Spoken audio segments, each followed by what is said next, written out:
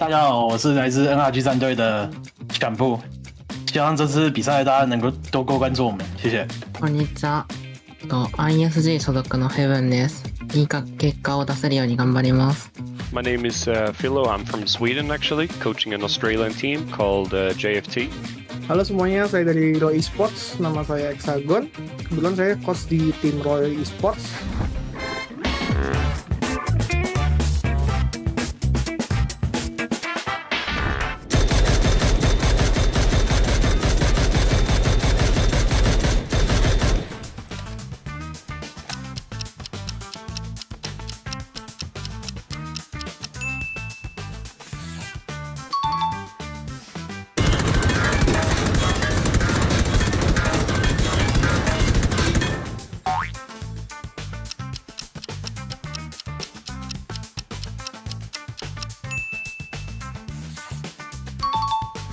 鉄の扉ですかね。Awalnya kirain nebak senjata, ternyata nebak permukaan ya. Permukaannya kenapa?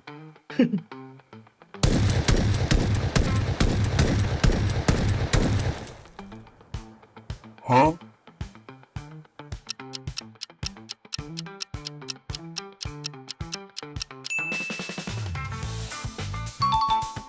我刚以为可能要猜什么打到土之类的。itu bukan ketawa seneng sih, flashback waktu turnamen dibantai pakai itu. Aduh. Untuk yakin berapa persennya mungkin 30%.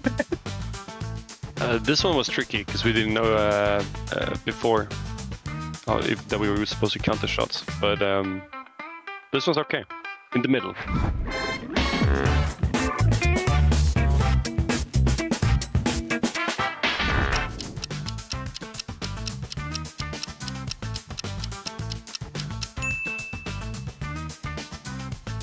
Jujur nih nggak tahu sih. Cuma perkiraan mungkin di situ ya. Saya tebak aja. I can see that it's a bit to the west. You see the compass as well, and the mountains in the background is basically on the west side, I think. And then behind that bamboo, like in the middle of the picture, there's a tall mountain. I was trying to locate that. And then it's flat ground with a one-story building to the left and a shack further to the left of that. 正直自信はないんで、勘で。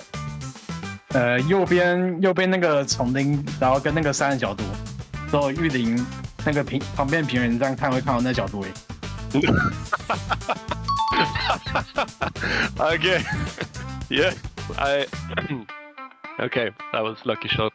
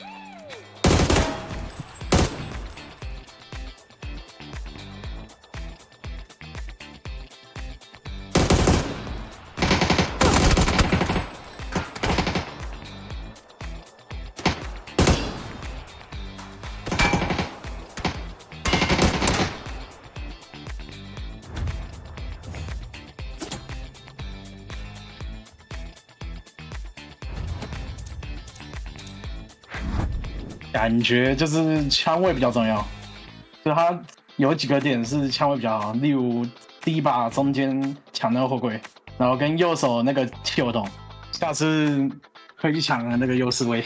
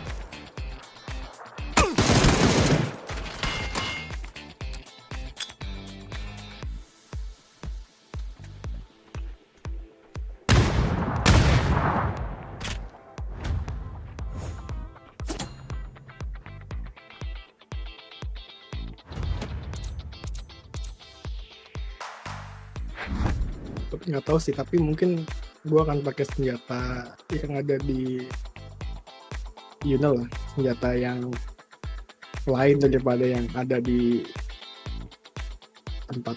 tempat-tempat yang udah disebar gitu loh. Senjata khusus lah kita ngomongnya. Iya, senjata khusus. Dan itu yang bisa menang lah.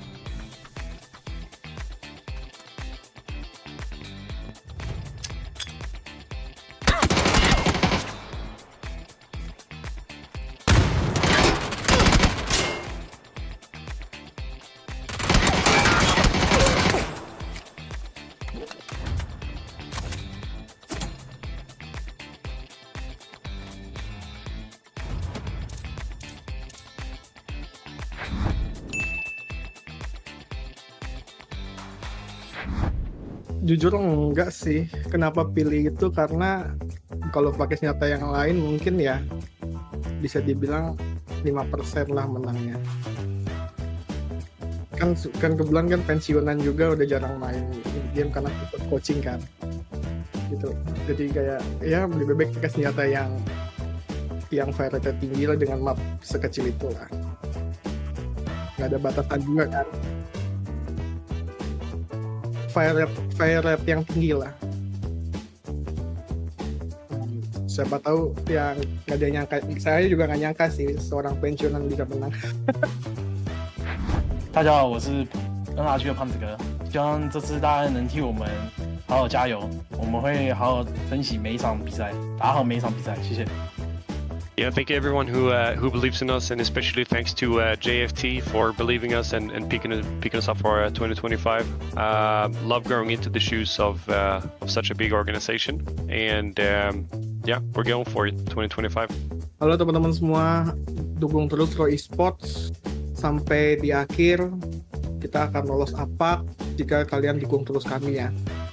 See you in APAC, bro. 今日はありがとうございました。日本チームは1チームしかファイナルにいないので、試合ではその分日本チームとしていいところを見せれるように頑張りたいと思います。応援お願いします。Bye bye. 拜拜，拜拜。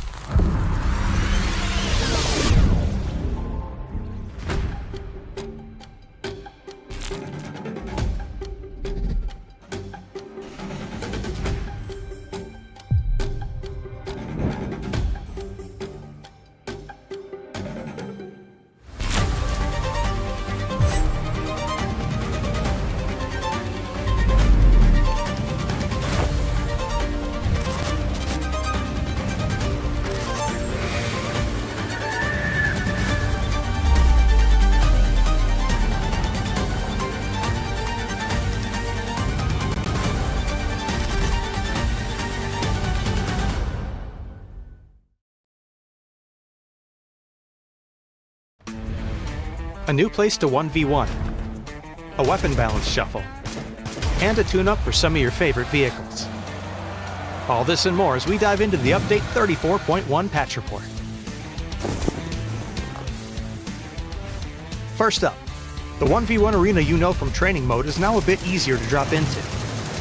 You can now access the 1v1 arena right from the arcade and spawn directly into the arena. The rules are staying the same, so simply choose the mode and start battling a bit faster. You can also access the 1v1 arena as a custom match, so challenge your friends and see who comes out on top. Loser buys the chicken dinner. Next, we're adjusting the balance of a few weapons. 7.62 ammunition now weighs a bit less, and shotguns have seen adjustments to their buckshot spread, recoil, and damage drop-off. We're also increasing the recoil of the Mark 12 to tune it down a bit from its current dominating position. Full details in the patch notes. We're also tuning up some of the Battlegrounds vehicles. Vehicle acceleration, top speed, friction, and weight have been enhanced across several different vehicles. In addition, we're adding trunks to the Dacia, Verado, Pony Coupe, and Coupe RB, and increasing the tire durability of the buggy and quad. There's also a new rank season, bug fixes, and more. So be sure to check out the patch notes for full details on everything. Update 34.1 is here, so grab your shotgun, polish up your favorite vehicle, and 1v1 me, bro! We'll see you on the Battlegrounds.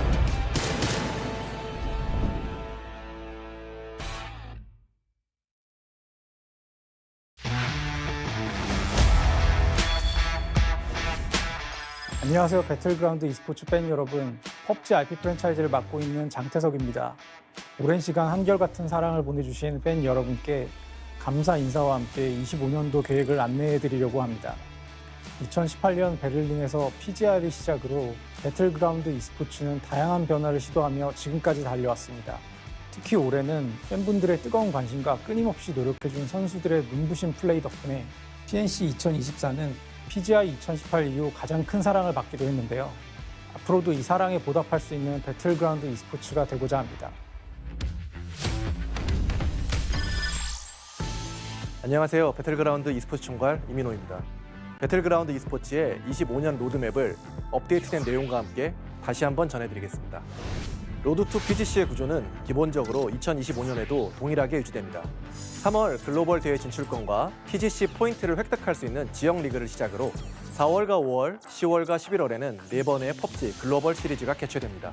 또한 6월에는 많은 사랑을 받고 있는 PUBG 네이션스컵이 개최될 예정이며 12월 최고의 팀을 가리기 위해 PUBG 글로벌 챔피언십으로 대단원의 막을 내리게 됩니다.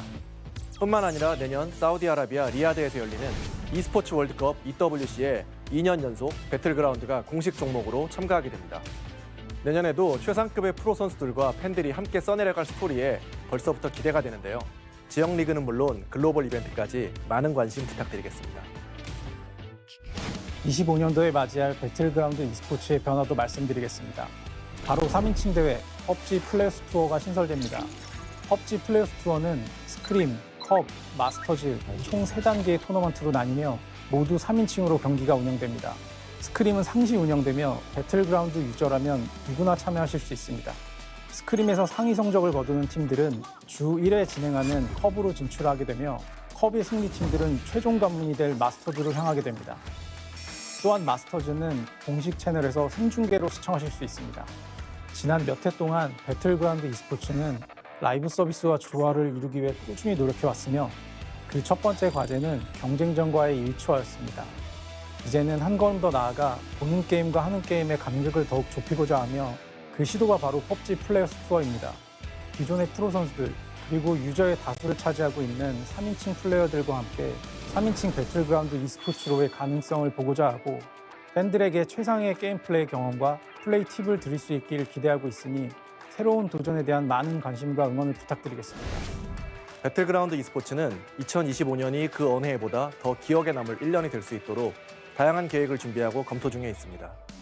게임 내 주요 브랜드 및 아티스트 콜라보와 배틀그라운드 e스포츠 이벤트와의 연계성을 강화하고 게임 내에서 좀 더 다양한 서비스를 선보여 팬분들이 느끼실 수 있는 즐거움을 한층 더 높이고자 합니다. 앞으로도 팬 여러분과 선수들의 목소리에 귀 기울이고 소통하며 최상의 컨텐츠 경험을 제공해드리기 위해 노력하겠습니다. 많은 관심과 사랑 부탁드립니다. 감사합니다.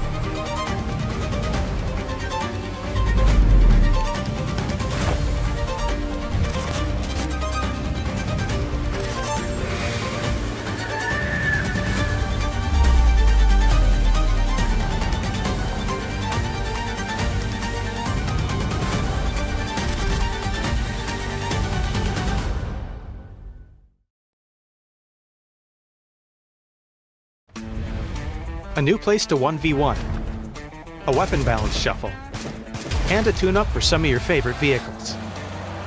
All this and more as we dive into the Update 34.1 patch report. First up, the 1v1 arena you know from training mode is now a bit easier to drop into.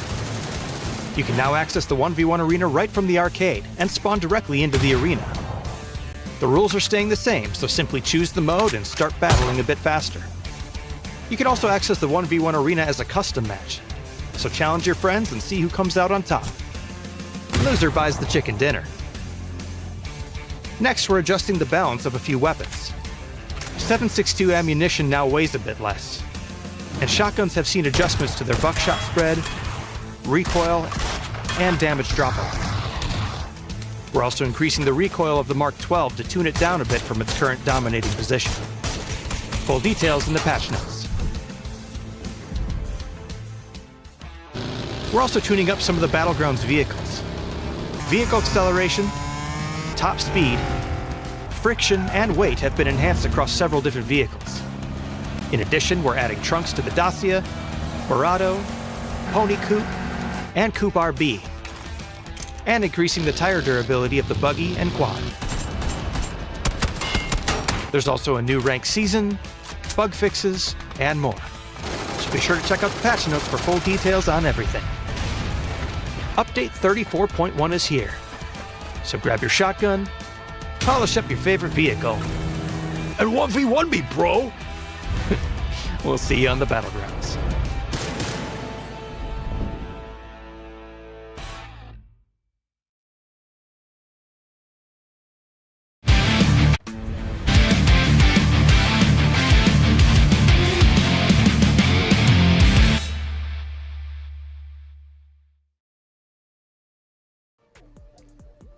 Hello there, everybody. Welcome back again to day 2 of the PUBG Esports Master Series 2025, phase 1 of the grand finals here. 16 teams representing their countries here for PUBG Esports. I'm Landon Lee alongside with Keith Lee.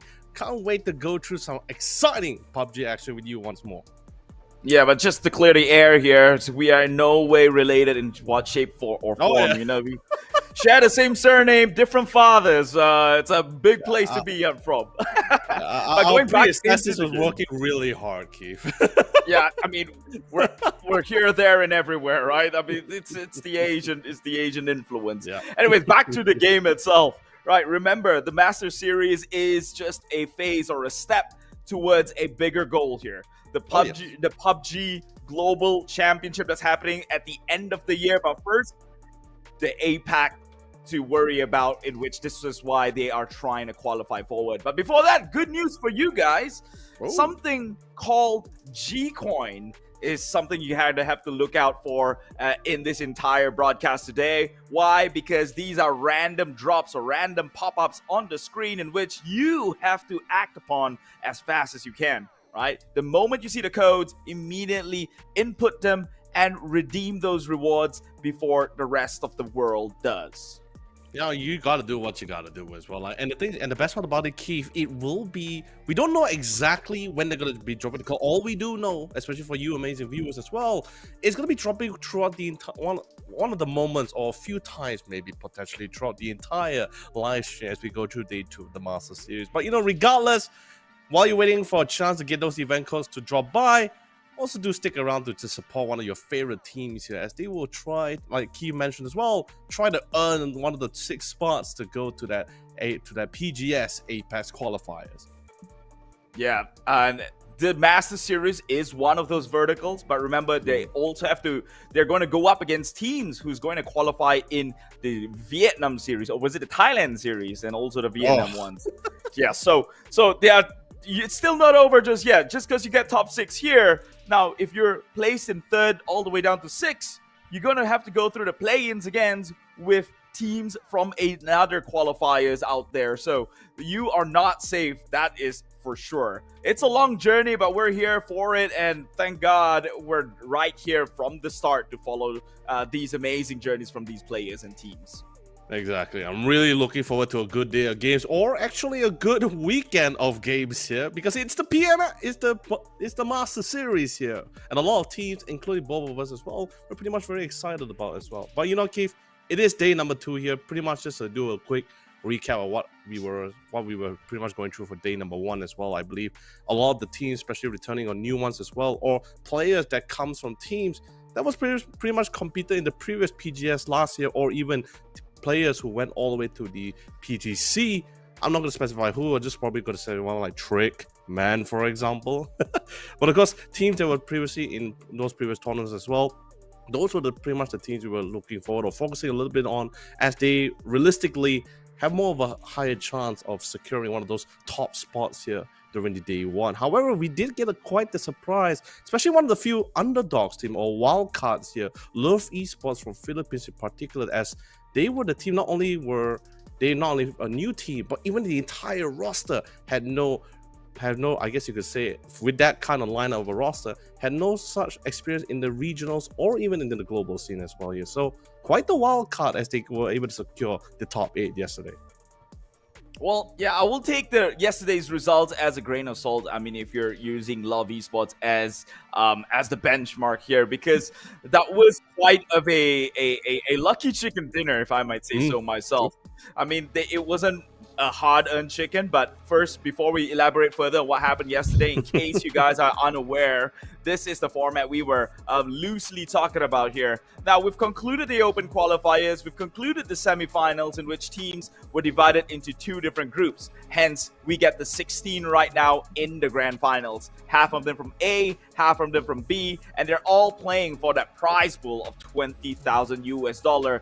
And that's even just the side quest. The main quest is to make it all the way onto the PGS APAC qualifiers, right? Top 6 of the entire run this weekend will make it through onto the next round, with the first 2 qualifying into the direct final stage. Meanwhile, the 3 all the way down to 6th will have to go in a play-in stage and play it further against the winners, the top 6 or the top 4 who made it through in the Thailand series and the Vietnam series itself.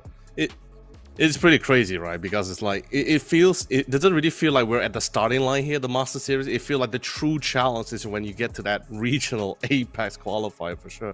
As you go toe to toe with the other teams or the winners from the other qualifiers, Thailand and Vietnam, it's crazy fire powerhouses from those regions as well. But you know, speaking of which, just for anyone who wasn't with us from day number 1, just want to give a quick update. We have our top 16 teams here. As our first 8 has been shown here, we have Savage Man Esports here, JFT, NRG. And then follow on with our second phase. Our next 8 is going to be PMA, Kyoa Esports, Pixel Stars, Decima Gaming, Roy Esports, Izaragi Samurais, Poggy, and Love Esports. Yeah, and I mean, yesterday itself, I guess now that we've concluded all the soft introduction of the teams, to fill in the context, yesterday was one heck of a performance, right? Oh, yes. We had 2 Aaron girls, Etego, Arondo, and 2 Miramar. I believe we're going to have that again today itself, in different order, in reverse. But DCM, Decimate Gaming, the Oceania team, heavy hitters coming into the lobby here. Almost a consistent top 3 finish. They had one game that was bad, but still, that bad game was a total of 6 kills, and it was a situation where they couldn't do anything. Now, Kiowa, they're slow starters, like to play it real strategic, positioning over everything. They managed to inch their way up so quietly under the limelight, not even under the limelight, actually avoiding the limelight, and here they are in number 2. Roy Esports seems to be everyone's kryptonite. PMA, a little bit hard on the consistency.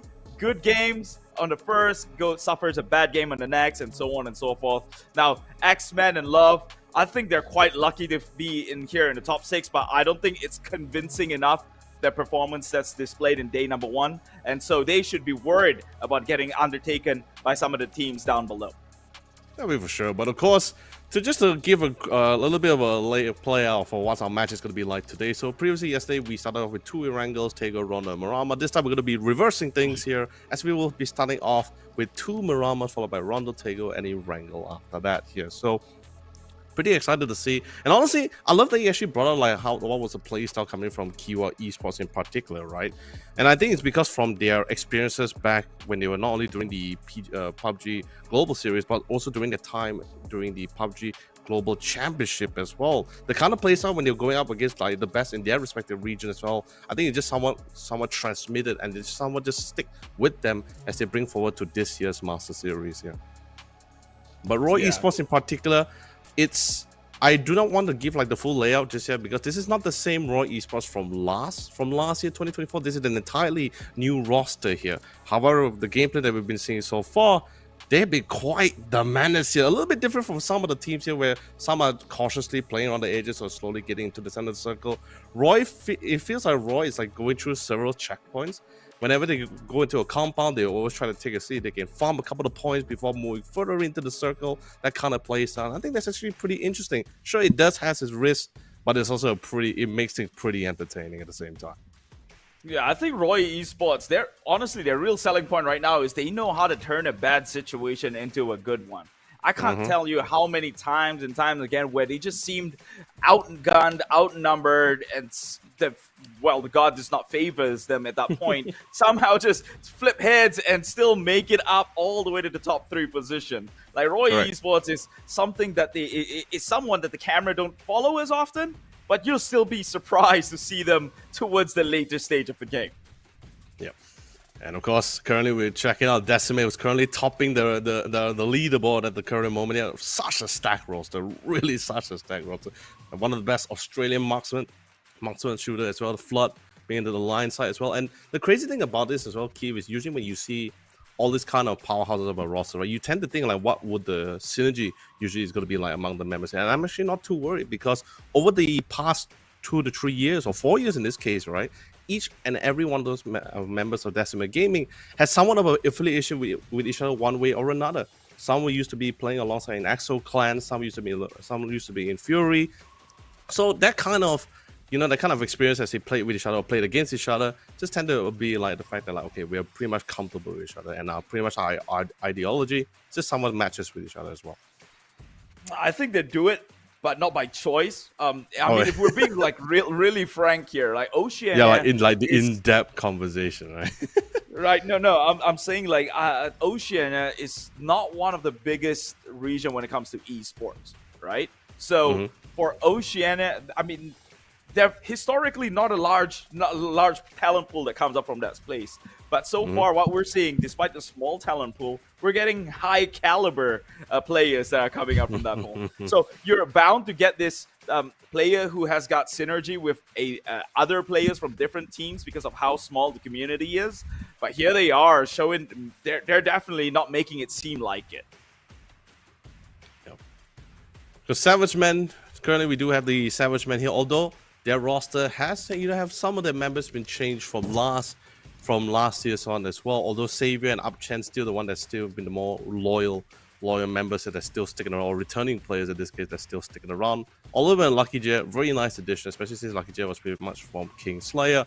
But as we both, as you mentioned as well during the pre-show, yesterday's game, they definitely do have a couple of rough patches as well. They run into situations where they're somewhat forced to fight, and definitely is not on their terms at all as well. So hopefully day number 2, especially since after they do a little bit of recap or get a better understanding on like what's the other team's play style, probably their rotation or their habits, maybe we might see a better game for Savage Man Esports this time. I think with Savage Man, I want to see them do something different this time around, and what I mean by that is they gotta hit the mark at first sight. They can't afford whiffing shots and in hopes to finally clip them on the 5th, right? Yep. I think it's countless of times where even a chicken dinner game in Miramar could have been sour for them despite having a man advantage, only because they lose out when they peek the enemy first, yet the enemies retaliated and they're the ones who get shut out from the game itself. So I do want to see them shoot better. Hopefully, maybe it's the first day jitters. We'll see. Right now, it's match number 7. The first game of the day. It's day 2 here in the Phase 1 Grand Finals of the PUBG Master Series. All right. Gabe, I'm excited. Let's quickly kick it off in Marama here. First map, of course, I'm excited to see who's going to be the one to take the cake here in our first map of the day, of day number 2 here. But, you know, flight path, I think it's been so far fair so far. I think only yesterday, I believe it was match 5 on Marama, where we had a flight path that was pretty much from the west to the east to the lower south side of the map. Wow, that was a tough time for a lot of teams to decide where it was going. But thankfully, the circle wasn't as punishing as the flight path. It actually dropped towards the south and southeast side of Los Leones here. So it was pretty much okay for a lot of those teams who was actually dropping within the vicinity. But, you know, we got a fairly nice centralized flight path, so I believe the teams should be able to get to a lot of these nice places where they ever want to go. However, is this potentially a hot drop between KB and Roy Esports? As the vicinity is actually the compound area isn't as much area to loot between the two. Oh, look at the first circle has been revealed, and just to bounce it off on you, things to point out here. I think KB might have moved the drop spot or anything. I do remember them trying to contest onto Decimate. Or was it Roy Esports? Oh, I did still sticking it with the Roy Esports. Yeah, they're sticking it with the drop. Yeah. They lost in that engagement, and if they're trying to do something else this time around, I'd love to see them try. But Roy Esports, again, it's that one team that came in at the end of the match with a total of 2,200 damage in total from the entire members. So it's a scary skirmish to be taken on, but I guess we'll see if the favors has turned towards their side here for KB. Yeah, doesn't really seem like a good, decent place to have a lot of vehicles to drop as well. So I'm pretty sure they're going to have a couple of members going to be able to secure the vehicles. I'm pretty sure that's why we see TD from Roy Esports currently quite spread out from the rest of the team here. But it's totally understandable, right? Because this was just one of those areas where it's quite limited in terms of resources, especially since you did notice the flight path coming from another team. That's actually KB. So every team should be able to be quite accustomed to the necessary amount of resources. Hopefully, one of the members should be able to secure the vehicles from themselves. By the way, kill leader here. Oh, that's actually a pretty high one coming in. TD is actually topping that one. Yeah, TD topped the chart, 16 just from this man alone. So that's I guess speaks volume enough. However, it is a team sport, and it is DCMs that's all across the top 5 here, with each and one of their members. Even yesterday, I checked on the global leaderboards itself after yesterday's games was concluded, and at the top spot was DCM members, all 3 of them, all with a TWR of 90 each on average. Oh, that's insane. So that's a consistent shooter. So, but I mean, it's to be expected, right? Roy Esports has just been. They don't really shy away from a fight, especially. Although yes, it's not like they're forcing fight. It's not like they're jumping to every single fight they see. It's just more it's more like if they see they're pretty opportunistic, right? If there's an opportunity to farm for points, they might say go for it. They can try to force a couple of resources wastage coming from the opposing team. Why not? It doesn't seem like they're the kind of cautious kind of team here or any passive play. Pretty interactive, yeah. It's pretty good. Yeah, but numbers do lie in this case. I will have to admit that. I mean, a team like Kiwa, who's almost always going to be drifted behind the numbers, the number game at the very least, just because of the playstyle options they choose, they opt for, trying to turtle things through the entire game. Remember one of the chicken dinner that they won in Miramar? No, they did win in Miramar itself, did they? Where they did a damage of like a total of 349 damage the entire game. Yet here they are with a chicken dinner. So they're going to be losing a lot of those highlights or the number game itself in terms of statistics. But that's just because they choose to play things slow and safe. And if it's working for them, I don't see why they have to change. But surely they can't be lucky twice. I mean, it's definitely not the flashes of plays, right? Compared to like what we've been seeing so far from some of the other teams as well, you know. But this is just Marama is just really that kind of map, right? You just really want to try, even though it's not really playing around the edges compared to how you would play your angle. You just want to really try to get a really good spot. Whether you notice that the circle is around vantageous areas, you want to get a decent amount of covers. Because you just see from the open areas, right? There's just barely any covers. People tend to expend a more small utilities than usual here. But Zen Esports, did spot out a drive-by coming from Love Esports. I believe Love Esports is going to be trying to make their way towards the center of the circle.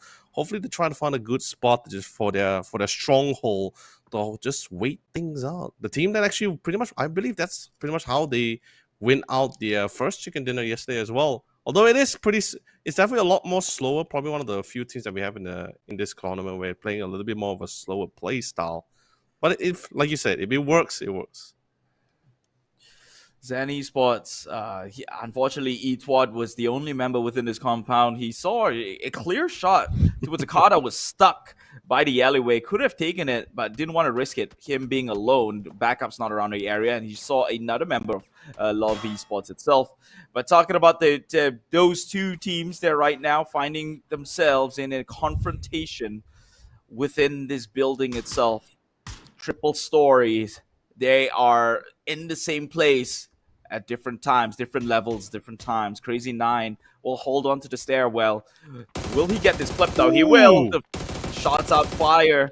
That's one member from Zen's one will be off into the lobby. They'll be notified to the likes of Love Esports. And maybe Etwad might be hitting himself in the foot here. Should have taken that shot. At least could have gotten that trade kills. Yeah.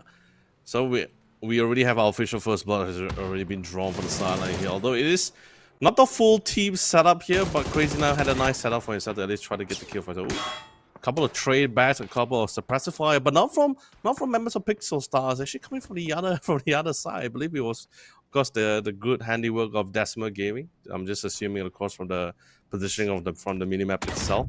But we finally did see a squad confrontation for the fight for the compound here. It's Kiwa Esports. They do have the initial compound first for themselves here. And it looks like Trick will be able to find it, land its mark on goodbye. And he'll be knocked down. Not finished just yet here. Try to bait out and see whether the teams will try to draw them in. To see they try to go for the revive here. We do see at least one more or two more members of Poggy still standing around, but not for too long. As Trick will get the 2K here and plans to seal the deal. As the other half of the team is currently too far to reassist here, to reinforce. And that will be 2 members short at the current moment.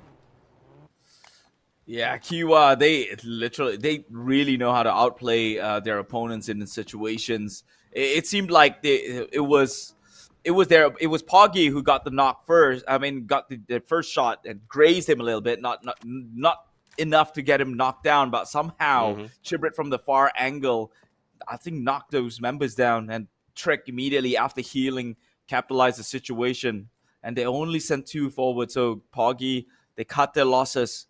They leave 2 into the grave. 2 more shall take its place and play on the rest of the game.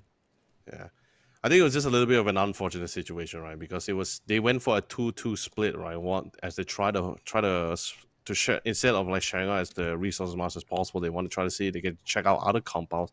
Just coincidentally, Kiwa Esports already has somewhat set themselves out with their foothold there. So it's just an unfortunate encounter. Sure, not to say that you couldn't try to take the fight head on, but it wasn't really a fight on their terms either. So Kiwa was very comfortable, especially since they already especially Kiwa Esports from day one. Once they plant their feet in the ground, it's pretty hard to actually get them to actually like remove them entirely or uproot them entirely. But you reckon if you're taking the approach of a 2-2 split, your other 2 members should have somewhat visibility at you in case things go rough, right? Yeah. I mean, that's what Kiwa tends to do as well, and they fill up the flank side real nicely. That's how Chibrit got the shot from far across. Well, hold that thought here, because Pokey, CJ might not be in it. It might join the rest of these other teams into the lobby here if he cannot find his way out of this sticky situation. Same can be said with the likes of Wei Mang against Kiwa Chibrit. Yeah. Now, to just bounce off of you, right? I think it's just one of those situations where the map is just so large, right? Like, and just look from the positioning alone, where they were just trying to farm for resources. It's so far out. Sure, you could try to, like you said, play in the outskirts, try to snipe it from a distance. But once you bring the fight with it, when you bring the fight indoors, yeah, that's an individual battle of its own. You're not gonna expect any support anytime soon, unless he's standing within the window. Sure, you can probably get the shot, but I don't think that was unfortunately the case. well, one of the members of PUBG. But, you know, still fine. 2 members still standing. We did see PMA in a very similar situation as well yesterday, and they still managed to get a couple of kill points before officially going down. So let's see how much damage they can actually do with these 2 members itself. But we might see a little bit more cautious play for them. That's for sure. But JFT, currently everyone making their way into the safe zone here. Trying to see if they can get a better spot, because if I'm not mistaken, Keith, we're somewhere between Los Leones and open areas, right? Yeah. Circle did fall towards that direction. So they will be playing there for the time being. However, it's too large to really tell where it's going to go next. But Mad Pig from Pixel Stars getting gunned down by the aggressor. That's JFT. We all know the Oceania region. They're not one to be trifled with. Roy Esports, they were poking the bear, but the bear saw great pastures here on the likes of Pixel Stars. Will take a few kills on their side. Pixel Stars remaining with 2 still left standing. Perhaps if they might want to risk it, go in for the save on Tian, because he's been bleeding out for quite some time now. Yeah. Not going to be making any movements just yet, because it's only because of the fact that they did hear and spot out a happy score within the compound. So they do want to get a little bit more intel before they make their moves here. Moving on to other areas of the map here, we do see Zan Esports previously was able to steal a nice kill on top of one of the members, or lost one of the members initially by Louvre Esports. Now they're having this confrontation against Nexus here. Nice timing, they just spotted up, but couldn't really get the down. The nade comes in, do additional amount of damage, get the spray through, not with the hip fire. Not going to be able to get any knocks in the process here. A couple of trades, a couple of pot shots here and there. Nothing too crazy, but we do see Crazy 9 popping out Wenbo here with a beautiful headshot to secure the first kill score. The fight hasn't ended, it's currently still within the middle of being ensued. Prince priming up that nade here, trying to force him out to the on the second floor. They know they're there, but a nice timing of a swing here, but 21 couldn't find the opening as Prince did a very evasive prone to keep himself up and healthy. Fight comes in 2v4. That nade looks good, Keith. It looks good. Not enough to get him down, though. He's got to be careful, but the push is there. Follow up. He followed through. 21 might just do it for the likes of Love. They've picked their members back up, so it seems like they might not lose anything in that engagement alone. What an impressive outplay. I guess what you said was true. Love Esports might be the underdog after all, despite me calling them, well, a lucky chicken dinner winner yesterday. It was an easy chicken for them, right? All they had to do was come in 4 members towards the end. But right now, they're looking like they're leading the pack. 4 kills already. Mm-hmm. No, the thing is this, Keith. Honestly, I would have probably totally agree with you. It's just the fact that when I saw the amount of total kills that they have, which is also surpassing Happy Squad as well, that's when I started thinking about it. Like, okay, all right, who are these guys? Like who are they really? You know, like where do they currently stand, right? Although it's been pretty silent so far, we do see a little bit more action coming towards them. Speaking of action here, Irohani Perpetual Samurais, right? Just seeing from yesterday's game alone, I just wish that we can actually see a little bit more of aggressive play coming towards them, because I feel like they always end up in this situation where they play either a little bit too slow or forced into battles which they're not really comfortable with in the first place here. So I do hope to see a little bit more aggressive, because I know the potential coming from both Runox and Fever as well. And from last APAC Qualifier, last year PGS, they came in with a team of Whitefish. So definitely, and they're also representative of the PGN. So I do know their capabilities and potential. So really excited to see how well they fare with day number 2. Well, the one more team that I'd like to get my eyes on here, it's Savage Men, the X-Men themselves. Mm-hmm. Well, they've been keeping the guns for themselves for a long time now. I think understanding that they most often than not miss the shot. Is that why they're holding back? I'm not too sure, but I guess we'll see and find out. Talking about regions and playstyle, Decimate Gaming has been relatively quiet. As I say that, immediately takes one. NRG being stopped in the track by the Oceania team, and that looks like an absolute wipe. Decimated, if I might say so myself.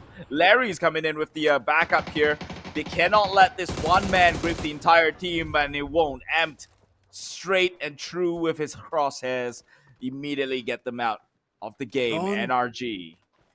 Oh no, NRG, they did not anticipate it. They literally drove into the dens of the lions here, and they just absolutely nailed them down. Very impressive with the spray through as well as they're flying. I believe we saw a man trying to fly, what's a car flying over, This thing gets sniped off, but you know, they do get the knock here. But I believe he's within safety for his allies to go for the pickups here. Regardless, that was a nice hefty amount of kills, so Decimate the entire squad wipe by their hands alone here. But I believe Decimate did lose. Wait, hold on. Did they lose one of the members? No, they have all four No, they members, did right? not. Okay. Yeah. Because I saw the score screen, like one, like you know, if one's knocked, it's like red, and then the other two teams will be like gray, right? But I just saw like one entirely grayed out, so I was like, hey, wait, didn't they? I thought they had all four. Needless worry.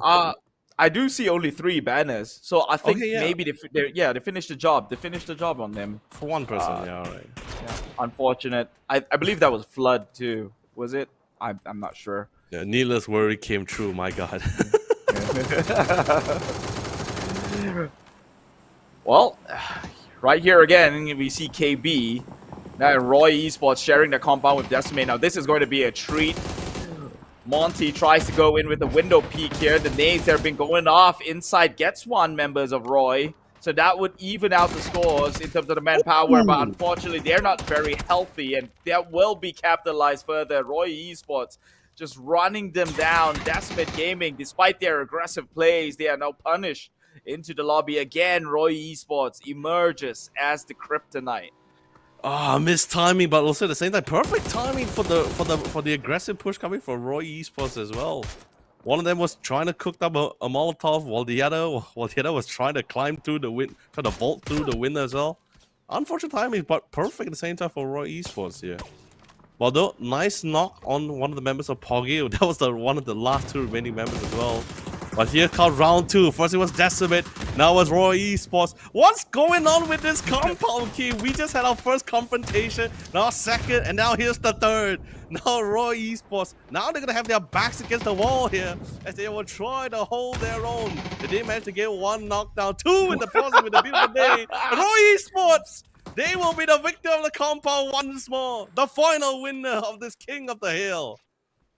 I'm telling you, man, it's X-Men Savage. I do not know how they top the leader, they top the group A's.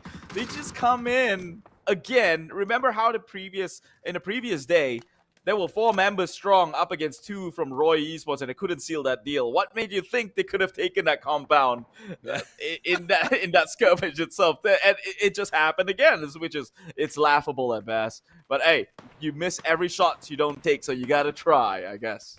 You know, with that being said, of course, smiles across the board especially for some of the top 3 players in the ranking. Now with Decimate out of the picture, it's a perfect time to try to extend the lead here to farm a couple more points on the side. Whether it's a placement or for kills, this is the time. Especially since we haven't got a lot of input, like a lot of action coming from PMA here. But Trick, what a quick spray from the man, knocks out Leo entirely before he even have a chance to blink.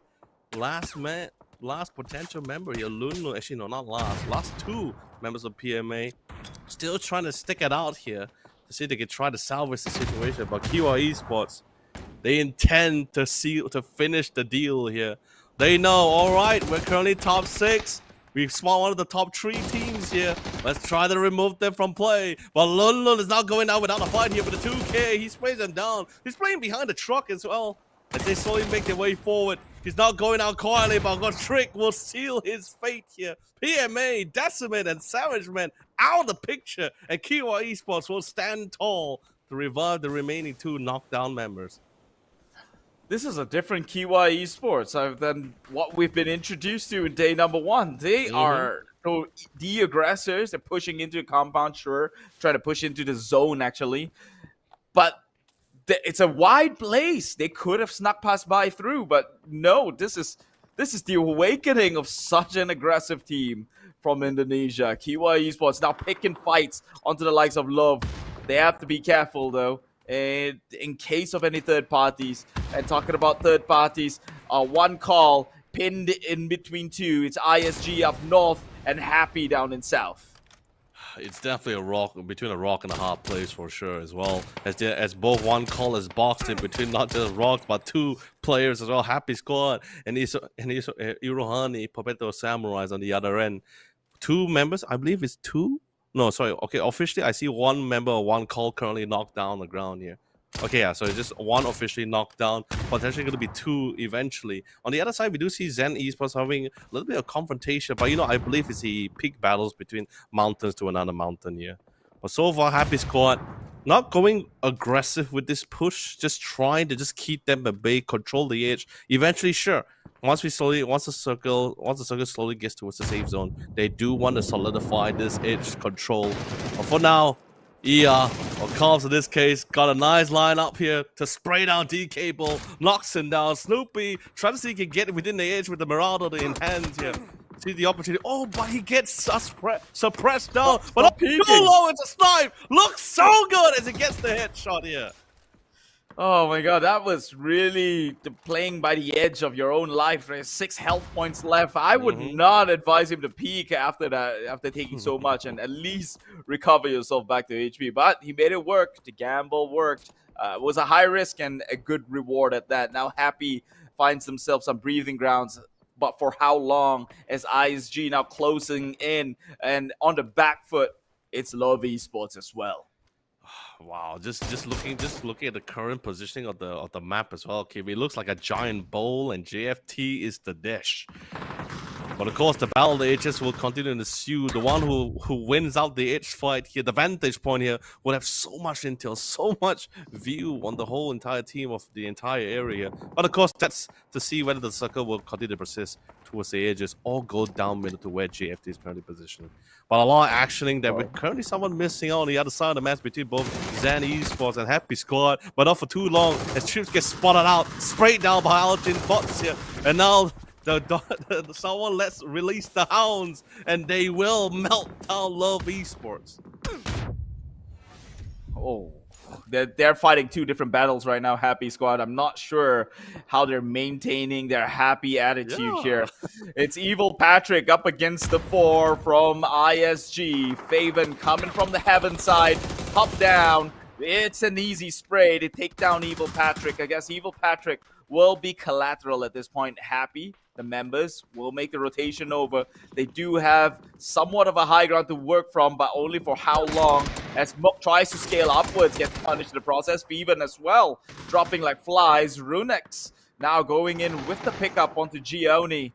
And this could be, the stalemate that they're looking for to maybe rest and reset and push on further. Happy gets taken out. That's Aya.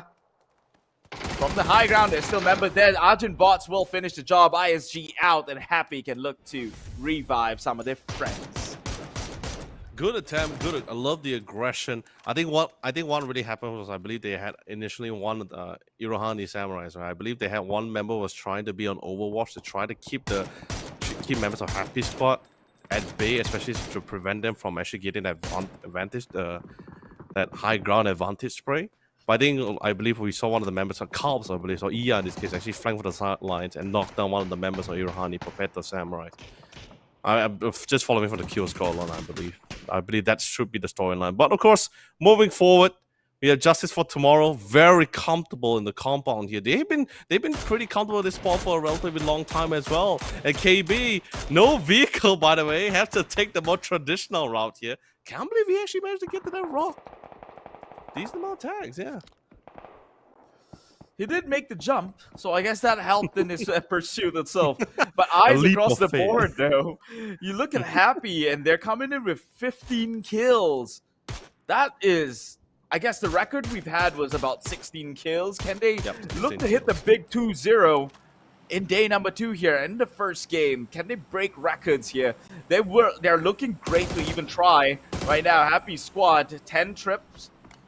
Has got eyes on Roy Esports, but perhaps Roy might be the one who ended. No, Roy goes down. So the Kryptonite's gone. It's a happy place for a Happy Squad. It really is. And they also have the high ground as well as really great. If the circle continues to maintain at their spot, it'd be fantastic for them because they have such a great Eagle like Overwatch view on the entire safe zone currently at the moment here. And then look at the positioning currently spread out between Happy Squad. So just ensuring like, okay, we got pretty much control towards the southwest side of the map. They do got intel on top of KB, but they're currently at the lower part. If I'm not mistaken, their positioning currently at KB is currently at the bottom part of that hill here. So the worst thing that could possibly happen for Happy Squad if the circle persists towards JFT, then Happy Squad is forced to just round the open. They got no vehicles, by the way. So, and there's barely any cover. So no ditch either. It's just a steep slide down. So pretty much they'll be in a similar situation with what KB had to experience, but at least KB was able to find a rock. What your prophecy came through. Happy Squad in a happy position. Yeah. JFT is the one who's going to have to leave the compound, and to your theory, it stands true. Now they have to traverse the open barren lands, and they cannot do so safely unless they've got vehicles in their midst, which I don't believe they do. And if they did, I don't know how easy it is to be shooting down vehicle from the top side, but it's looking rough for Justice for Tomorrow. Ooh, a little bit more. He could have got that knock with the arm too. Wow. That's insane. Okay, later we're gonna like, if we have the chance to see RG boss as well, we need to see like what armor or like what helmet he's currently wearing, because he just tanked that AWM as well. Okay, it's definitely not headshot for sure. You know, that would be a guaranteed knock unless it's a level 3. But you know, Keith, this is just one of those situations where it's so, like I said, if the circle keeps proceeding to the mountain range, it's gonna be a tough time for either team, KB or JFT, mainly because of the fact that can you imagine trying to lob grenades up that high ground? It's not even like a hill. That's like a mountain at that point, right? It's gonna be quite difficult. And what a shot coming from Arjun's boss, and that's not gonna end. 1, 2, the dominoes are happening as well, and ER getting ready to reposition, but he can't really leave his spot for too long. Arjun's boss will have to hold this position by himself. He got the range, he got the lines of serve. Arjun's boss, could he mow down the entire squad alone by himself? No, unfortunately, 10 Trip will come in for the assist, but hey, all because of Arjun bots. He alone is the sole reason the majority of the members of JFT was just mowed down mercilessly without a fight. Yeah, JFT into the shredder, letting Happy get that 21 kills so far, the highest we've seen in a single match. They are here to play, and finally, we were about to snooze on them here in day number 1, but day number 2, they showed up big time now, up against KB, a single member Art God, and he's not even under concealment. They know his positioning. So it's a game of patience right now and a game of mistakes. Mistakes in which Happy can afford furthermore, but not KB, not with one man left alone. They will look to see maybe the circle closing could prompt some kind of desperation for him to go in with the desperate peak here, to run for safety. And I think they're waiting just for that. Exactly. Oh, our God, you are in a precarious spot. He's probably not only peeking at a spell, but more importantly, he's just trying to check things out. Is there any other cover he can run across? Because let's be honest, he's not in the safe zone either, but the same can be said for Happy Squad. But they have the man advantage. They know where he is. So even if one member would be knocked down, the other member would have the opportunity to spray him down too. So, but we do see 10 Trip not leaving it up to chance, not living up to the zone. He tends to take the fight head on here. They know the tag seems good, forcing out the resource. He does have an additional first aid kit to keep himself nice and toasty here, but danger looms as 10 Trip is within the vicinity, and he's smelling the fear. He's waiting it out. He's just waiting for the zone to just push him in, and do take it to count. 10 Trip's also in the safe zone too.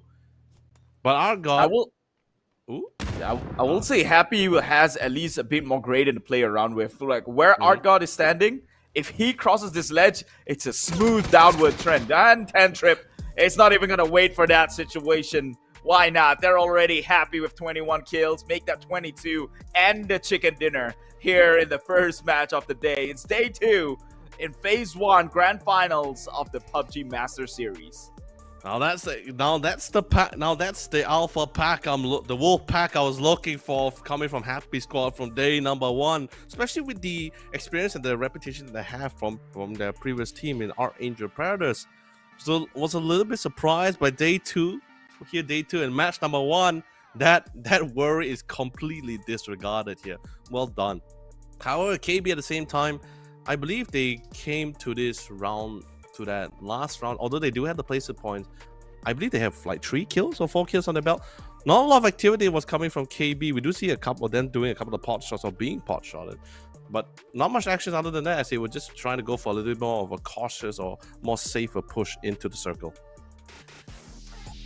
Yep, but the highlights on to the side of the Happy Squad, the bulldog of a team, just bulldozing down the entire lobby of this game alone. But yeah, talking about KB itself, I think they're trying to adapt to what they learned yesterday. They nearly almost always lose their compound fights or any fight that they take, as a matter of fact, right? I think they do win some, but in a very, very punishing manner. They'll lose at least half their squad in a single fight itself. So they do want to take it a little bit slow. And that did guarantee them some sort of a placement point. But for how long? We can see that the difference that sets them apart between the champion teams in the so far, at least in the 2-day run, is that the ability to take that fight alone. Look at Decimate Gaming. This was a bad game for them, yet they walk away with five kills in their name at the very least. I mean, it's also a little bit of a surprise for them as well to see like teams just like crashing into their compound as well. But you know, of course, Raw Esports, well played for the coming from them as well for their adaptation to such a surrounding as well, the adjustment placement too. And let's be honest, Keith, they weren't really fully settled from their previous fight from Decimate Gaming as well. They just suddenly Savage Man just suddenly started rolling in.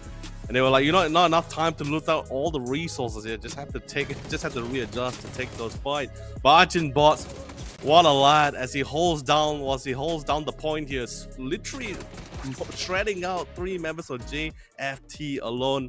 Would be pretty cool. He was able to shred out the entire full 4-man squad. But you know, this is PUBG. It's a squad game. Every player counts at this point here. No, I mean, it was served on a silver platter, right? It's at the moment that circle closed away from compound, like Pretty we much. mentioned, it's barren land, right? Thank God they had a vehicle. Otherwise, it would have been even more pathetic, right? So they did the best they got. Vehicles are a utility, and I think they ideally would like to go in with 2 different vehicles. But the moment that circle closed, I saw them shooting towards one of their vehicle until it was black smoked already. So they only have 1 car, and all 4 of them went into that death trap, which sealed their fate as they try to venture upwards.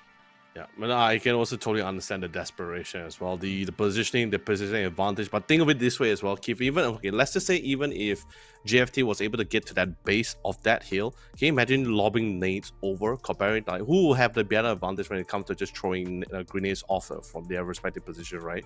Naturally, physics, right? Happy Squad will have the natural advantage as the nades will naturally roll down the hill. Whereas you see, for coming from JFT, they will get those resistance from those landscapes. I don't think they were rushing for the base, though. I think they were gunning for the top hills. Yeah, they were just hillside. doing whatever they can here, right? No, but like I say, regardless, right, whether it's the base of the hill or rushing up there, right, it's both spots doesn't seem ideal, right? But still, okay, that will top I believe Happy Squad finally broke the record. We had 2,200 damage from Roy Esports yesterday. Happy Squad totally just break the record. Could have been $3 grand. This could have been the big Could have been 3 here. You can always do better. And look at that, KB coming in 2nd place. This is what I mean. Like, you could tell when the team is not actively participating. Measly 500 damage, less than that if you shy away from the 3rd and 4th, who's at least put in a big 1,000 damage on average, right? So that's what we saw from Kiwa yesterday, but not today. Kiwa also one of those teams that came in with the big hit kills counter on score. But of course, Happy is the one that takes the ultimate spotlight and limelight. 23 kills in a single map.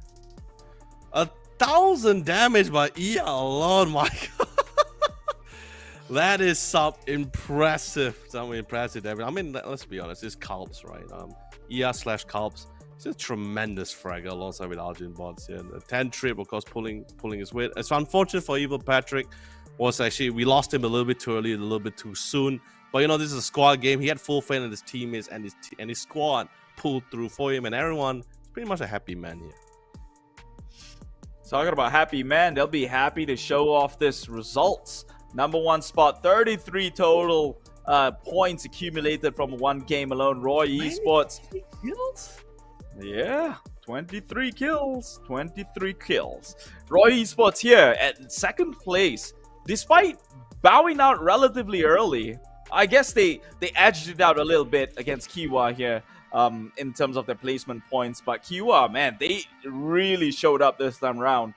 12 points, sure. Maybe if they played it a little bit safe and get those placement points up, they could have been up there. But I guess now I understand why they'd like to play it a bit of a turtle strategy. Yeah, I mean, it's to be understandable, right? Marama, you get a good spot, you pretty much have, especially like, for example, Happy Squad in particular. Sure, there is still going to be a little bit of chance where the circle may not play in your favor, but if it really does, if all the stars align, pretty much someone can dictate how the match is going to be like as well here. But of course, this is going to be the updated leaderboard for all 7 matches here. So far, our top ranking Decimate Gaming still stands as number 1, but Kiwa this time overtaking it, and will be taking that second place, but still the total scoreline tying it out with Roy Esports here. Happy Squad will be moving out, knocking down Love Esports to that 7th place. But Keith, from that match 1, I believe Happy Squad had 23 kills, right? That's if they had killed probably like another 7 or 9 players, they would probably have annihilated a third of the lobby because we have 60. You're asking too much, man. You're asking too much. You asked too much yesterday. I can't see why I don't get a chance for me to ask it too. Because they've already broken records, and I'm like, man, they really showed up. You wanted 7 and 9 more? Oh my god, they could have been playing perfect, out of their mind. True. But fun fact: top 3 positions, nothing's changed. Kiwa and Roy was tied at 57 total points yesterday, with Kiwa at second place, Roy in third. Now they're still tied at 69, second and third. Decimate definitely cannot be comfortable. They were at 84, only got up to 89. They had a good lead of about 30 points, but they cannot take that for granted because 30 points is only about 3 games away. Yeah.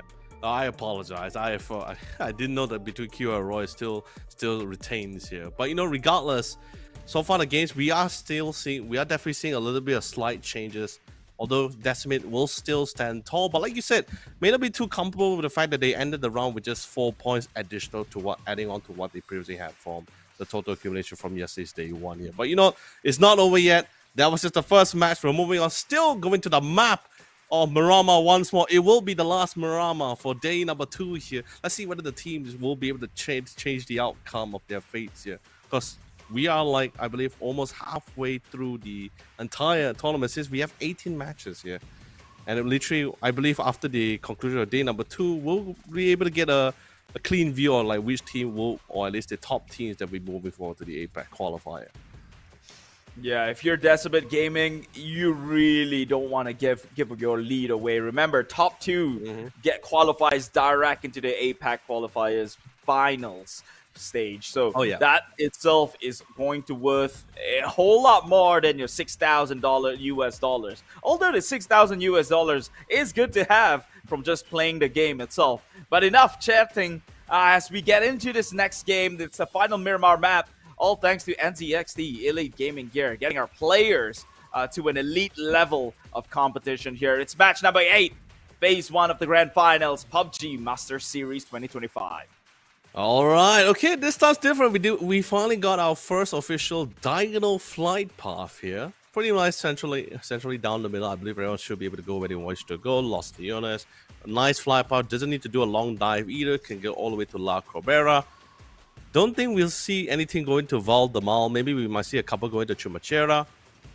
But honestly, I wouldn't be surprised if people go to Valdemera here, because we haven't really got a nice view towards the south side of the map so far. I mean, the circle never really brought us all the way there. We have been getting circles to the northwest side, or the south, or the southeast side, particularly here. Nowhere really to the left or the bottom left or top right corners of the map.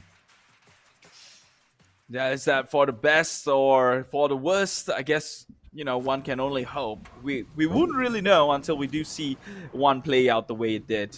But hey, well, Happy Squad, happy to find their first set of wheels. Already good for that rotation playing this map. They did have a very, very sparse drop. Taking a look at that, one member, all the way in Power Grid, 2 more in Picado, 1 more going into enemies enemy lines here, and you've gotten yourself your first ever Northern Circle with La Cabrera as the center. I'm a little bit more concerned between like Kiwa squad and One Call, right? I think they were both trying to drop the same at the same spot, the same area of Monte Nuevo as well. The only difference is that Kiwa actually got the drop first, and they actually started laying out a little bit of covering fire for One Call here. But you know, like I thought it was going to be a hard drop, but sadly not. One Call decided to play a little bit more safer. We'll try to rush to secure those vehicles within the vicinity and try to get to a more better spot. If they go down south, it will probably be Valdemar, or they wish to go through the compound, go towards the north side, since the circle has somewhat dictated to go towards the northwest side of the map here. Happy squad. It's happy to know that we do see the team somewhat split up quite fast. We did, 1 or 2 members able to secure the vehicles, whereas ER Cubs in this case will have full control of Power Grid. And the nice thing about Power Grid is the fact that this is placed on top of one of the hills on a nice vantage point as well, and he spot out the parachute drop from most of the squad members. He's pretty comfortable with the idea that, okay, no one is going to be coming here anytime soon. Well, it is Miramar. It's wide enough to expect that already. To assume another team coming into your compound is going to take at least two circles, 2 phases of the circle. But take a look at a kill leader. It's Kiwa Tricks right now up on the leaderboards with a total so far performance at 21 kills. And Roy getting pushed down to the 2nd spot. Who knew that Kiwa, a turtling team, will find their way on the top, topping it on the damage leaderboards as well? That's true, but at the same time, I believe from map number 1, we saw them doing a lot more. We've been seeing a lot more action actually coming from Kiwa from the last map as well. So something might have changed. You know, they could have been warmed up in this case here, or currently, you know, reach their peak, reach their peak, and feel really good about day number 2 at the moment here, because I think they're doing a really great job, and you know. So also coming from experience from both Trick and Man, right? As they were both previously playing in the PUBG Global Championship as well. So that confidence experience just somewhat transisted towards this game itself. I'm really excited to see how well it goes. Yeah, I mean, they're already looking like a different Kiwa than we saw on day number 1. Hope for them to keep this one up. However, there are good qualities in day number 1 that maybe if they implement it here, they will be unstoppable. And by that is their nature of playing the positions really, really well. We'll see. Right now, they're looking to make that rotation. First movers, talking about positions, they want to chop one up real soon before the rest of the squad comes. They're going to be close by from Monte Nuevo going up onto the El Pozo zone. I can't quite remember, but should there be a team right up there, then we might get ourselves into a first skirmish. So, yeah, definitely for sure. Oh, I just saw a nice quick view of one of the members of Irohani Popetto Samurai. Vehicle not enough torque to get up that steep hill, unfortunately. I mean, it's not really a UAZ or whatever, or a truck. It's actually I believe it's a Murado. It's known for its speed, but not for its power to scale those steep hills. You can do it, but you just probably have to find the right angle to do it, and I think he finally does. That's fine. Shampoo, on the other hand, for NRG or Nirvana Reaper Soldier Gaming here, also goes by his other name. You guys recognize him by Praxter or RKS Ngap. Fantastic player. He was previously playing as Lock You Up here. Ooh. He took the shot. he was doubting himself.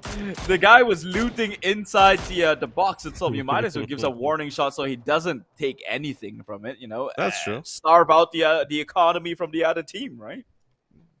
That's true. But you know, it's that kind of thing where do you really want to try to reveal his location? But I think he just decided to take it, right? Because pretty sure Irohani Popetto Samurai at this point would be able to spot them on the other side of the mountain as well. So he said might as well just take it. Might as well take it. No other teams within the vicinity. Especially notice how NRG is playing with this 1-3. 1-3 split. Or is it? Wait, hold on. 1-3 more. Okay, maybe it might be a 2-2 split. So they're able to cover a lot more ground. You got that nice vantage point, but a lot of intel across the entire lower ground landscape here. So that's a really great intel for the team. Is how much trying to set things up. Evil's Happy Squad, on the other hand, a little bit more quieter compared to what we were experiencing for the previous round.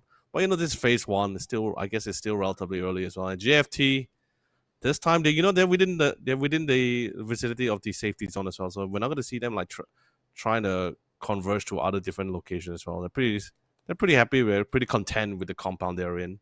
Hopefully, they wait to see anyone decides to drive by. Oh, gunshots from the outskirts here. Where might that be? I guess perhaps one call shooting towards the side of Pogi, who's trying to make a drive-by into the circle. They did slip through, so one call wasn't doing a great job trying to gatekeep someone out. But hey, whoa, he's got a clear shot. Goodbye is right there. I guess he realized that it's almost impossible to shoot down a moving vehicle in this game, and so decided to save that bullets instead. He's only got 100 in the, he's only got 100 clips in his backpack. Well, I mean, it depends on how confident the player is, right? I mean, we saw it just now. Match 1, multiple vehicles, drive-by kills, right? But I'm not gonna say anything more. Say no more. But regardless, one call didn't really have the most comfortable drop, as they did drop within the same area as Kyo Esports. They get pot shot a little bit, but they were able to find their bearings, get a couple of vehicles, start them with resources. Not a lot though, but enough to just get by at least. If there's any potential fight, it's going to be continue to ensue. They are playing around the edges here. I think they're pretty sure like, okay, a lot of teams probably would have secured the centralized area of the circle as well. So they are taking their time with this, playing around the edges as they take one step at a time into it. Hopefully doesn't find anything to derail them from their current plan. Talking about derailing, well, Axeman decided, I'm going to create my own path, my own rails to victory. Xavier leads the pack, although on a one-man mission, to try to find their way through this entire dusty terrain. No one nearby. I guess Nexus he does spot out the member from Nexus itself. But X-Men, this is a team that's hot and cold, and sometimes they're very questionable, but at some games they're very convincing as well. So I really hope they somewhat solidify their groove, at least in this tournament, if they're ever going to have the hope towards hitting the APAC qualifiers. True. I mean, it's not the full exact roster from the previous Master Series Phase 1, but then again, at the same time, Master Series Phase 1 was just mostly revolving around the Chinese Taipei countries as well. It wasn't so open out that was introducing along to the Philippines, as I said, until Master Series Phase 2 with the introduction of other countries as well. That's when we saw the challenges and where exactly the Savage Man Esports and even Pixel Stars at PMA where they currently stand. Well, scopes out, looking at the compound, seems clear. Gives the green light for Upchen to maybe park them forwards, take one for themselves. Meanwhile, Decimate, I see 3. Where's the one more member from Decimate? Oh, Flood all the way back. So Power Grid is the location that they are currently inhabiting. Zen Esports is nearby, but that circle closes further towards the high hill of Crater Fields here. So we might get that exciting finish that we talked about last night. Yeah, this is gonna be really interesting as well. But I got DCM. We do see inside the casual lurker of the team alongside with Monty. Always trying to get some intel from the other side. Although it's gonna be inside, it's gonna be the Lone Ranger. That it will come with its risks, of course. But I believe this is just one of those situations where the player is just confident enough to be able to hold his ground here. I think they just want to try to get as much intel as possible, especially around their surrounding areas. Like, what's it like at the edges here? Because it's currently Phase 2. A lot of teams most likely would have moved within the safety of the circle, of the safety zone as well. It looks like Swan's going to be able to find one and find Amped in the process with a beautiful headshot with a Mini 14. But of course, but it's like Decimate Gaming. For it. Yeah, they're not going to let that slide, that's for sure. DCM quick, coming in clutch with the firepower to back up at the very least. Meanwhile, taking a look at another Oceania powerhouse here, Justice for Tomorrow. They just crashed into new location, but Pixel Stars saw the rotation in. Do they look to contest? Guess we'll find out. Right now, everyone's respecting the decisions. Fevan with the Heaven does hear the rumbling engines coming out from the Happy Squad. driving past by. That intel has been sent forward. He is playing the scout. Wonder where the rest of his members are, but Happy already shooting forward. I think on the other hand, looks like Xavier was able to find a lone lurker here. Actually, not alone. He do have Kunya within the vicinity, but sadly, just doesn't really have the line of sight to best reinforce him down on the ground. He saw Xavier spot the trajectory, primes his nade to try to retaliate back. Oliver was the first secure the priority of the kill points first, before they secure the ground, and with the fall of his teammate, Kunya decides to play the safer play, gets the vehicles and back over. Whereas on the other side, Luna comes in with a stun grenade, but within the 1v1, he gets backstabbed from the back line by one call, and they will be able to get a nice kill for this. Oh, that's a nice ditch too. To bury the body, you know, it's already halfway down there. If they said 6 foot deep, well, this one's at least 3, so he's good. Half the battle has been won, and it immediately provided that cover for Snoopy. Yes. I mean, it's also in the high ground. I don't think there's going to be any investigator going to be looking in those areas anytime soon for sure, so it's a good place to hide a body. Oh, whoa. I was going with the angle of giving him the peace and the final send-off, not to be dug out for investigation. Where you're headed, man. I mean, out of sight, out of mind, right? I was having a positive mental attitude, which is right now in front of our screen. Yeah. So, Leo going up against one call. It's booty popular. Might just come in with the backstab, though, if they don't be careful. But I'm sure they're aware of the positioning from these teams, seeing as though they're tossing nades across. That shows the sign that they are aware. For some of these members, they have to shoot down the eagle eyes that purchase from above. Fortunately for one call, they have another member from the far side, providing that overwatch, as you would call it. Mm-hmm. Slowly, Jervis. They did get the last intel for the line where he was currently positioned and where he fell. So they just really want to secure the edge before they move in. They do have a vehicle on the other side, but they just want to make sure they got everything, all the corners and all the angles answered for here. So barely spots it. They will tank up the zone. Just phase 3. It doesn't do that much here, but it allows it to give them a little bit of an opportunity. But it seems they can't. It's one call spots out the attention here. But Leo was very quick to address and find Booty Popular here and nails him down to the ground. The rest of the member one call. Don't think they will be coming to go for the save. There is the defensive smoke here, but it's quite the distance here. Do they have enough smokes to make a smoke trail? I don't think they do, Keith, here. And of course, with PMA, like you said, perching on the high lands, it's going to be quite the challenge to revive their lone drop out, their lockdown allies. And I think they decided to let him seal his fate there at that lone location here. Yeah, I think PMA don't really necessarily have to, go down to cross, right? Because it's a bowl, it's a dish after all, and all bowls have rims, and they can just traverse the rims as they're doing it right now. Consider it the spine of the hills, and they've got cars too, so nothing too worrisome about. They're not pressed for time, but they did get out just in time, though. I think because Zen Esports is now in the area. I'm sure that car is going to make the rumble itself, and so do they look to capitalize this? Zen cannot seem to drive as well as he has hoped, and well, might get shot down in the process, but thankfully for the game's physics, that's not going to happen. 70% of the time.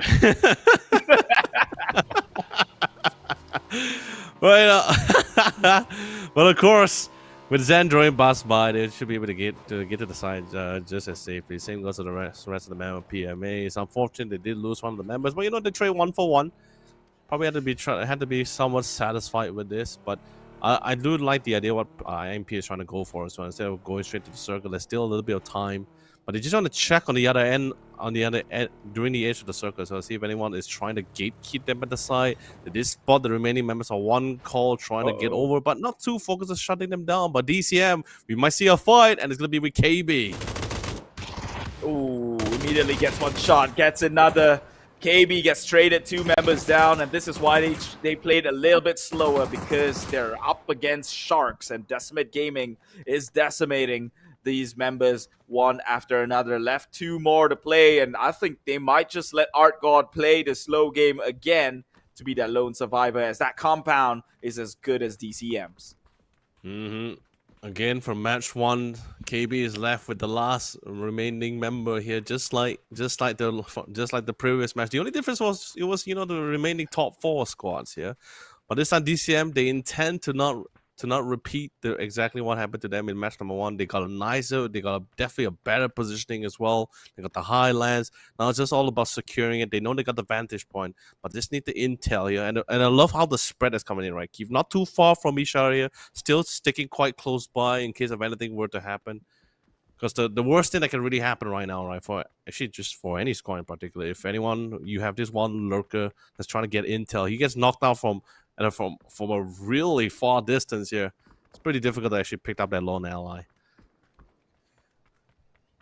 Talking about lonely, I guess that person has got no love, and that is that member of KB, Art God. But justice for tomorrow. Right now, going up against Pixel Stars, fighting for that compound, and they are losing members as Pixel Stars just overwhelm their members here. Dusky and Shoe Horse is left. Can they look to get something out of this one? It seems like a gone case for me. But they will try. It seems they don't want to play the game with 2 members alone, where Dusky is taking too much ballistics. Already inside the smoke, inching closer. They might just graze each other's nose here on his left-hand side. They didn't see each other. No, they didn't see it. This might be one of the most closest call if I've ever seen one. He goes in with the spray. Will at least get one member down. Cripple the enemy team, and it's looking sour for them. JFT turning this one around. Pixel Stars eliminated. 2 members for JFT just create the biggest upset thanks to third party as well. Oh, they thought they had the money in the bag. They were 1 foot out. Pixel Star felt like they were 1 foot out the door, but JFT just literally slammed it right back in their faces. I love how the positioning being set up by JFT members, right? How they reposition itself to set up somewhat of a crossfire in that CQC's environment as well. Especially when it comes to the FPS players, right? You tend to react, especially when you hear the gunfire audio cue being popped up as well. So they just constantly just getting pinball between such a compact area, really playing in the hands of JFT here. Really well done coming from both Dusky and Shoe Horse. Oh, I mean, really. They're up there with Roy Esports already. Meanwhile, Shampoo gets knocked down by the X-Men themselves, picking up 2 so far for this Malaysian squad. But DCM looking like an absolute beast. 5 kills to the name. 4 more manpower still left alive, so they're looking real healthy. They might have to shoot against the likes of JFT, their own Oceania members. JFT is eliminated, but they've already impressed us enough. They can go to the lobby happy knowing that they've maximized whatever opportunities they've had. That is true, but then again, DSM's confrontation against Roy Esports is drawing quite the attention to a lot of these members here. And our God, he's still pretty comfortable in the shack here, but I think M spotted him out as he tried to do a jump pick here. Throws a nade, could be a knocky, but ooh, barely hits the window rims here. Will bounce out. Molly singles of the day. No successes here. Not everyone's able to find the ace in the hole here. But our God, being defensive, it chose the stuns, chose the smokes here to see if they can try to get back to safety here. This will be possibly the longest smoke trail by 1 man alone. But DCM, they have no time to continue on the chase on our God. They know Roy Esports, full squad. That's the bigger danger. That's the greater danger within the vicinity here. And as usual, you know DCM. They love to cover their grounds here. They try to secure as Kunyan tries to go for the flank. Kunyan with the backstab gets them from the flank side. He just inches closely. Art God, despite not being active inside these fights, he was a diversion long enough for Roy Esports to make that sort of rotation play. DCM finds himself 3 members down, leaving 1 left. It's just the lonely Monty to try and hold this out for dear life. My God, Roy Esports doing it once again. Their first kill of the game, though.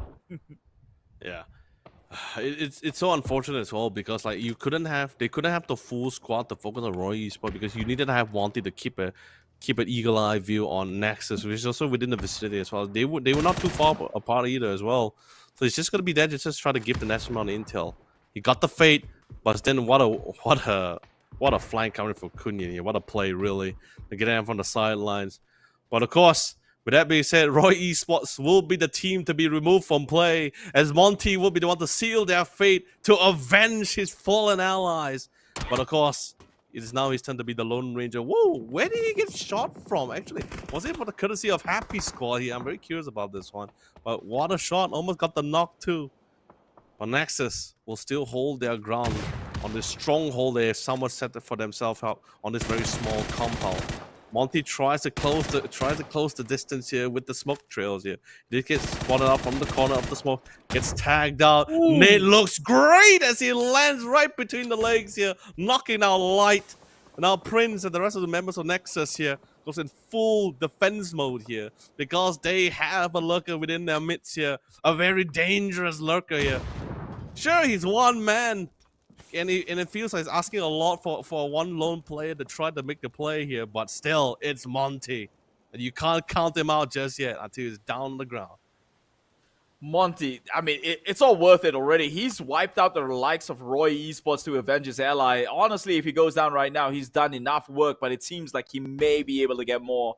Already knocking Light on his knees. Surely he understands that they're going in with the revive. He has to capitalize on this situation, but will be punished in the process. However, well worth it for DCM.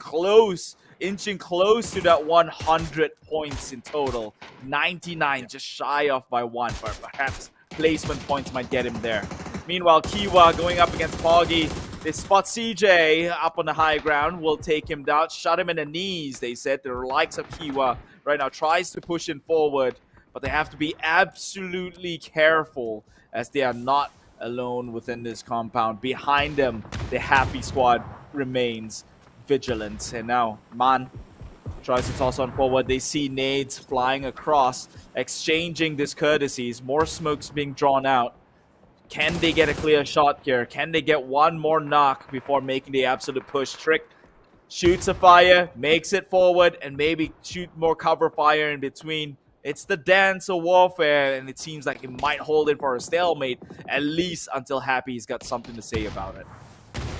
It's the real waltz of death, as one could say here. But the nades looks great. They do have the advantage of the high ground as well. So those nades will, thanks to physics and gravity, those nades will naturally just roll down perfectly for them if they just get the right trajectory for it as well. But of course, Poggy, they do still have the comfortability of the compound covers here. Wenbo will be able to find his mark on Crazy 9 on the other side here.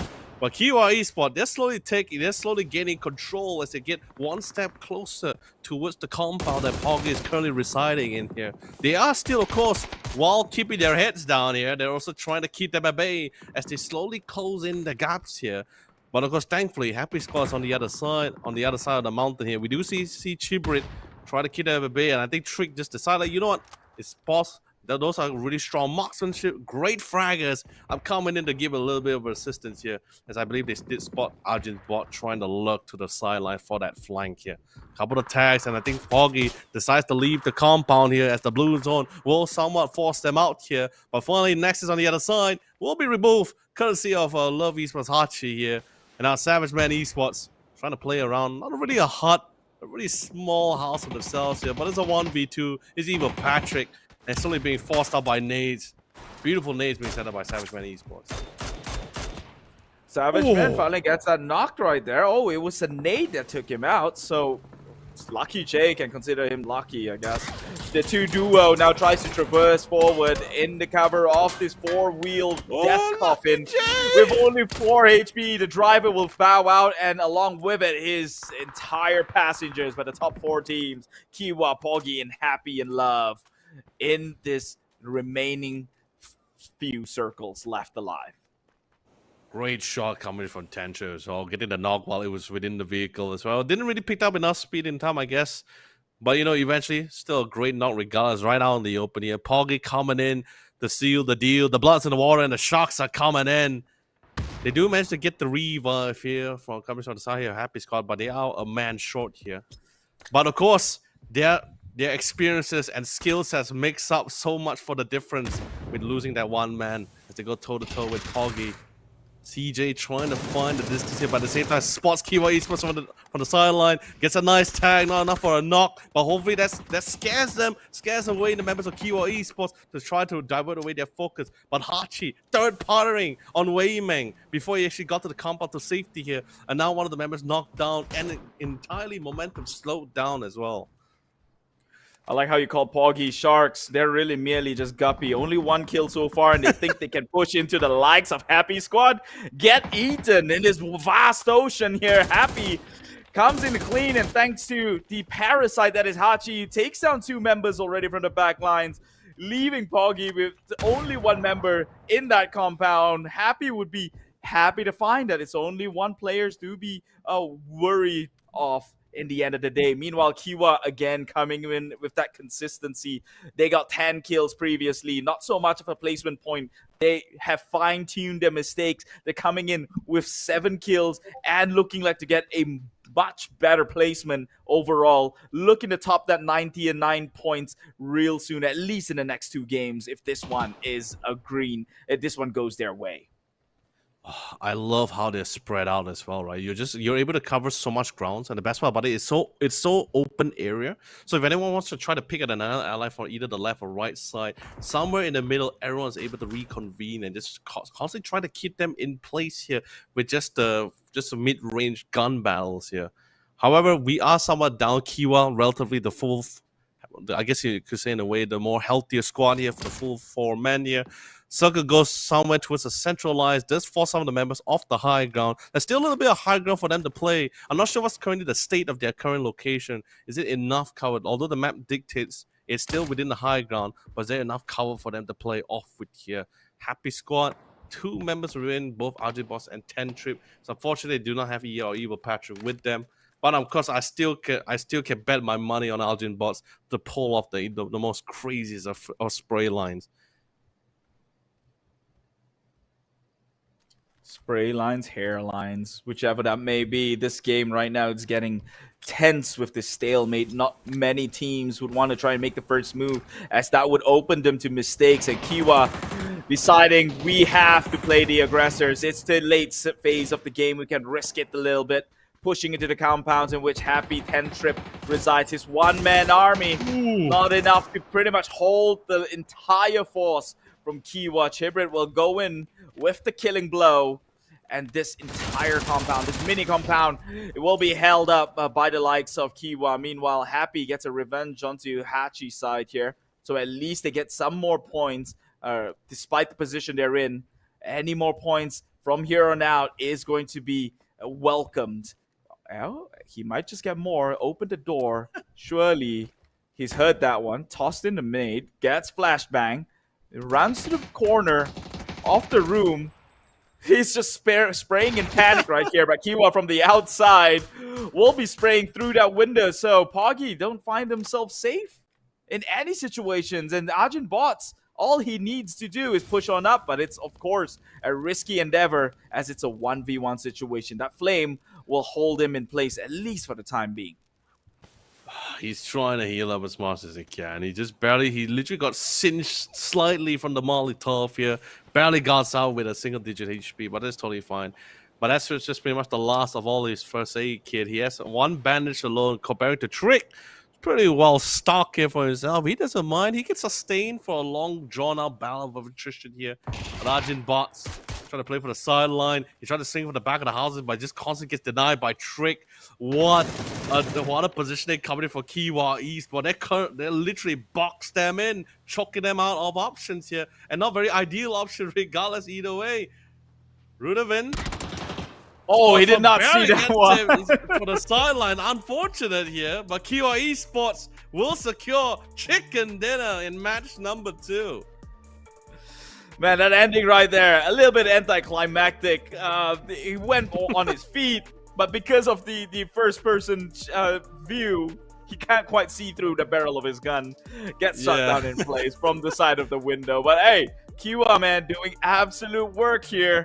I didn't check the score on how many kills they've gotten this game alone, but last I did, it was about 7. Surely after picking up those numbers, they should hit the Big 10 and a winner chicken dinner. Now this team right there, ready to take over the spot for Decimate. If Decimate doesn't pull through, comes game number 3. Regardless, other than that, still well done for Kiwa Esports here. Definitely can see that they are tip-top shape for day number 2. Feels, and I can tell you that the members of Kiwa Esports feeling absolutely livid. But it's not just Kiwa Esports that's currently stepping up today. We also started seeing a lot more vigor coming from both Raw Esports and even Happy Squad, which was very different from what we were experiencing yesterday as well.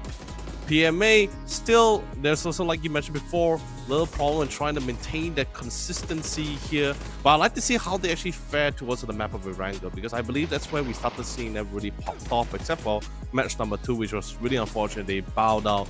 They were one of the first squad to bow out relatively early, but JFT, what a way to set up the crossfire as they literally play pinball between members of Pixel Star as they do these picks back and forth. They pick at the same time here, causing confusion and chaos for Pixel Stars within the compound itself here. But sadly, JFT, despite their phenomenal performances as a 2-man, DCM was the one that seals their fate. But Kunyit definitely threw a wrench in the plans of DCM here, but Monty was very quick to avenge his fallen allies.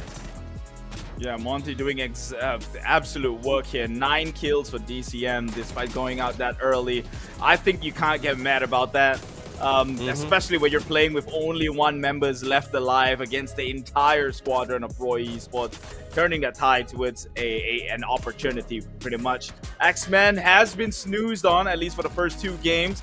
They haven't been pretty fortunate in most of the rotation, but I guess that's all part of the game. And again, X-Men, I've not seen their prowess in handling their weaponry, their marksmanship just yet in this game, but hopefully things turned around when we go on to game 3 and onwards with Rondo, Tego, and the final Erangel for the day. Now that anticlimactic ending right there from the foot, you get stubbed on the toe, as they might say. He was ready to go down swing. ADS all set as well. He was like, you know, if I'm going down with a fight. But Sally, like you said as well, no fight needed. Just barely missed him. Just by a little, I guess a couple of pixels, barely missed him as he turns the quick corner here. But, you know, regardless, what a really, honestly, our first 2 match was so chaotic. It was literally jam-packed, very, very different from day number 1, especially for some of the team performances as well. I'm really happy for him, really excited for it as well. Definitely brings a lot more challenges for some of the teams, especially those teams who get a little bit too comfortable in the top spots. If you feel like, I guess you could say it's a little reminder to them. It's like, hey, don't enjoy that top spot for too long. Everyone is going to be stepping out since it is day 2 of the grand finals of the Master Series 1. Yeah, and credits to DCM, right? Like they're not. It's not like they're not doing well. They're still quite consistent. 9 kills. 9 kills. That's 9 kills. No joke. There's no easy feat to do. But maybe the placement thing.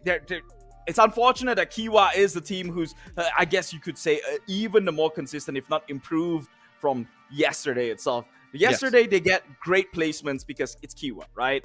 Sure, they get group positioning. They know how to rotate around the map. Today, somehow they know how to take fights too, and they do it well so convincingly. So they have stepped up. DCM's maintaining their performance, still doing well, but I think in no time, surefire, the difference between Kiwa and DCM is only about a shy of 10 points.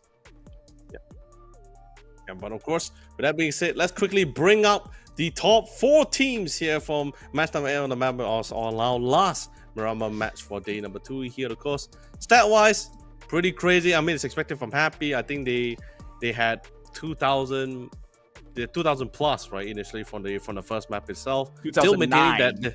2009. Wow. Okay. And you said that I was said to add on a couple more kills, huh? But you said it, man. I was happy with their performance in the map number 1. But yes, go on with your train of thoughts. Well, you said 3K. You know, it could have gotten that 3K, right? But of course, you know, regardless, phenomenal performance. Happy, very consistent for these past 2 matches as well. Although, sadly, couldn't get that back-to-back chicken dinner. That probably would be a great start, a really more momentum boost or morale boost for the squad for sure as they start things off for day number 2. But hey, you get chicken dinner on the first map, second place in the second map.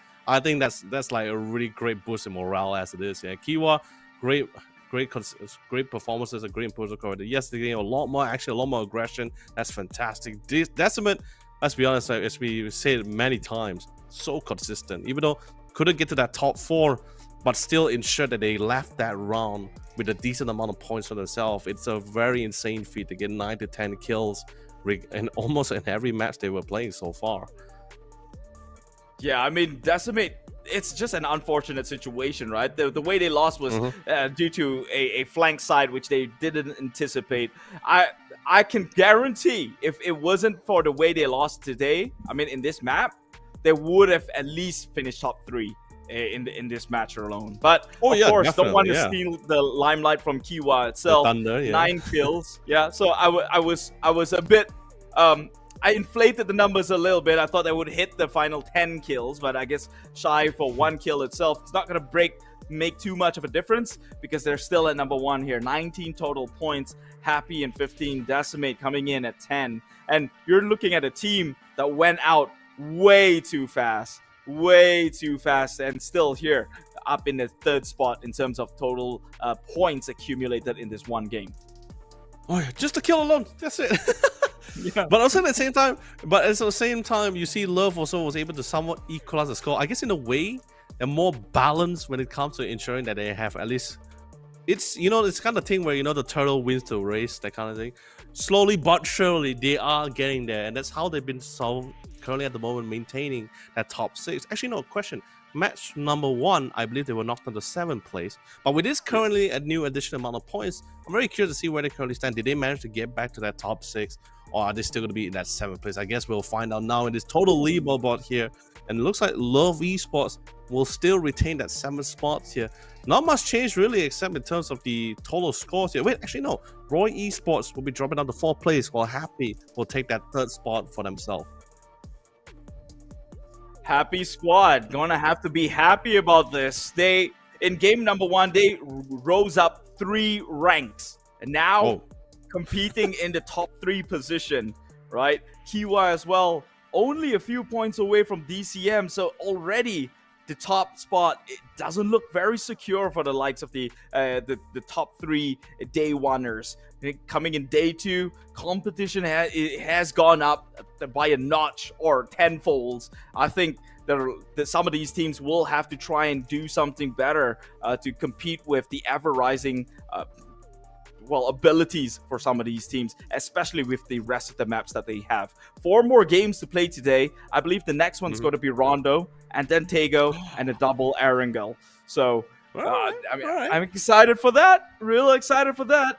But first, we will go into a break first, all right? And the 2 games was very, very intense, so we need to rest and recuperate just a short while. My name is Keith.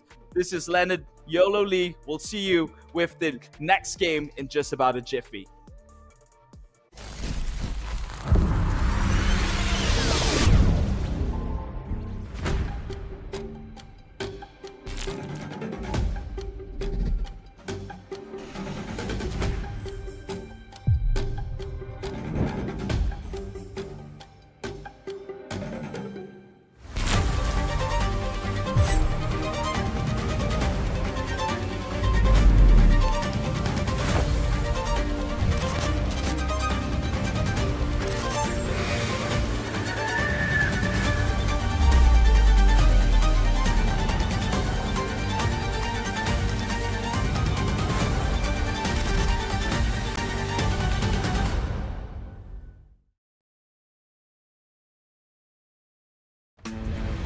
A new place to 1v1, a weapon balance shuffle, and a tune-up for some of your favorite vehicles. All this and more as we dive into the Update 34.1 patch report. First up, the 1v1 arena you know from training mode is now a bit easier to drop into.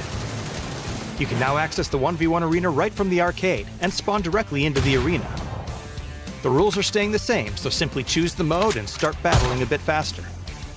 You can also access the 1v1 arena as a custom match, so challenge your friends and see who comes out on top. Loser buys the chicken dinner. Next, we're adjusting the balance of a few weapons.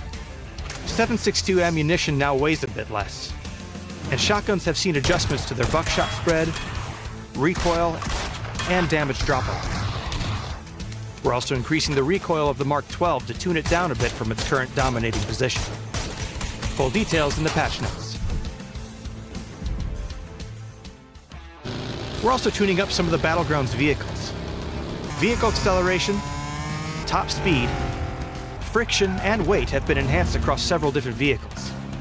In addition, we're adding trunks to the Dacia, Murado, Pony Coupe, and Coupe RB, and increasing the tire durability of the buggy and quad. There's also a new rank season, bug fixes, and more. So be sure to check out the patch notes for full details on everything. Update 34.1 is here. So grab your shotgun, polish up your favorite vehicle, and 1v1 me, bro! We'll see you on the Battlegrounds.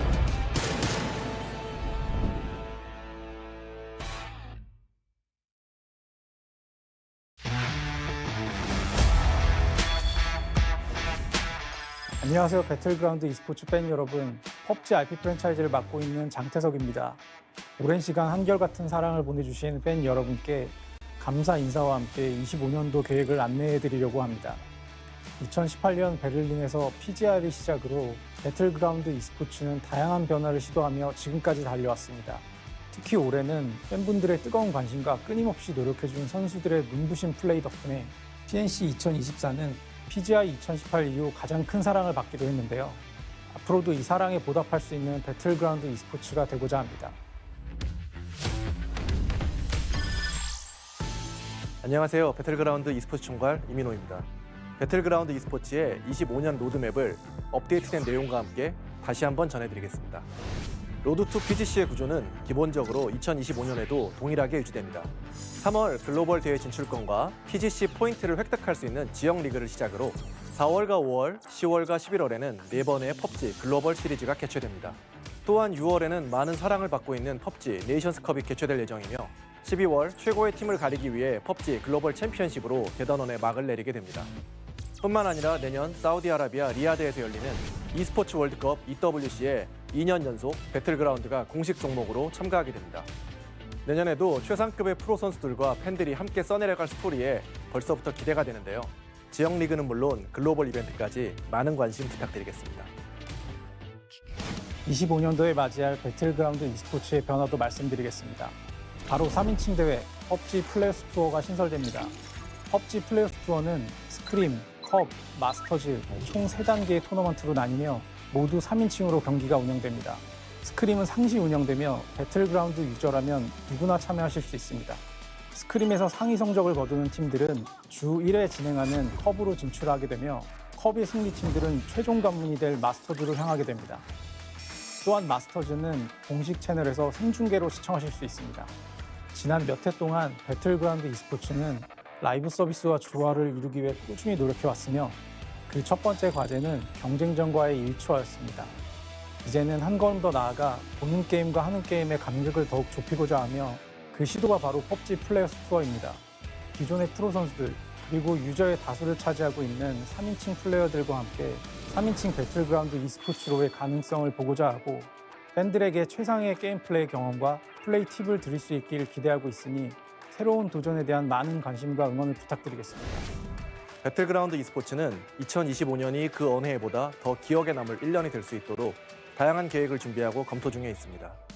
게임 내 주요 브랜드 및 아티스트 콜라보와 배틀그라운드 e스포츠 이벤트와의 연계성을 강화하고 게임 내에서 좀 더 다양한 서비스를 선보여 팬분들이 느끼실 수 있는 즐거움을 한층 더 높이고자 합니다. 앞으로도 팬 여러분과 선수들의 목소리에 귀 기울이고 소통하며 최상의 컨텐츠 경험을 제공해드리기 위해 노력하겠습니다. 많은 관심과 사랑 부탁드립니다. 감사합니다.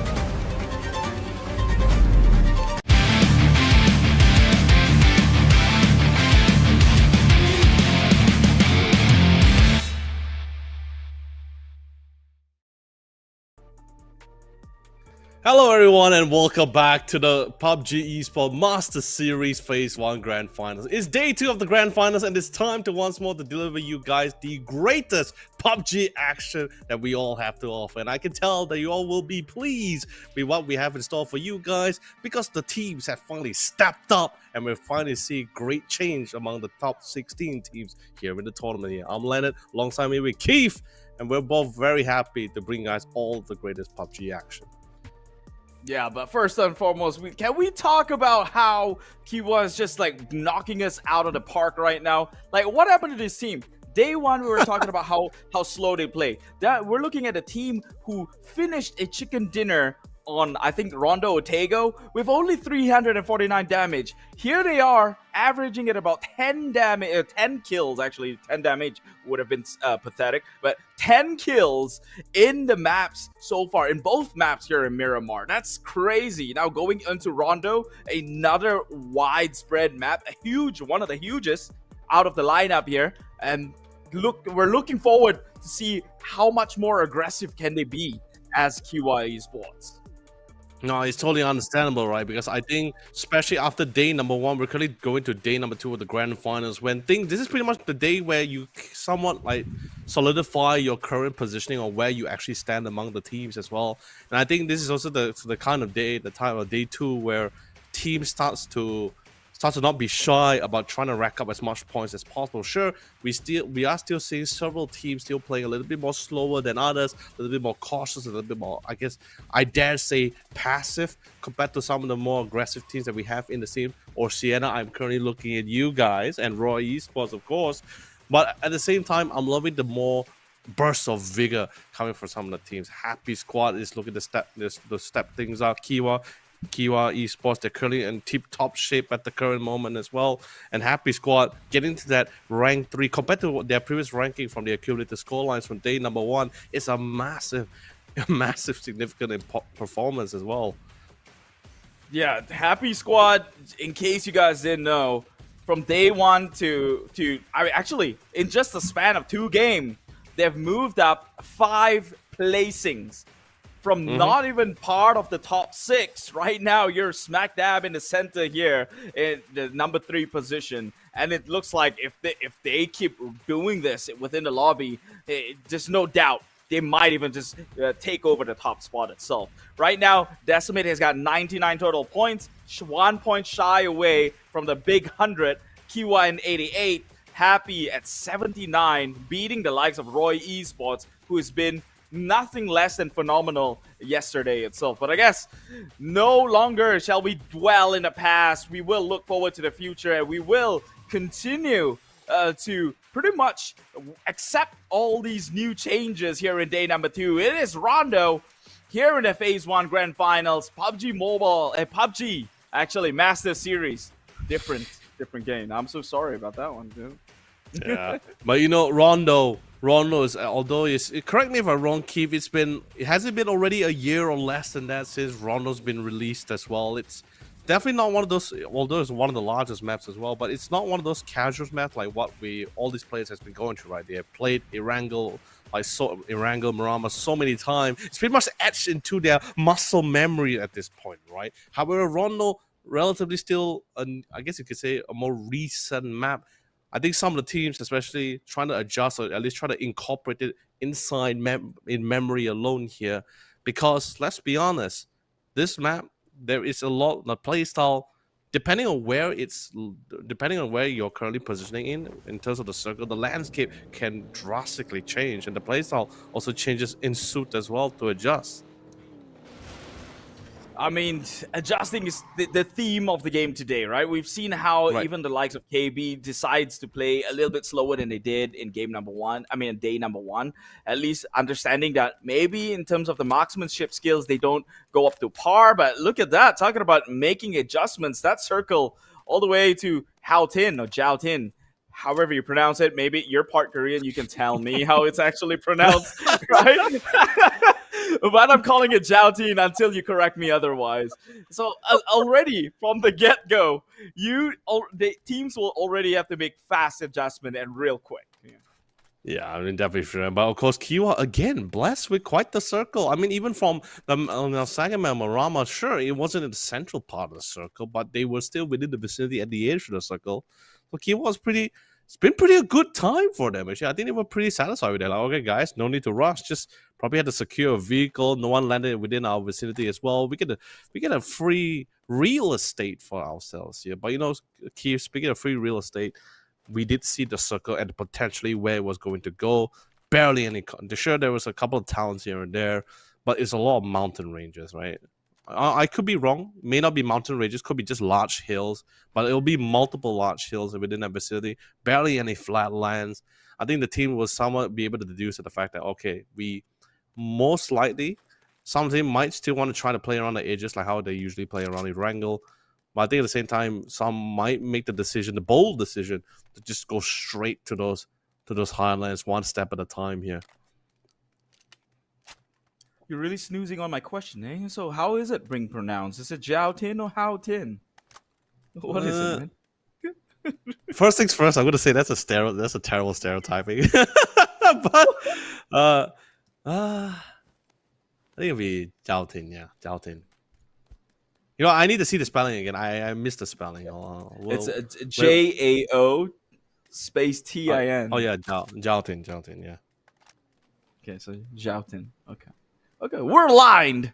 We're headed to Jiao Tin. Totally not stereotyping, Keith. Totally not stereotyping. What am I stereotyping? I'm trying to find out the proper way to pronounce it, and I don't see what's so stereotypical about that. No, you literally say, because you're half Korean, you have to know, right? And so, of course, I'm calling it out stereotyping. So, did you not learn a little bit of Korean on how to pronounce this stuff? It's just mostly just self-learning, really. Dad's been mostly busy. My mom was basically in Malaysia. I mean, we're both stationed in Malaysia, so not a lot of Korean friends to really practice around with. I think my Mandarin is a lot more better than my Mandarin, and my Bahasa Malay is definitely a lot more better than my Korean. That's a fact. Okay, then. No, we'll just allow is Jiao Tin. Yeah, I like that. But everyone looking exceptionally well today. I actually love the player cam, right? Sometimes, especially when you get to see them just not to say stressing out. I think it's just more like you can definitely feel they're in the zone and in the mood for sure. So it's really great to see. Oh, X-Men should be stressed out. I mean, if I may continue my thoughts, right? I think X-Men. Yeah, go ahead. Huge expectations of them, right? Semifinals during the qualifying rounds, they topped it, right? Number one in the group A itself, or on their own respective groups. However, it comes in day number one itself, it seems like they might have problems in trying to clip people with their gun, and they're always getting outgunned, even though they have you would say the first mover advantage, right? So, and we've seen it today again. They tried to crash onto the compounds of Roy Esports in Miramar, trying to take it down, but immediately it was an easy team wipe going against them. And so, if I were them, I'd feel pretty stressed out, because clearly our engagements haven't been working for the past few times. And Savior, our one whole Savior is gone. But you know what? We got you. G-Coin up on the screen right now. Get the there code. It is. Redeem it while it's here. Don't waste any time further. Savior's gone, but we'll save you some rewards. It's called G-Coin. Oh yeah, don't waste any time, guys. Don't worry, it's phase one of the circle. There's no action that's happening except that last pick, that first blood being drawn here by courtesy of TD picking out Savior here. Okay, it's too late. G-Coin's gone. I hope you guys were quick enough, got the phones out. Maybe did a quick screenshot so you can actually type in the code in time. Not sure. Actually, honestly, I'm not sure how it works. Would it actually expire if they don't really key in that actual moment in time? Not too sure about this one, but. Those who got it, that's great. Those who didn't, well, there's always gonna be a second. I believe there should be a second one coming out later on, hopefully. There's another one later on in this game at phase number 3. Yeah. And when it comes to phase number 3, I'll say, there's another one at phase 6. Keep watching the game. I love how I was thinking for a second. I was like, whoa, what? Since when, Keith, you became an oracle, man? Such foresight. I even didn't know that. When did the production give me that info? That's called managing your viewers. You know, you gotta keep giving them that hope. No, that's not right, man. It's not. You gotta give the truth. You gotta lay down the truth. That's The right. truth is, we don't know when it's coming out. You know, that's the truth. That's the cool hard truth. It's right? sometime during the live stream. Yeah, sometime within the live stream. That was the first one so far throughout the entire day. I think that's great. You know, I also didn't expect it to drop at that exact moment, but I think it's a perfect timing to drop. Right. I think yesterday we had the event code drop during a mid-fight final at game. phase 6. Yeah, final game. Yeah. So it's like mid-fight, so it's like very hard to like just juggle between the two. It's like code's important, but the fight is also important. But you know, regardless, you know, all the shenanigans. I think it's been honestly, Keith, it's been a great time for me. Like we're like halfway through day number 2. Day 1 was great. Day 2 was completely blowing my mind in terms of change of performances for some of the teams. So although there was not much difference or change in some of the other teams, but we did see a couple of teams stepping up, and then I think that's really fantastic. Yeah, I mean, the day is still young here for day number 2, so maybe it'll change your mind later on. But one thing's for sure, you can keep a positive mental attitude. I'm not sure if I'm reading this right.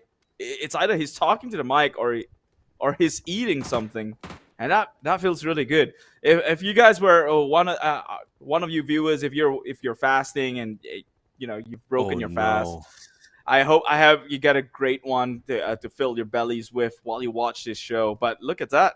From above, we've got members from Pixel Stars being shooting stars crashing down into this compound, but they might get held back as the rest of NRG shares this area. Oh no, Larry's not really taking the grand view of the sky. He was just currently within the midst of his vehicle to actually get to relocate to a different location here. So I guess in a way, we did see a couple of pot shots on some of the members of Pixel Stars as they dive down from their nice skydive fiesta. But you know, so far everyone will be able to get off pretty fine, pretty safely. Shampoo did get tagged a little bit from the distance there. I believe it was courtesy of a PMA. Actually, it may not be PMA. It might be from a different team from another angle. I could be wrong. Could be Pixel Stars. Yeah, it actually could be Pixel Stars that actually tagged it from the back line here on Shampoo initially. But you know, NRG got a really nice vantage spot. They got a good view on both PMA, Pixel Stars, and even Kiwa Squad as well. But you know, eventually they will have to they may not. Actually, yeah, they don't really have to relocate themselves. They probably just have to, I guess you can say, fortify their current location here. It's not exactly safe entirely, but it gives a decent amount of ground for anyone that was trying to approach them from the lower ground here, at least. Oh, but that circle definitely does fortify their belief, affirms their decision right here. Still well within it.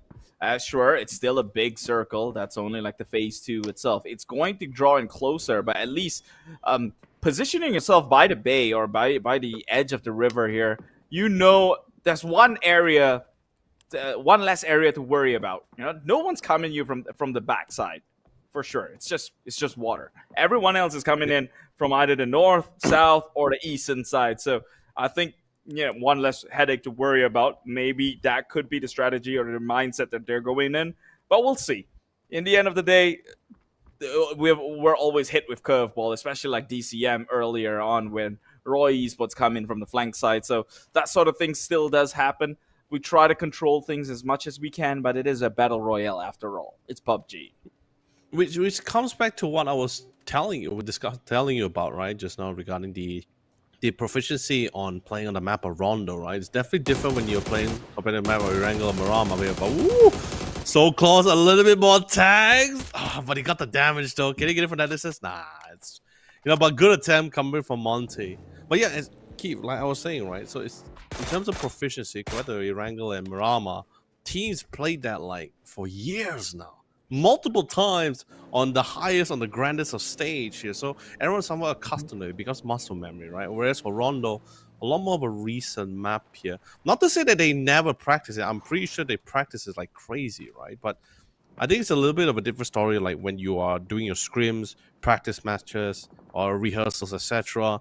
The question that tends to rise when, especially for the players in the motion. And speaking of the motion, there it is, Mal Rush catching 10 trip before he gets to the compound himself. Now they know NRG has the compound pretty nice and set up here, and he trying to make waves, gets it from the back of the back side here, but instantly gets retaliated back by Larry. Arjun Bots a bit too far to save his lone teammate. I think sadly Happy Squad will be the lone pack member left. Ooh, Zen Esports maybe trying to retaliate onto Nexus as well, but again, almost impossible to shoot someone out of it. He even gets out of the car to shoot back. That's how maybe if he stayed within it, he could have saved himself a little bit. But yeah, Zen Esports up against Nexus, still not done just yet. He spots another member within that minivan. Meanwhile, DCM having skirms of their own someplace else of the map. Shoots a grenade forward. It didn't clip onto anyone. Will find coverage behind a bark of the tree. But let's see how they play this one out, because Nicel, he is up against an entire squad. The rest of the members of Zen will try and come in with the rotation backup. Zwan in his car will try and inch towards the flank side. So this could be a repeat on what DCM had earlier on today. More smokes deployed, I presume. Oh, Light gets the flank side covered. Actually, this will hold within the stalemate for the longest of time. But they are fighting on a high ground here, Zen Esports, which means he who wins this match gets to pretty much shoots down onto Pixel Stars. But that circle may be making it unnecessary at this point. Nexus might look to leave this place because there's no reward in this. There's just absolutely no reward, and immediately you can see that. Everyone's just making a quick, great escape. You know, you're definitely correct. There's just no. I'm sure if they can like waste resources, get a knock or get a kill of it. Of course, that's always great, right? But like, you're not really in the most ideal spot. But I guess these two teams, Nexus and both Zen Esports, the reason why they had this clash in the first place or this conflict is because they are trying to fight for control of this highland here. And it looks like blood will be drawn, but it'll be both traded back because Roy Esports will be third party from the back line here. Iwi pushes forward, doesn't find any success, and Nexus will be the team to lose out this fight here. And Zen Esports will come up on top, of course, courtesy of Roy Esports laying down that additional suppressive fire from the other side of the map here. That's a very questionable move from Nexus. I figured they were about to get out of there because I get it with the initial circle. It looked like if you take over the highlands itself, there's a huge chance you're gonna have a huge advantage. But after that circle update, there was literally no reason to be there. And that team that just drove in, NRG, is even the more questionable to be driving further out away from the circle and into this area. And so I guess they will pay the price and send it the way of Zen Esports himself. Kiwi, was because of the angles of the hill as well, from the direction they were coming from as well. They could never in their wildest dream would have expected Zen Esports actually to be there until they actually got behind the hill itself here. So just one of those unfortunate information, especially a lack of intel as well here. But you know, Roy Esports, we did see Deprot manage to realign with the rest of the squad. Oh my god, get away from the bloody you know, we don't get to see this often, right? Like falling debris, you know. Coming in. Whoever's the master of these games, they're intentionally destroying your vehicles and covers. They're like they know what the player wants. They know the destruction that the player seeks, you know. The amount of trolls you could be doing. But of course, with that being said, Zen Esports, they do managed to secure the Battle of the Hill here for at least the ages of their own here. And of course, with the consolation prize, they got two squads worth of kill points on their hands. But they are going to be running between the lines of sight of DCM and JFT. And the circle will once again benefit Kiwa Esports? 3 maps in a row? Wow. Okay, that's cool. I mean, it was. I mean, it's still there was a chance it could have gone either way. They were pretty centralized on the map, but still, right now, Kiwa Esports very, very satisfied with this current outcome of the circle. Look at that. Zen Esports nearly came in contact with DCM. The moment the circle update, they're like, nope. We learned from our opponents. There's no reason to try and make it this way. We'll find another way through. See, and immediately, that's what could have happened for Nexus. Nexus could have just disappeared when the circle has shifted. But oh well. I guess that's gone case right now. No point crying over spilled milk. Meanwhile, DCM, congratulations to them, finally hit the first 100 total points. And Zen Esports, unfortunate for them, no congratulatories in place because KB now stops them in their tracks. They will still have some members of Zen rotating into the compound to try and fight it out. But right there, that explosive, did it catches onto anyone though? I doubt so, but it was a good theatric performance. It's one member against a whole compound and, well, will be annihilated, that's for sure. KB takes this compound for themselves. It seems like also JFT will also be removed from the other side of the map as well, courtesy of one of the squads of their undoing. But Pixel Stars will be following out his suits as both Kiwa and Roy Esports will play a hand in their destruction here. Though a nice knock to one of the members of Roy Esports, but I think he's within the vicinity of his teammates, so he's gonna be able to pick up nice and quick. PMA, not much actions that we've been seeing so far from these past 3 maps. Not comparing it's transparenting from yesterday's from day number 1 here. A lot more slower, but like I said, it just could be the fact of the comfortability of the proficiency of the map, right? Because it's a lot more different when you're doing scrims, compared to playing against all these players on such a high level stakes games on this grand stage as well. The pressure is a lot more different here. It's a lot more. It can be a lot more punishing as well.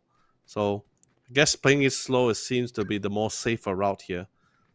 But I am a little bit surprised about this. Action? Finally?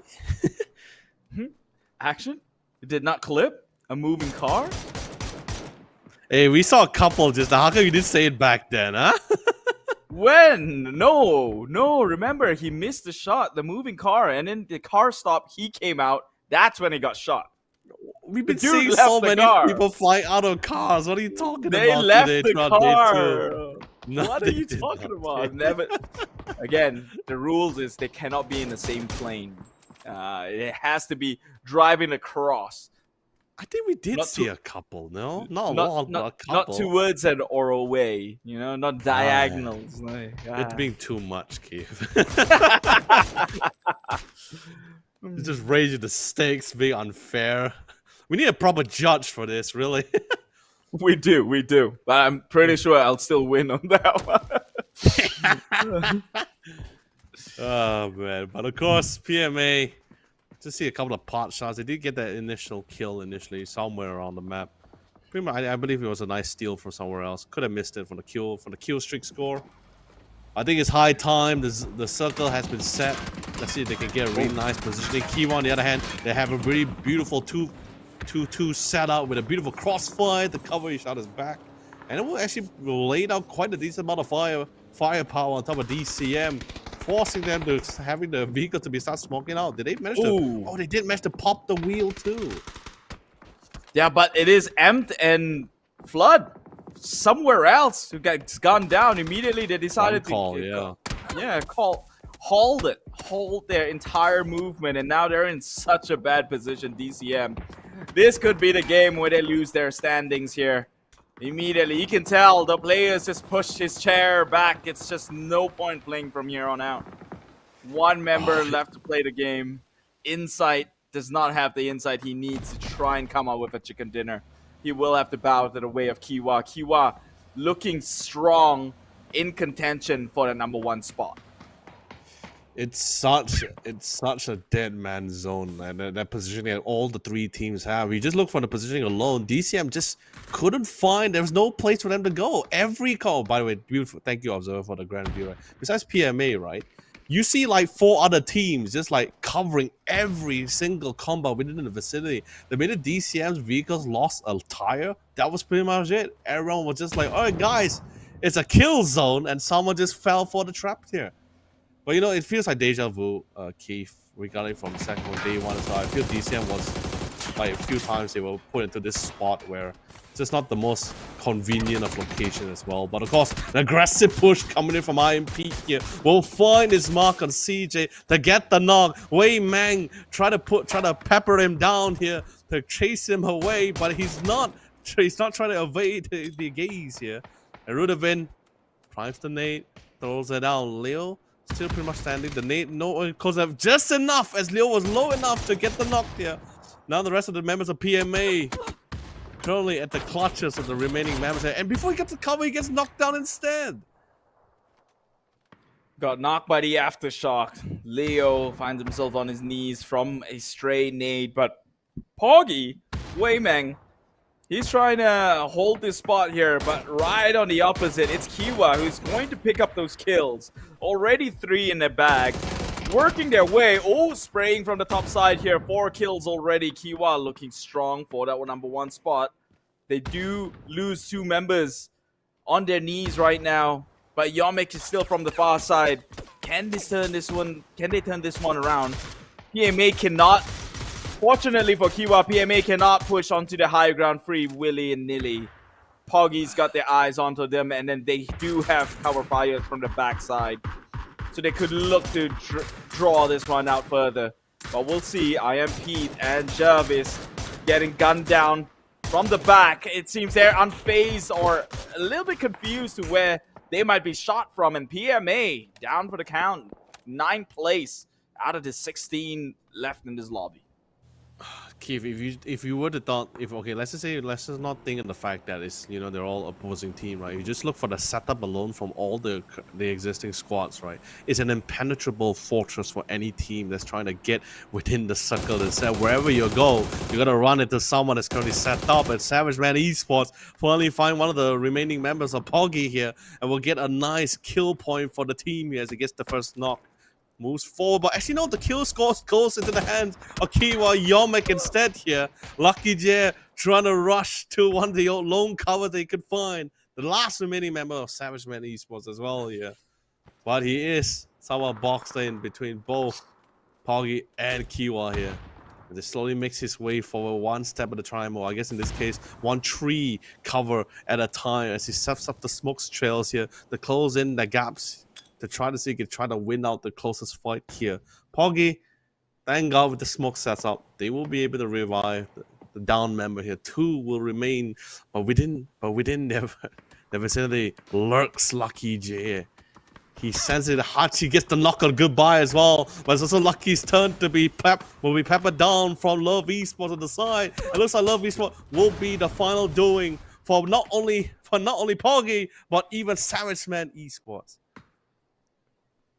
Not so savage after all, just could not finish the job itself. The X-Men, well, they're ex-players at this point, no longer playing this game. Leaving, actually, they're out for the count. Meanwhile, one call, doing damage for themselves. Hey, actually, eyes onto Decimate here inside. A one-man army, he was able to get 2 points for his entire team. So already overperforming. But look at the position they're in. They were in no man's land, right? And I don't think that was intentional too. They were driving towards the compound area in which 3 teams reside. They had 2 members already inside that compound, but they got shot off. So I think they gave the call not to make the advancement. But he's already committed to drive midway through and had to just purged out in the open that way. So quite unfortunate, but they still have gotten 1 kill into the bag. It's still going to worth something. And they can still play for placement points if they want to. Meanwhile, Kiwa, 6 kills, 96, really close to the #1 spot. Finally, we're seeing a little bit more life coming from the Irahani Popetto Samurais here as they get the first knock on one of the members of Love Esports here, traversing the compound, getting to the 2nd floor. 1 call, they know exactly. We're finally seeing our first fight between in a 3-way manner here, as they will defend their stronghold, their land here, to get control of the edge. The team that comes out of this, not sure whether they're going to be the most healthiest of state here. However, they will be able to be the strongest out of the three. Bodhi Popular, he does have his sensors online here. He's spotted out one of the members. He's pretty confident as well. And with the body system set up within this house itself, they can try to hold their ground as long as possible. And the blue zone will naturally push out Runux right out in the open. And that's exactly what he was waiting for. But instead of going for the left side, he went for the right. So he's trying to anticipate the path here in hopes that he comes into his lines of sight to get a nice, simple pickup. But Love Esports on the other end, also keeping Runux in his place here.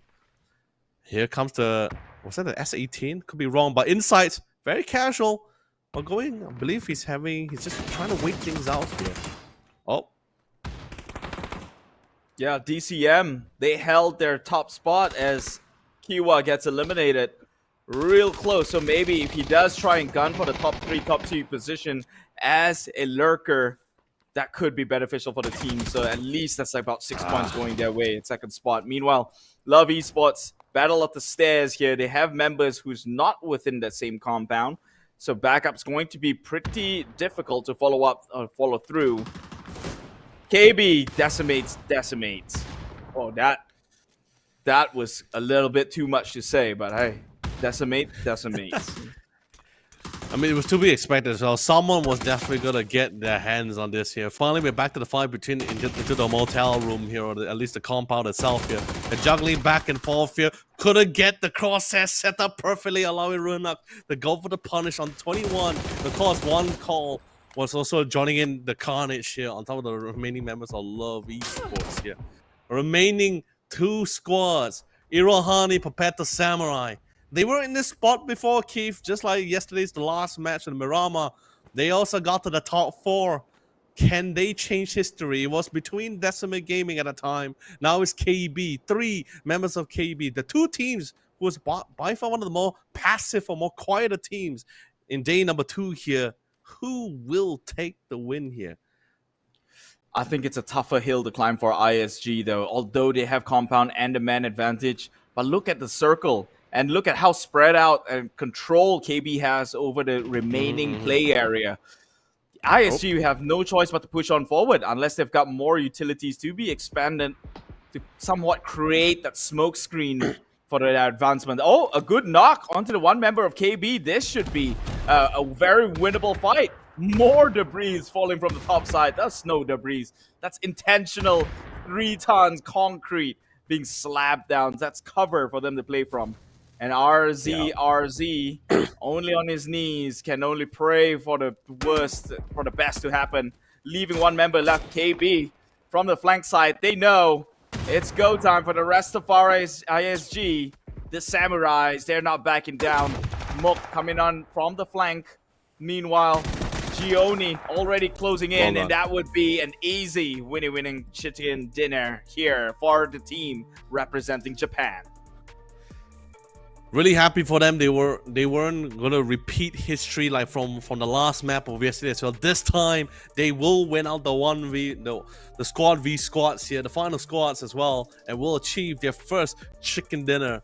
Although not as fast or aggressive as I can hope for, but you know, they still managed to secure with a decent amount of kills. The more important thing, Keith, is throughout the last fight, right, would be the positioning coming in from Runux. His high vantage point position gave such a good intel on exactly proportionate to where the remaining members of KB. He spotted 2 in the open fields here, especially when both of those 2 players pretty much knocked out. That pretty much, I guess you could say in a way, they were able to just like minus out like areas of predictions, right? Like low down or increase the percentage of guessing exactly where the potential position coming in from the last member of KB. Pretty much got the 12 o'clock and 3 o'clock all covered. The last one was brought towards the left side. That was pretty much where they were just able to reconvene, taking advantage of the number that they had, and secure the final win. Yeah, very methodical, as you would have expected from a team coming from Japan. I mean, systems and all that they like to talk about right there. And hey, kudos to them. That system worked out. And a first chicken dinner for the region here. But let's take a look at some of the highlights. Now, this was a very questionable move. I get that they were in quite of the stalemate, but the moment that Circle draws away, this high ground literally has 0 to no value at that point. Figure that they make their exit from there, but they overstayed their welcome and got punished in the process. Then Esports try to crush onto KB, who surprisingly, we chopped them up to be one of the teams without the capability of firepower. And they have about, I think, 8 kills in this match alone. So KB already showing signs of life.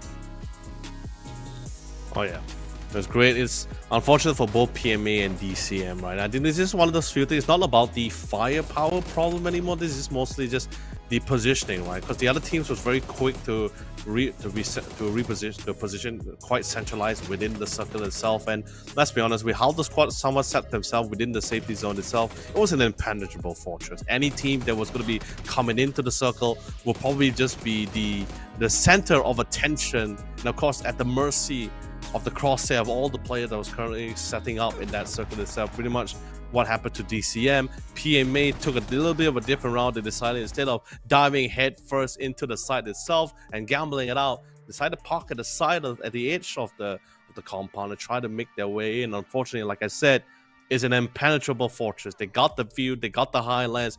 We already started hearing the audio cues coming in from, I believe it was one call that was actually not one call. I believe it was Pixel Stars. No, it was not Pixel Stars. Basically, there was a squad that was peppering down on PMA, drawing all the audio cue, drawing the attention, of course, naturally by Kiwa Esports, who's positioning in one of the shrines on top of the high ground, and naturally making things even more difficult for PMA to scale that mountain alone without the vehicles as well. Yeah, I mean, they were being backstabbed both front and the back, right? And you can only do so much. I believe at that point they only had 2 members to play around with as well. So yeah. PMA just had to choose the lesser of evil. They did get 2 knocks onto Kiwa, hence they tried to push the high ground, but that opposing team, that opposing squad was shooting back at them. So unfortunately, did not pan out the way they would have liked. DCM, very unfortunate. 3 games now seem to be consistently not towards their favor. But let's look at the some of the stats or the top 4 that we had previously. Oh yeah, of course. This is going to be our top 4 teams here. Naturally, we have Irohani, Papeto, Samurai taking the chicken dinner here, and of course walking away with a decent amount of damage, total amount of damage as well. So they weren't really too. I guess, they had a couple of confrontation towards the end of the match. Sure, they had a slow start in the beginning, and then trying to see if they can try to make the comeback as we get towards the later stage of the game really paid off for them as well. Stars did align for them for a certain part of the conflict as well, because Keith do take into account that it was a 3-way conflict combat CQC scenario within that compound itself here. But Irohani was still able to pull through, taking the advantage. Of course, I guess you could say an unfortunate situation allows some of the members to be having their attention being drawn away. KB still able to stick it out, also pretty much taking the same route to the same strategy as Irohani as they played it out, but they were able to take the final fight in, but they had a man disadvantage. And with Runox with the vantage point, we're getting all the intel from an eagle eye view. There was not really much area for them to really hide around or keep anything secret here. One call was one of the 3 teams that was going toe to toe with Irohani at the compound as well. Pretty tall, but Kiwa comes in. I believe they had their conflict with KB before KB actually moved into the final circle. We didn't really get to see a lot of that fight because I believe it was just between both Louvre, One Call, and Irohan or ISG at the time. Yeah, Kiwa, unfortunately, they had their hopes for taking the #1 spot, at least within this match alone. But hey, don't sweat it. With the momentum that they've brought so far in day number 2, if they're not going to get the #1 spot in 3 games in, they're going to get it in the next one, which is surprisingly is going to be Tego. So that's also going to be a very interesting match to watch. But first, let's take a look at the champion team, or the winner chicken dinner team. Hailing from Japan here, the land of the setting sun, the rising sun, actually. Rising sun, 8 total kills. So my Earth spins the other way. 8 total kills, 1 chicken dinner here. Doing decent enough damage. Finally glad to see their emblem all across the board. I believe this is the first time we even seen a highlight over ISG. Granted, first day, they didn't really do very well to really steal that spotlight, except for that one moment on Miramar, which unfortunately didn't pan out the way they wanted to as well. So finally, well deserved. Looking forward to more of these sort of performance coming out from a team from Japan. Yeah, I'm really glad to see it as well. Gonil, in particular, one of the members as well. I was really curious to see what was his current state of things, because he has been quite the active player all the way to 2023, right? But 2024 he went pure dark. Not sure what's really happening between the mix as well. But glad to see him back in 2025. And with the current state of things, ISG was able to take in their first chicken dinner, taking the #1 rank spot with a total accumulated points of 18 here. 8 being, of course, 8 points from the kills, 10 being the placements here. DCM will be taking the 8th spot this time. Not the exact amount of kills they were hoping for, but they will be able to stretch it out with the additional placements points, as they were really, or Insight in this case, was just turtling it out, taking a chapter out of some of the players that we have, some of the teams that we have in the tournament, take a chapter out of their book and just turtle out to try to get as much points as much as possible. But of course, the final nail in the coffin will be at the hands of KB here, who they want to seal their fate. Yeah, let's take a look at the total leaderboard here. Overall, that what's accumulated, DCM maintains their prowess at the #1 spot. However, I cannot say for long, because Kiwa comes in at 96, really inching it close. If they didn't bow out so soon in the 4th place here, the 4th placing here in the previous game, they probably would have been able to wipe the floors and accumulated at points enough to take on over. So fortunately for DCM, but unfortunately for Kiwa, that stumbling block will have to maintain this position for at least the next match to come. Roy makes it back up. Happy had a bad game, 0-0-0 across the board. Did not earn any points previously, but PMA, X-Men, they're now back into the ranks, top 6. No, it's really great, right? Everyone is, especially for Kiwa, Roy, and Happy Squad, except for last round, everyone is slowly finding their tune and finding the mood, right? As it's slowly becoming a lot more consistent. Kiwa, of course, that's going to be I believe that's going to be the highlight for day #2 in terms of consistent performances so far. They got the kills, they got decent amount, or I guess in the average, decent amount of kills. Great place. I guess placement points is without question. For sure, with the play style that they're going for. The only difference this time is that they're adding on with a little bit more aggression, as they are trying to. Their intention is to farm more points as much as possible. Because I think I don't know about you, Keith, but at least for me, especially if I come to the tournament like this as well, I would also like to have a fair balance of things. Right? Sure, getting into position is important, but also at the same time, I also want to try to farm a couple of kill points at the same time. I don't want to be too passive. Because I don't want to be in a state where, like, okay, suddenly we get to day three, we don't have enough points, and then hope to try to make a comeback. Then then the team starts trying to play into a straight overdrive, and that can be quite stressful in terms of a high-stake game, especially when there's not many matches left, especially on day #3, since that will be the final day of the tournament. 6 matches left too. Yeah, I think striking that balance, they go hand in hand, right? They're not mutually exclusive. Just because you play for placement does not mean you're going to be deprived of getting those kill points in. Likewise, vice versa. I mean, again, for you to be making it all the way to be the last man standing team, you need to a certain degree fight some teams in your hands. It's just the moment is the question here, right? How soon, how often do you want to take that fight? Is this fight advantageous or not? Again, reflecting on that movement that Nexus took, was that fight really necessary? Could you have just taken your exit, make your way into the circle, and find better opportunities then? I would argue yes, but maybe they saw something different and they'd rather fight things out. It didn't pan out for them, but that's the risk that you got to take. And whenever you look for the aggressive play style, I think something to consider for all the teams. Not all fights are worth taking, right? So we'll hope to see something changes here. Now we've got a brand new map in place. It's Tago. I mean, brand new map as in we've never hit Tago today. Yeah, the next match. It's not a new map. They know how to play the Tago. But so we'll see if things favors some of the teams who maybe got crushed in the previous game, such as Happy Squad, who has been dominating in the first 2, but walked away with 0 comes in the previous match itself. So this could be redemption for them.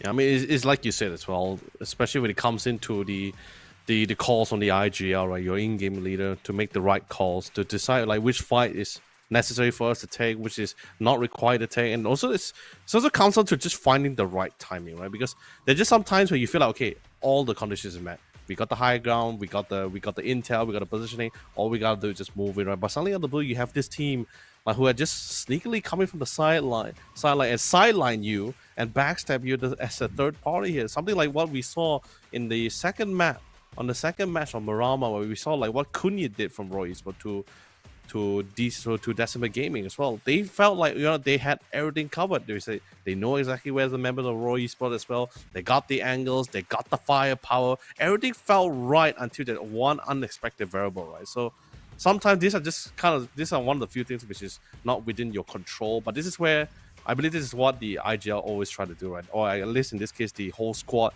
tries to achieve, which is just to ensure they got as many of those checkboxes checked out, right? You got the intel, you got the positioning. That's why we see some teams playing around, spreading out a little bit more often than others. Some like to group out a lot more better. Sure, you get that security, but you don't really have any idea like what's happening around you. Those who really spread out from the team. Sure, you risk yourself dying out without getting the revives, but you get the intel in, right? You got the grounds covered. Some teams like to cover more grounds than others, whereas like some like to just really stick together as a happy family. Talking about being happy, though. Well, Happy found their spot right over at the Palace itself. Meanwhile, look at Roy and DCM, two of the more aggressive lineups, meeting together within the same compound. I would like to see what's hovering over there. And there's probably going to be actions in the first place. But the circle did draw smack dab into the center, favoring the likes of Terminal, Buksan Sa. Again, I'm butchering these names, but you gotta call me out when I do. I don't know, man. I totally understand. Don't worry. Like I said before, also at the same time, I'd like to apologize to ISG if I have one or two times mispronounced your name as well. That was also a fault of mine. And Irohani Popeto, Popeto Samurais. Yes, I'm so Popeto Samurais Gaming. Yeah, I'm so sorry, guys. We do not have the local tongue to be able to pronounce it the way it should have been. We apologize. I know, right? Yeah, I'm so sorry about this, man. But still, regardless, back to the games. It's great to be back in Tago. Unfortunately, we only get like one of these kind of maps in a day. Sure, we get like more Irangas and more Miramas for sure, but just playing on Rondo and Tago just once a day, sometimes it feels like it may not be enough at times, right? Throughout these 3 days. But of course, Jervis first blood will be drawn. Did he go for the finish or was it just a casual knock here? I wasn't too sure about this, or maybe he just decided to fall back because maybe someone was within the vicinity to go for the pickup. But regardless, Neo's here. Everyone's coming in. Actually, never mind. Luna decides to secure the kill here. That will be the first point for the team here. For the side. Wait, here. So Lun rolled over Mad Pick. Do we consider that roadkill? Oh yes, it's definitely roadkill. Like, what else would you consider it here, Key? Really? I mean, he's named after a pig, right? And roadkill, I guess. But we will digress. Let's go back into the game here with positive mental attitude. Yeah, go on. Yeah, I mean, Keith, Keith, is that saying, right? It's like when you see a deer on the middle of the road, speed up, right? Who says that, man? Who says that? First, not from Malaysia, I guarantee you this. I think you could check with that sort of legality with the Oceania team. I heard kangaroos are fine, but no, man. Little Joeys are cute. Okay, leave them alone. I mean, okay, they're over. I know there's overbreeding, but still, leave them alone. They're cute, man. Talking about cute, well, that attempt to shoot down a vehicle was one of them. Considering he's nearly emptied a whole clip there, not hitting any of them. So that's pretty cute. Purposely just like clip several videos of cars, right? I'm just gonna show it to you like throughout this day 1 and day 2, right? Just to prove a point that it did happen, but you just refuse to accept it. with your specific requirements. It's not flat land, Leonard. Oh, it's not the same level, Leonard. No, it's not the same plane. You know, if it's no, it shouldn't be on the same plane. If it's driving away from you, you shoot straight. You don't have to strafe it, right? It's still gonna hit. I'm pretty It needs sure to we be- had one or two. You know, I'm pretty sure, but I'm gonna leave it at that. Okay, I'm gonna Okay, leave it. At okay. I'm gonna clip it. Let's say you're right. 1 or 2 does not make majority. So I still stand the majority. No, I never knew. Yeah, I never said it was the majority of the time. I just said like it has happened before. That was the point that I was trying to prove.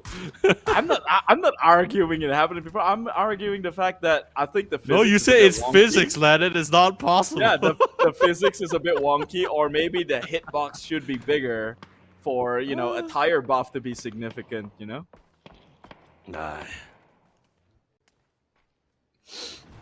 But of course, let's just leave the theory crafting later, okay? For later, the in-depth conversation we can always have it after the game, yeah. But but as usual, especially it's very similar to the map of Rondo. I think this is gonna be pretty common, couple of skirmishes, couple of pot shots, nothing too crazy.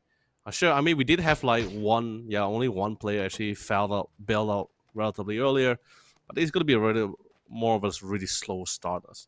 I think this is going to be one of the common occurrences, right? Like larger maps, slower beginnings. That's just pretty much it. Yeah, I mean, we expected this sort of tempo in Miramar, but somehow Miramar is always happening within the phase 1 circles. Like somehow, I blame the flight path, man. I blame the flight path. I would argue our Erangel maps yesterday were slower. So it would a slower start than our Miramar maps. Oh, So yeah. something about that. Yeah. I mean, it's to be expected, right? Like the play style's different. Erangel, especially for players who love to play around edges. That's the kind of map which kinds of entertain the edge players here. Edge players. Edgers. Okay. I know what you're trying I to go got for. what you're saying. Talking about edges, though, ISG playing by the edge of this high hill right here might just come in contact with Kiwa, or Kiwa might just spot them out. Man, look at that. That's a classic car. What do you consider it as a hatchback or a fast hatch or a fastback? Honestly, what is this? Honestly, if they actually define the edges of the trunk a little bit more, then it would have almost looked like a DeLorean, for example, from that movie Back to the Future. Right. They just I agree. they just edge it a little bit better, but it's a Hyundai car, so. Oh, you nearly caused World War III right there. No, but that's what it states on the car. Yeah, Hyundai was right. Honda was that's Japanese, bro. Just somewhere else. But hey, I guess now we Hyundai, no? we agree to disagree. But yes, well, glad bad, to yeah, see so my some local flavor is inputted into the game here. So I guess that's true. That's true. pretty much white label. We can say Hyundai, Korean car. Yeah. Oh, Dacias coming in. And although Arjun bots, of course, with the benefits of the crate, it's going to get that nice gear upgrades here. Level 3 helmet with a level 3 backpack. Pretty sure you also got a level 3 armor vest, right? Or is it not really like consistent most of the time here, really? Well, I think the least of his problem right now is the armor he wears. He was riding around in a bike, so a motorcycle. Yeah, Seems those pretty are- dangerous to me. No, I know, I agree with you. Even in real life, those are death machines. I'm sorry. Whoa.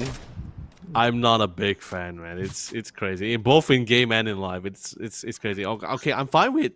It depends on what type of bike, right? Like if it's like one of those biker bikes, right? Then I'm totally fine with that. Yeah, that's totally cool. But it's the same thing. What difference does it make? You're not in a cockpit. There's Yeah, no but, like, crumple zone. There's no nothing. You're directly impact. But it's not like a dirt bike, right? Where like things starts flipping out. I don't know. I've never tried running into a biker's Harley or something like that. But I tried an ATV before, man. Those things are those things are fast, man. I'm not gonna lie, but of course, speaking of fast, this could be a fast exit here for dear members of DCM as one called Snoopy. But what a retaliation coming in from Hickerman. Not comfortable to the fact that he knocked down Flood. He was quick to address. And now two of the core members of both teams are currently knocked down for the con. Actually, wait, do I just see like one of the members in the distance? Oh yeah, he is actually going, as you noticed on the minimap, right? Kiki is actually trying to flank that from the backside. He had the vehicle equipped too. But this is what DCM's really good at, man. They immediately retaliate and they hit the mark. This is something that X-Men might want to pick up on, right? Because I think that's their issue, right?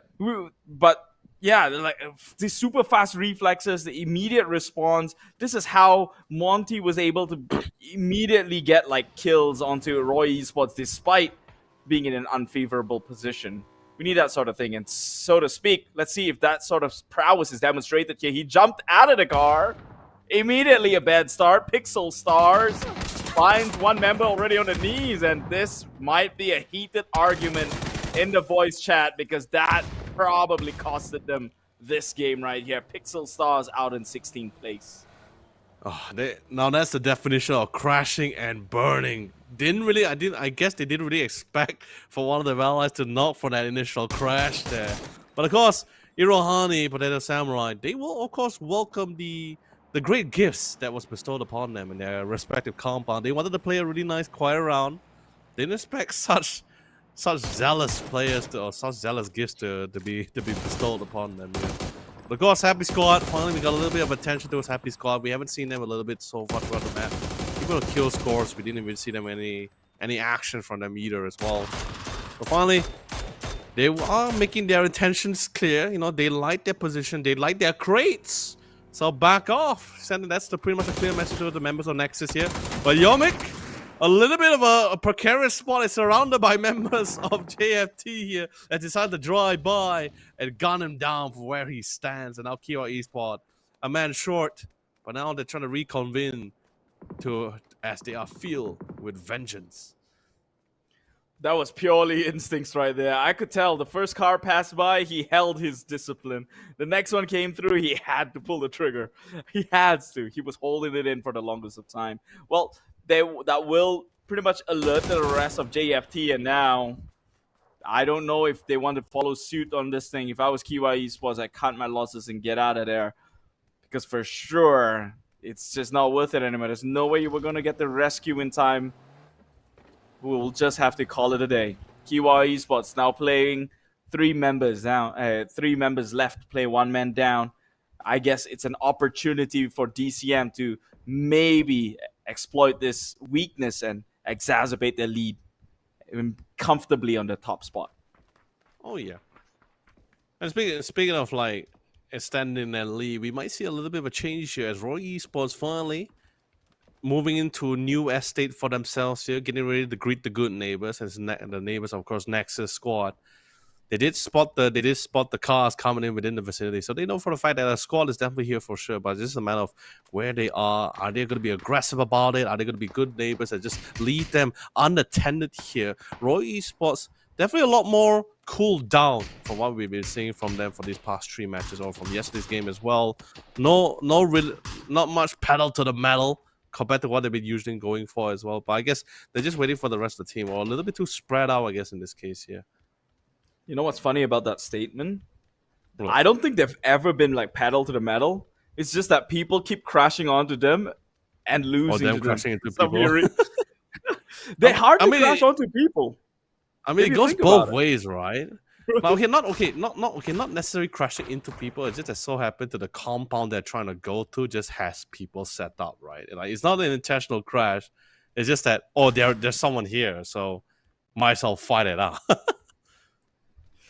Yeah, but because like majority of their highlights is like they're just like playing in a disadvantage and just making out alive somehow. Mm-hmm. So they're just like crazy that way, right?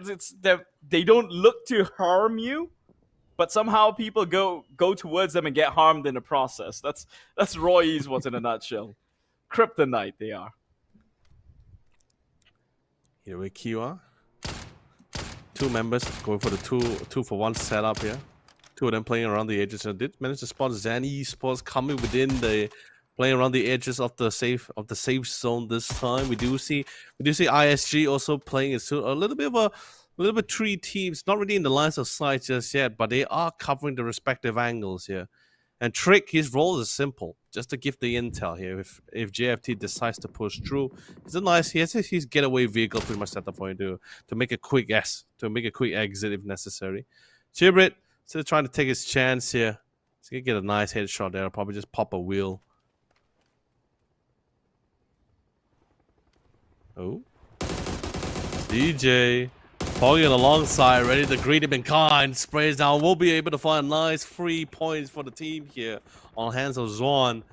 Whereas Zen Esports, they're not out of the clear just yet. No, they just barely got into the circle and instantly met with even more combat, more conflict here. So now they continue to push forward through. Still waiting for Makif to return. But of course, with that being said, Poggy finally, they got into the circle, making their way towards Zen Esports.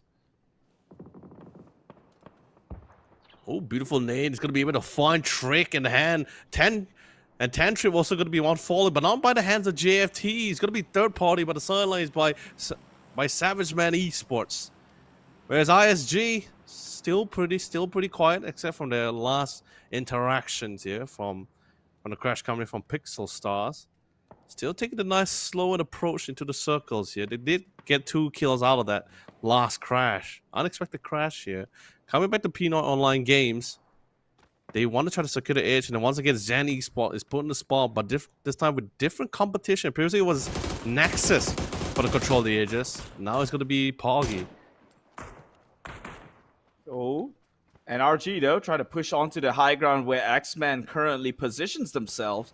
This could be pretty sour for them, as Mao Rush now toss on with the first nade into this area. Slightly off, but they're going on a whim here. Goes for the back lines. He knows that their position should have a flanker. There we go. Xavier gets taken down immediately. Lucky Che, that spray transfer actually gets 2 members. And NRG looking to have the output here of this entire battle. Up Chen under the guise of smokes. We'll try to make the push forward, but of course a nade gets onto him. He falls down onto his knees. Oh. What a spray down. What a Mexican final standoff coming from Savage Man Esports. They definitely weren't planning to go down without a fight. They definitely showed in their resilience here. But what about Poggy on their hand? 7 HP. I guess we had to bid him farewell here as he gets gunned down by the members of Zen Esports here. And finally, the fight to determine who controls the South Edge here has currently begun. First on the north side here, NRJ going head-to-head with KB. KB very interested after seeing what was the conclusion for the gunfight that was happening on the north side of the edge here.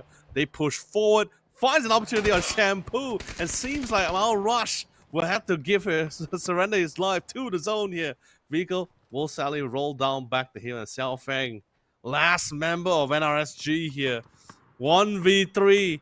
It feels like a very heavy burden and asking too much for a single man to take this fight head on here as he's being suppressed from all angles here. And KB will be able to phase out Shampoo and Xiao Feng at the same time. Ooh, meanwhile, Wenbo, Nexus inside this compound. He's got 1 member of Roy down. Deprot is primed in position to maybe get him on the exit with the circle closing. He's playing it super patient, but he's not being very healthy himself. Does get the first aid kit on time. So he'll be thrown onto the ground, ready to greet him, but he gets greeted back. Wenbo gets that trade on out. And now it's the entirety of Roy Esports who gets sent back into the lobby. Well done. Just juggling with the corners of the building as well. Whereas on the other end, 1 call is eliminated from the round. The fight is ensuing. The first fire was pretty much the horns of battlefield, and now everyone we start seeing everyone contesting for control of their respective ages here. We know the conclusion for the north, we know the conclusion for the west, but the south is still continuing here. Zen Esports, one of the lone members here, they took heavy losses against Poggy here. The last member will surrender himself to the zone to not give any kill points away. However, Love Esports at JFT, they're still barely playing, literally just hugging the blue zone in this case here. And DCM, they're ready to greet them in kind here. Although they do have the lower ground here, but they are well prepped with the necessary tree covers that they have. They got the lines aside. They're checking out at every inch of the smokes here, waiting for once it dissipates to lay down the fury on the remaining members of Love Esports. I believe one is currently knocked down, unless JFT comes in for the same as Grace here, because I believe we can see JFT on the west side of Love Esports. If they can distract or draw the attention away from DCM, we might see Love Esports getting that breathing room they were hoping for. They could use all the breathing room in the world here, but just as for tomorrow, they're trying to strive to even make it for tomorrow here as they try and breach onto the high ground. Love Esports just in a nick of time will be clearing the pathways, but Hachi being left behind. As a safeguard, he might be the one who seizes upon them, or Cherry sees upon Hachi first, and he will, from out of the blue, shoots ahead, gets that member, but Dusky needs to be picked up. So this is a member down for JFT, and Cherry barely escaping it with only 6 HP left, and surely will fall to the hands of Love. Yeah, too much damage was sustained, barely could hold it on. But with that being said, Love Esports once again losing even more members as they were trying to make their way into the circle. This time, not JFT in the hands of JT. Seems like DCM will be trying to seal their fate, but Flood! He gets knocked out by the zone itself while trying to take the combat in. Thank God there's an ally nearby to try to go for the revives here, but oh no! They just not enough time, it's phase 5. Can he get for the pickup? No, unfortunately, Flood will be removed from play. Not what he expected or hoped for, but now DCM just have to work with what they got with 2 of the remaining members here. Whereas ISG, well, still pretty healthy and fine. The playbook seems to work for them so far. Did achieve a chicken dinner for themselves. And now, it's only making their way through here. And Love Esports will officially be eliminated from the map of Tango. Well, ISG, maybe with 4 members strong, they could look to run back their previous feats within the previous match here. Already 3 kills, 1 across each members, with the exception of Mook. But right now, they also trail towards the high hills. The gradient is being taken over by Faven himself, shooting towards DCM. The next circle has been updated, and Happy stays a happy man smack dab in the center. It's Evil Patrick, who's burrowed himself in a nest right next to supplies left, right, and center. And speaking of Happy, PMA also still keeping it nice and positive here as well as pretty healthy. There hasn't seen much conflict here. I mean, sure, they got the 3 kills, but other than that, things have been pretty silent. They got a really nice spot here. It looks like Leo got a nice headshot on one of the members of on LNRG here, or sorry, on Nexus here. Oh, sorry, it was KB. Yeah, sorry. You got a nice knock on KB. And Nexus is coming in. Leo got a vision on them as well. Spotted them now on the flatlands. Wow, it's a real nice flatland. Wow, open area. Open flatlands. Barely any place to cover too. Smoke shields is necessary. But Phase Out does finds Hickerman in the process as they're trying to suck around at the edge here on the east side. PMA. Phase Out gets the final kill. Once more, Keith. Silence out as he was so surprised at the final outcome for TCM. But continuing forward, Amped is back. Oh, he returns. What do you mean? I'm watching the game, man. I'm listening to the narration. Finding for that moment, you know? I thought you were mind blown, you know? I was like, oh no, DCM last member standing. They've got 3 kills. I mean, can't say the same. I mean, I could say the same for Kiwa. So DCM's only rival right now is going to be Kiwa, who's close enough to take over the #1 spot. As long as Kiwa's down, I think, well, they can bow out right now and still maintain that lead. But Happy makes their way to 3rd place with that one member. Meanwhile, Nexus tries to go in with the rotation on a vehicle. Will get gunned down in the process. And now that leaves PMA, the team that were so unstably good, having intervals of good and bad games, but so far they've only been suffering. Could this be the good game for the day? I mean, PMA hopes so for sure. They're still trying to keep it up with the name. They're trying to live up to the name, the team name here. And so slowly making their ways forward. I love the repositioning coming from Leo. He's not going to try to wait out from his previous positioning. He want to get in nice and close. They want to try to chalk out members of KB, because once they secure KB or remove KB from play, then I guess you could say in a way PMA would have control at least half of the safe zone, the compound included as well here. Not a lot of covers left remaining. Sure, there's a little bit of forestry remaining for some of the team members as well.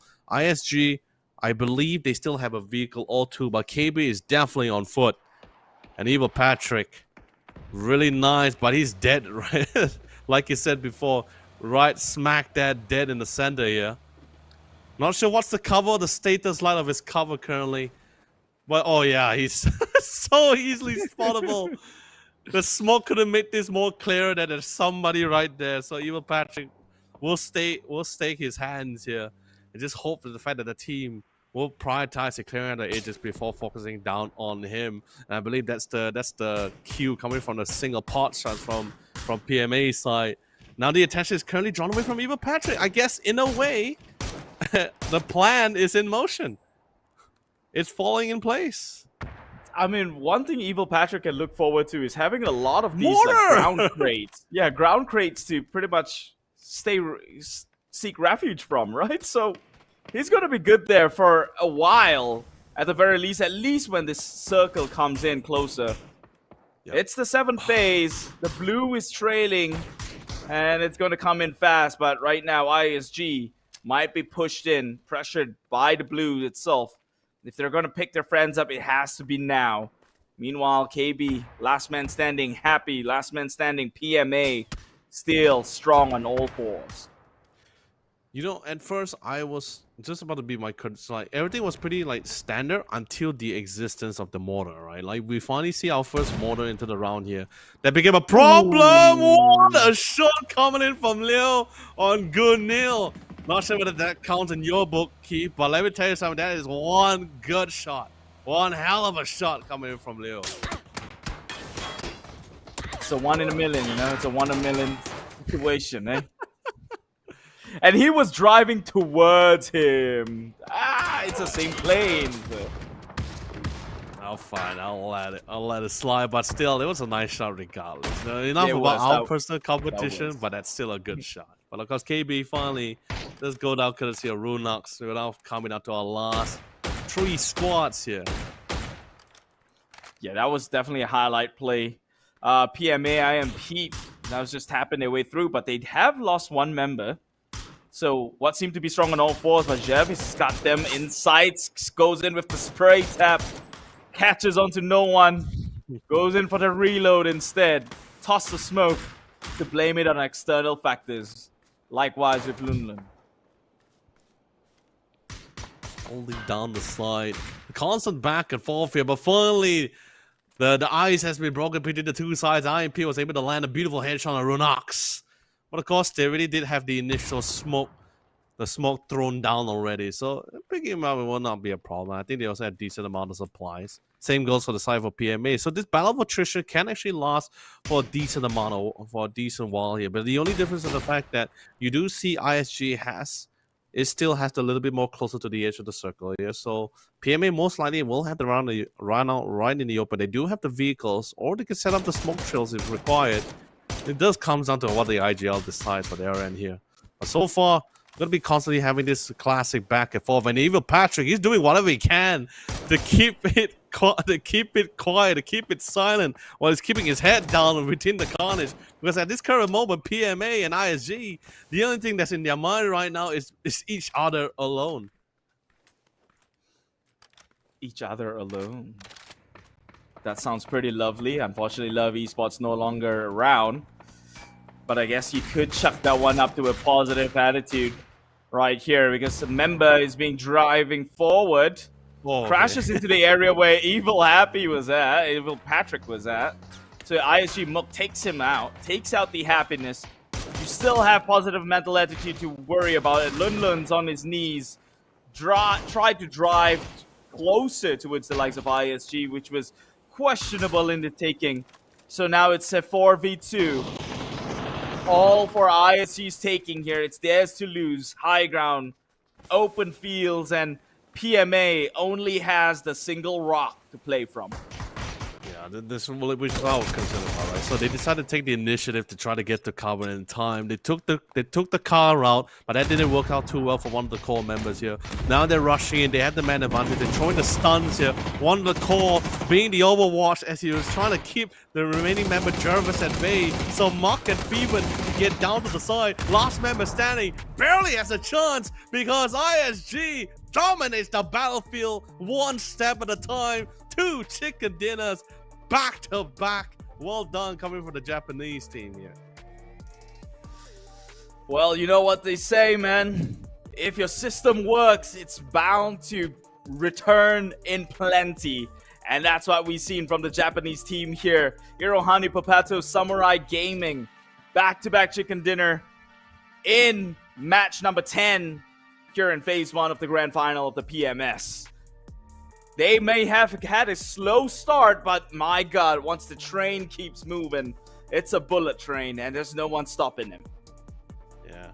It was a little bit unfortunate for Leo because, like, for Leo's case, he was trying to flank from the sidelines, right? But sadly, the last lone member of KB was the one to be the throwing the wrench in the plans here for Leo's here. They lost him earlier. Like, there were only 2 options for PMA, right? They could either set up the smoke trail to get to the ditch for cover, or actually utilize the vehicle, because the circle will naturally going to be pushing them out into the open, and they need any form of cover. Sure, the center ditch wasn't the best amount of cover, because that will mean PMA will fall prey to the amount of grenade that's going to be lobbed against them, but they don't really have a choice. It was just that kind of scenario where they just were really choked out of options here. That was really unfortunate for PMA. But other than that, very tactical play coming from ISG towards the last circle fight. That was great. However, throughout the round here, it was pretty slow, I believe. It was pretty slow among the teams here until we got to that phase 3 and phase 4, when it got a little bit more compact and players was just trying to gain control of their respective edges before they move in towards the safe zone here. So some teams was able to find the line and some couldn't find the opening. Oceania and SG had a good fight before drawing the attention of the members of KB. Yeah, but this one right here definitely stole the highlight, where Weibo seemingly wiped out the likes of Roy Esports. Could have been bad for him, but somehow he turned that one around, and it went real good for the likes of Nexus itself, wiping that team. Meanwhile, Decimate, unfortunately, but also fortunately for them, Kiwa wasn't around to play any of the games at all, being one of the earlier ones to bow out. So Decimate will hold their spot for the longest of time. However, that difference is just marginal, first and second place itself. This was the final drawn battle. Eventually, it was a 4v2 in an open field, and by that, manpower becomes such a scarce resources.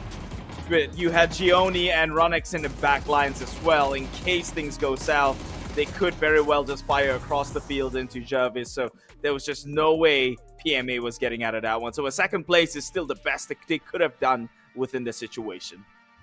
Dude, that last fight was so, especially, by the way, thank you so much for the Observer for showing such a final fight from that kind of camera angles as well. It feels so tactical and tailor-made than what ISG was trying to do. 2 players on the vantage point, putting down suppressive fire on Jervis as he was trying to give the necessary amount of cover to protect his lone ally who was currently in the ditch, but there's only so much he could do. There's so much gunfire that's coming towards him. He just had to say, brother, my friend, you gotta hold it on your own, man. If you can make it the play, that'll be great. But sadly, that was not going to be the case for ISG, as they of course, when it comes to that last squad v squad in this case here, they want to make sure they clean up the fights as quickly as possible in the cleanest of manner. So really well done from ISG here. Yeah, I mean, back to back. I think already day number 2 is turning, flipping heads from day number 1, right? Teams that you expect to do really well in day number 1 based on their consistency didn't really translate over. You have DCM, you have JFT, and so on and so forth. Kiwa being the exception here, who's still holding strong. Maybe the previous game, not so much, but let's take a look at the top 4 teams within the grand finals right now. ISG with 1.6 damage in total. PMA with the 1007. ONC, 1 call, not so much, playing it a little bit safe, likewise with KB itself. Yeah, I think what really helped them a lot in the long run as well was the unexpected encounter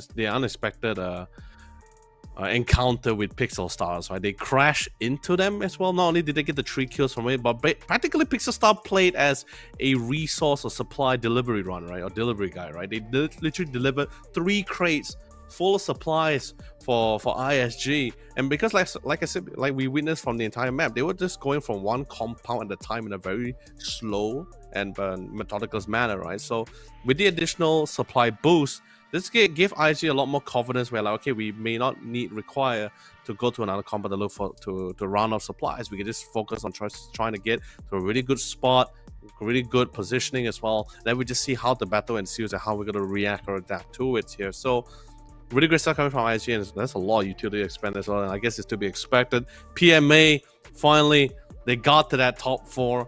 Top 4 is, I feel like it's like breaking out from the rain clouds here. The sun finally shined upon them. Just unfortunately, the final outcome was that the sun wasn't shining for them, rather for ISG instead here. So 2 winner chicken dinners back to back with a total damage of 16. With 1600 or 10 here in total, with 9 total kills. This is actually gonna further boost their ranking as well. I think what's more important here is that this 2 back-to-back chicken dinner, does it set them up enough to be in contention for the top 6 position, or even worse, or even better in the top 2 position itself? I know that's a far stretch. We do have some games left today for them to pretty much catch up, and then tomorrow again. But where do they stand today is going to pave down how feasible it is for them to qualify onto the next round. ISG with 19 total points, 11 to PMA, KB at 9, and Happy at 7. Tapers down all the way through. Kiwa, unfortunately, walks away 0, empty-handed within this match. Yeah. And to answer your question, or at least our prediction here, I feel they have a chance to actually get the top 8. Although yes, it wasn't like a Love Esports case from day number 1, where Love Esports was actually getting a decent amount of kills in the process. But today, day number 2, if you talk about 1, most unlikely, because a lot of teams are already somewhat ahead of them at the time with the amount of kills, with the placement points and the amount of kills. But this time they have the kills and 2 chicken dinners. So we might see them get to top 8, and there they are. Literally, sure, top 8, but at the very last positioning, knocking down KB to the 9th place itself. And you can see from the 3rd position all the way down to the 8th, they're only a difference by about 25 points itself, which can easily be done in the next 2 maps. We do have double Erangel right after this, which means it's going to be within this period itself in which ISG might see themselves up in the top 6. But before we get into that double Erangel map, we're going to take a quick break. Once again, from me, that's Keith Alicio, together with Leonard Yolo Lee. We'll see you in a jiffy.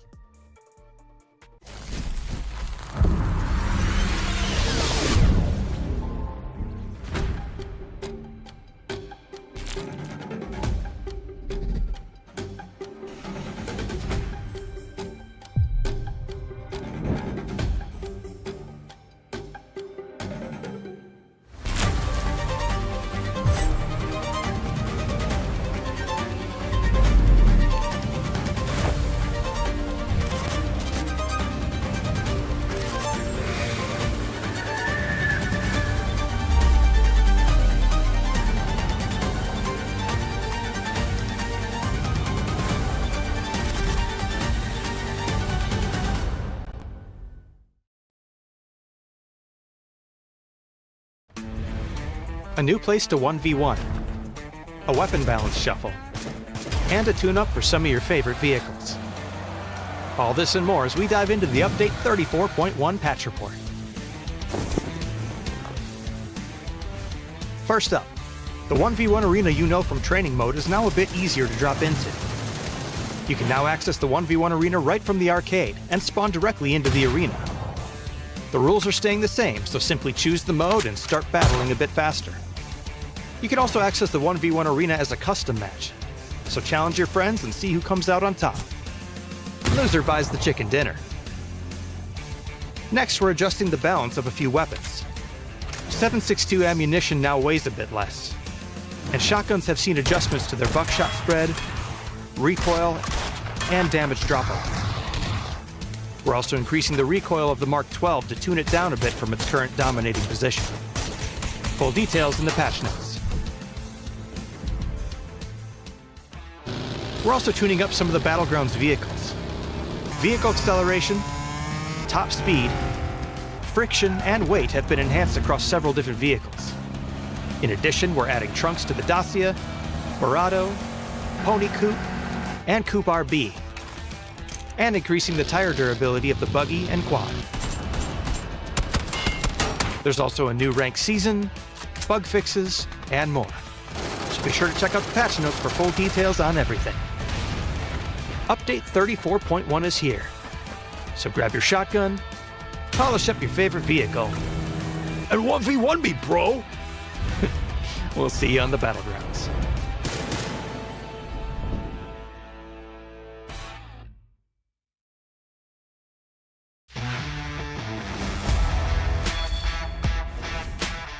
안녕하세요. 배틀그라운드 e스포츠 팬 여러분. PUBG RP 프랜차이즈를 맡고 있는 장태석입니다. 오랜 시간 한결같은 사랑을 보내주신 팬 여러분께 감사 인사와 함께 25년도 계획을 안내해드리려고 합니다.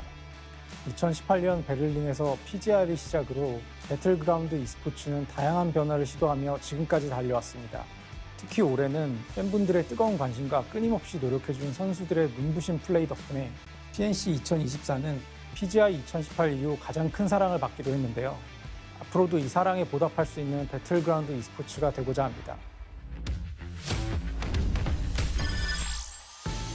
안녕하세요. 배틀그라운드 e스포츠 총괄 이민호입니다. 배틀그라운드 e스포츠의 25년 로드맵을 업데이트된 내용과 함께 다시 한번 전해드리겠습니다. 로드2 PGC의 구조는 기본적으로 2025년에도 동일하게 유지됩니다. 3월 글로벌 대회 진출권과 PGC 포인트를 획득할 수 있는 지역 리그를 시작으로 4월과 5월, 10월과 11월에는 4번의 PUBG 글로벌 시리즈가 개최됩니다. 또한 6월에는 많은 사랑을 받고 있는 PUBG 네이션스컵이 개최될 예정이며 12월 최고의 팀을 가리기 위해 PUBG 글로벌 챔피언십으로 대단원의 막을 내리게 됩니다. 뿐만 아니라 내년 사우디아라비아 리야드에서 열리는 e스포츠 월드컵 EWC에 2년 연속 배틀그라운드가 공식 종목으로 참가하게 됩니다. 내년에도 최상급의 프로 선수들과 팬들이 함께 써내려갈 스토리에 벌써부터 기대가 되는데요. 지역 리그는 물론 글로벌 이벤트까지 많은 관심 부탁드리겠습니다. 25년도에 맞이할 배틀그라운드 e스포츠의 변화도 말씀드리겠습니다. 바로 3인칭 대회 PUBG 플레이오프 투어가 신설됩니다. PUBG 플레이오프 투어는 스크림, 컵, 마스터즈 총 3단계의 토너먼트로 나뉘며 모두 3인칭으로 경기가 운영됩니다. 스크림은 상시 운영되며 배틀그라운드 유저라면 누구나 참여하실 수 있습니다. 스크림에서 상위 성적을 거두는 팀들은 주 1회 진행하는 컵으로 진출하게 되며 컵의 승리팀들은 최종 관문이 될 마스터즈로 향하게 됩니다. 또한 마스터즈는 공식 채널에서 생중계로 시청하실 수 있습니다.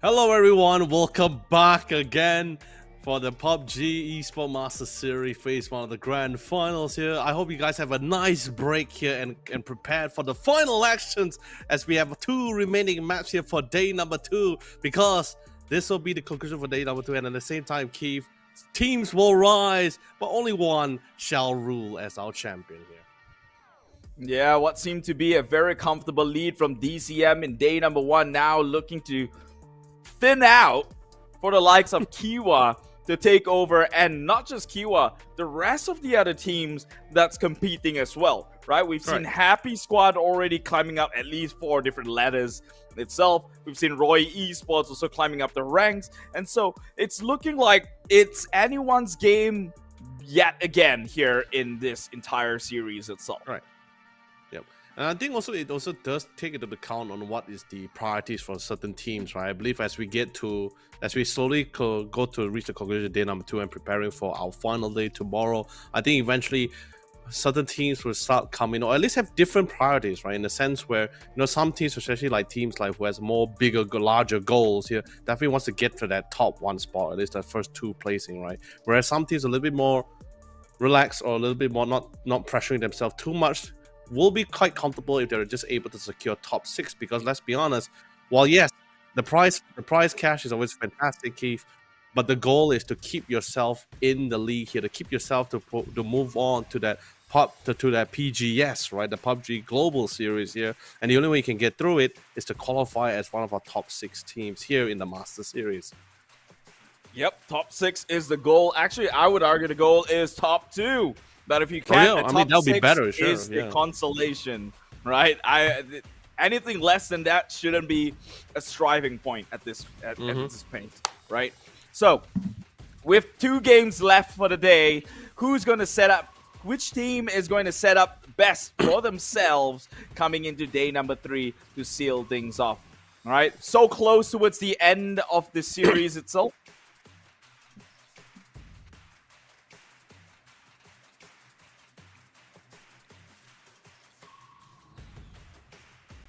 Well, with that being said, second last map, Keith.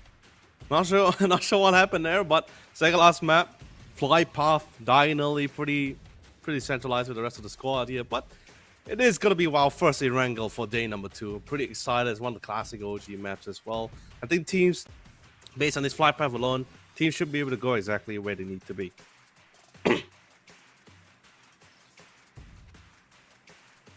Still moving forward. Oops, so sorry.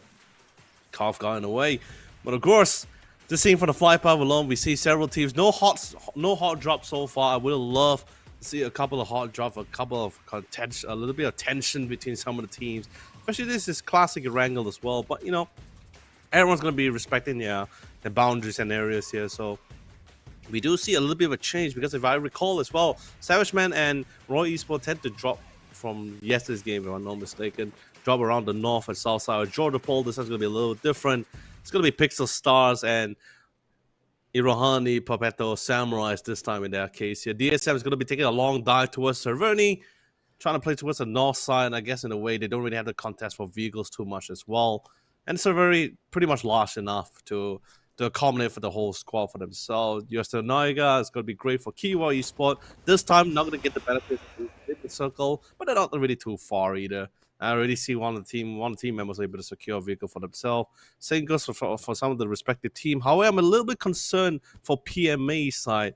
Dead set, stuck within 2 additional squad. And that's not a large compound in the first place as well. Very small, minimal resource available for the team to pretty much get around for themselves. I think they're going to be making a quick move shortly as well.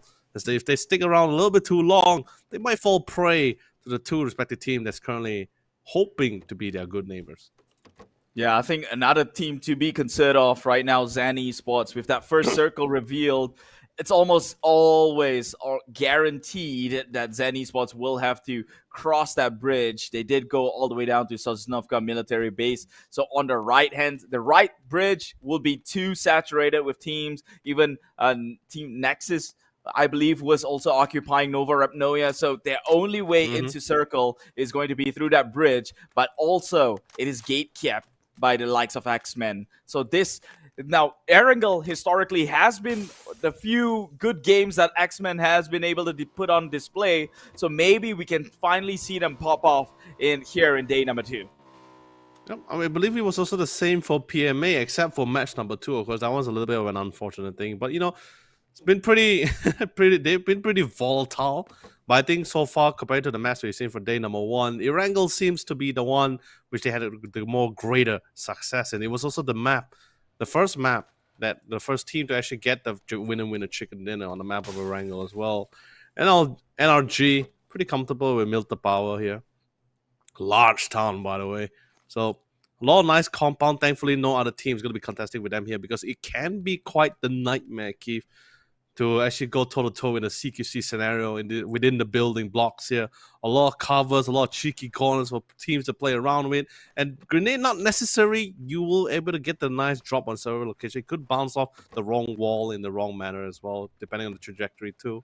So, pretty comfortable energy, pretty much a slow start. I think this is going to be something to be expected, playing around Erangel here. However, Keith, so far, we do see teams dropping at different locations compared to like what we seen from yesterday's game as well. Do you think it was due mainly because of the flight path, or team just decided to switch things up after learning, or I guess an analyzing from yesterday's game? I believe it's because of the flight path, right? Earlier on, yesterday actually, the first Erangel map that we played, we had a really biased flight path. I'd say that's skewed towards the western side of everything. Yeah. Right, that's how DCM decided to pretty much also find their homes in Georgia Paul alongside other teams like Pixel Stars as well. But in the second game, they did traverse their way onto Severny, which they are doing again in this game alone. So I think this path is fairly even. I think most teams get onto the place they want to. X-Men always traditionally take by the very pure area. So I think it's due to the flight path that we saw a little bit of a skewed gameplay in day number 1. But yep, eyes onto JFT. Now JFT is a team who in day number 1 again in Erangel seems to be the aggressors who just likes to crash into compound and take on close quarter combat fights. Do you think they're looking to do the same today again? Seeing as though that they have not much confidence built up for the past few matches that they've played today. I mean, it also depends on what kind of compound, right? If it's like one of those with those balconies or very small housing areas where there's barely any corner for you to stand in safely from being bombarded by grenades, then sure, we might see a little bit more confidence coming from JFT. And I love that the fact that he actually brought up the factor of confidence, right? Yeah, especially this is day 2. We're pretty much like more than halfway through a day number 2 as well here. So day 2 was pretty much the day where most teams, JFT included, to actually try to get as much points as much as possible, or at least try to further their leads from their current rankings for day number 1 here. And it seems like the stars wasn't really aligning for JFT, or nor was their plans as well. They kept meeting up and kept running through for scenarios or situations that wasn't really as favorable as what they were hoping for as well. Constant third parties as well.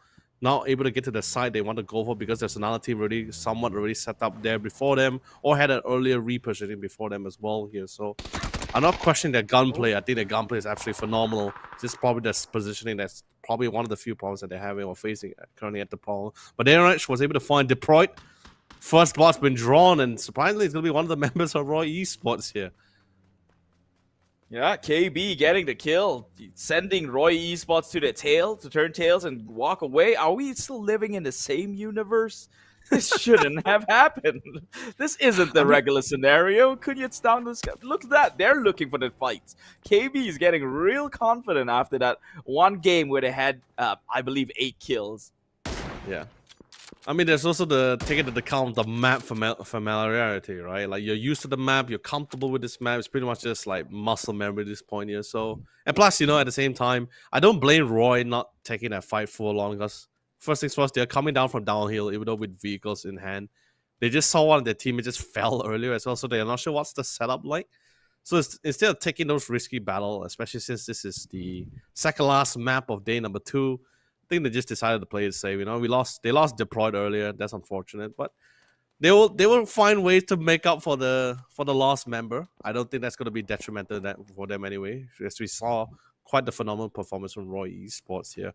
But Irohani, Popetto Samurai Gaming. Now this is the team that's currently on high morale at the moment. Back-to-back chicken dinners here. You couldn't ask for a better morale boost compared to what they've been experiencing for the past 2 matches and day number 1. And Kunyat, this man's to spot IMP from distance. That is quite the challenge of a shot. Not that I'm downing him, but of course that was enough to chase the prey away. Chase the prey away. Well, it seems like that what PMA might be the predators here. This is Erangel after all. This is the map The that hunter they got becoming the first hunter, chicken. huh? Yeah, they might be. And they have the high ground. There's no reason why they should be the ones straying away from these engagements. But I guess we'll see. Again, in terms of morale-wise, they're not on the top of the world despite them positioning higher. Uh-oh, DCM. Pixel Stars, although it's just Mad Pig, he doesn't really have the right angle as well. And this team is not really with him at the current state of time here. So gotta stake his hands away. Not gonna be too gonna be trigger discipline in this case. It's not the right time, and now could be the moment here. No shots will land, but Mad Pig is just gonna send a very simple, a quick message as he quickly descend down the mountain here. Before DCM intends to bare their fangs and claws against him, he will make the quick escape here. Well, just that rotation alone, DCM immediately takes over the hills of Gatka. Without contention, I guess Pixel Stars should either double down in that position or let it go, and they decided to let that one go. But hopefully it does not go for the worse here. As one call, I believe they were trading shots from a far distance, but Happy Squad now going against the team who's gunning out for tomorrow. Oh, yeah. And honestly, JFT, they can't really take this fight for too long as Happy Squad as well, because the longer they take, the more interested one call is going to be, because one call is relatively nearby between these two locations as well. It looks like ER was able to find his marker Cherry for the knockdown with the headshots here. A 10 trip will be retaliated back, but I think it's not going to be the hands of JFT rather than one call here. Oh no, it was JFT in the end. He was able to cover his lines from his teammates here and will trade back one member for another. One knock for a knock. RG Boss will follow with Dusky as well. Two more on the other hand here as RG Boss was able to flank for the sideline. The Hunters, the Wolf Pack has been released here. ER's gonna go for a quick revive. However, Arjun Boss and Abel Patrick is currently chasing in their target as they're currently making ways closer to JFT. JFT, they're one man crippled, but not out of the game just yet. Managed to get into the revive. Brings Dusky away. But lose one member. That'd be Cherry. It's not gonna be worth the trade because Dusky's not even in fighting form here. Still finds himself on his fours. Will be in an idle state for the time being as Happy tries to scout out his entire environment for themselves. Does go in with the revive. Dusky's back up to health. They do minimize the loss here. Still walk away with 3 members instead of 2. So pretty, the flares. But of course, Nexus making their way through the sewers. Coming back down is Poggy himself. Savage Man, of course, they do spot them out here. But I think the same goes for Love Esports. Someone within the vicinity, about to drop within their compound as well. But instead of taking the fight head on, Love Esports takes the more interesting route, which is to do a full retreat away. I guess they just want to go for a little bit of a safer run here, but you know it works two ways, right? Poggy doesn't have to worry about landing within a setup compound, nor will Love will have to take the conflict this early into the round either. So I guess it's a win-win for both sides. Talking about winning, no one's won a team fight just yet. Just trading members one after another. Still 16 teams. It's what we expected from Erangel. If it's any reflection of day number 1, a slow start, only to come in with a very hectic finish here. Love Esports still finding their way inside this compound. They held their ground, but meanwhile, KB crashes onto DCM, one of the more aggressive teams. And you see his character model just perched out that windows like that. Gets shot down. It was an easy spray. You know, from the direction as well, I think he was like trying to fire upon, like, not on DCM in particular specifically as well. I think he was just in the passenger seat, just trying to go for a spray drive-by, casually just dropping into DCM. I might be wrong though. Hopefully we got to highlight to see that, because just seeing for the character model alone, I thought he was just focusing somewhere else. But of course, DCM, literally dead right in the center, surrounded by all forms of enemy. Sure, that's great. You're in the circle for sure, but the question is, how long can you keep themselves hidden from, or at least avoid drawing the attention of others here? Because that's a very nice ditch they're in for nades to be launched upon in as well. So I guess the goal is just be as silent as much as possible, maybe. I don't know. I mean, we've seen DCM in the center position, and historically, it's never been great when they're smack dab in the center of the circle. The last time they were there, they had to deal with 3 different teams on all corners, and they eventually bowed out in that match itself. And that was the one bad game they had yesterday. Them reflecting that might have similar consequences or outcome, but let's see. So far, it hasn't been great for them. Meanwhile, NRG gets shot off from the skies. It's not a bird, it's not a plane, it's just someone we used to know. It's falling loot, guys. It's falling loot. But of course, unfortunately for NRG, losing 2 members within mid descent, 2 will still be able to find sanctuary in the house in the real estate that they have, but they're not really out of the clear. Savage Man, they do have a nice 2-2 setup, both left and right. Got this nice crossfire of a setup, pretty much similar to what Kiwa did on the map of Tago. And of course, Nexus playing around the sewers. But Love Esports does find their hands in against Happy Squad, and Roy Esports is also going to be joining in the blood in terms of the bloodshed here, and will reduce even more members of Happy Squad. Oh, Love Esports talking about going towards the happy zone here. It's 10th trip.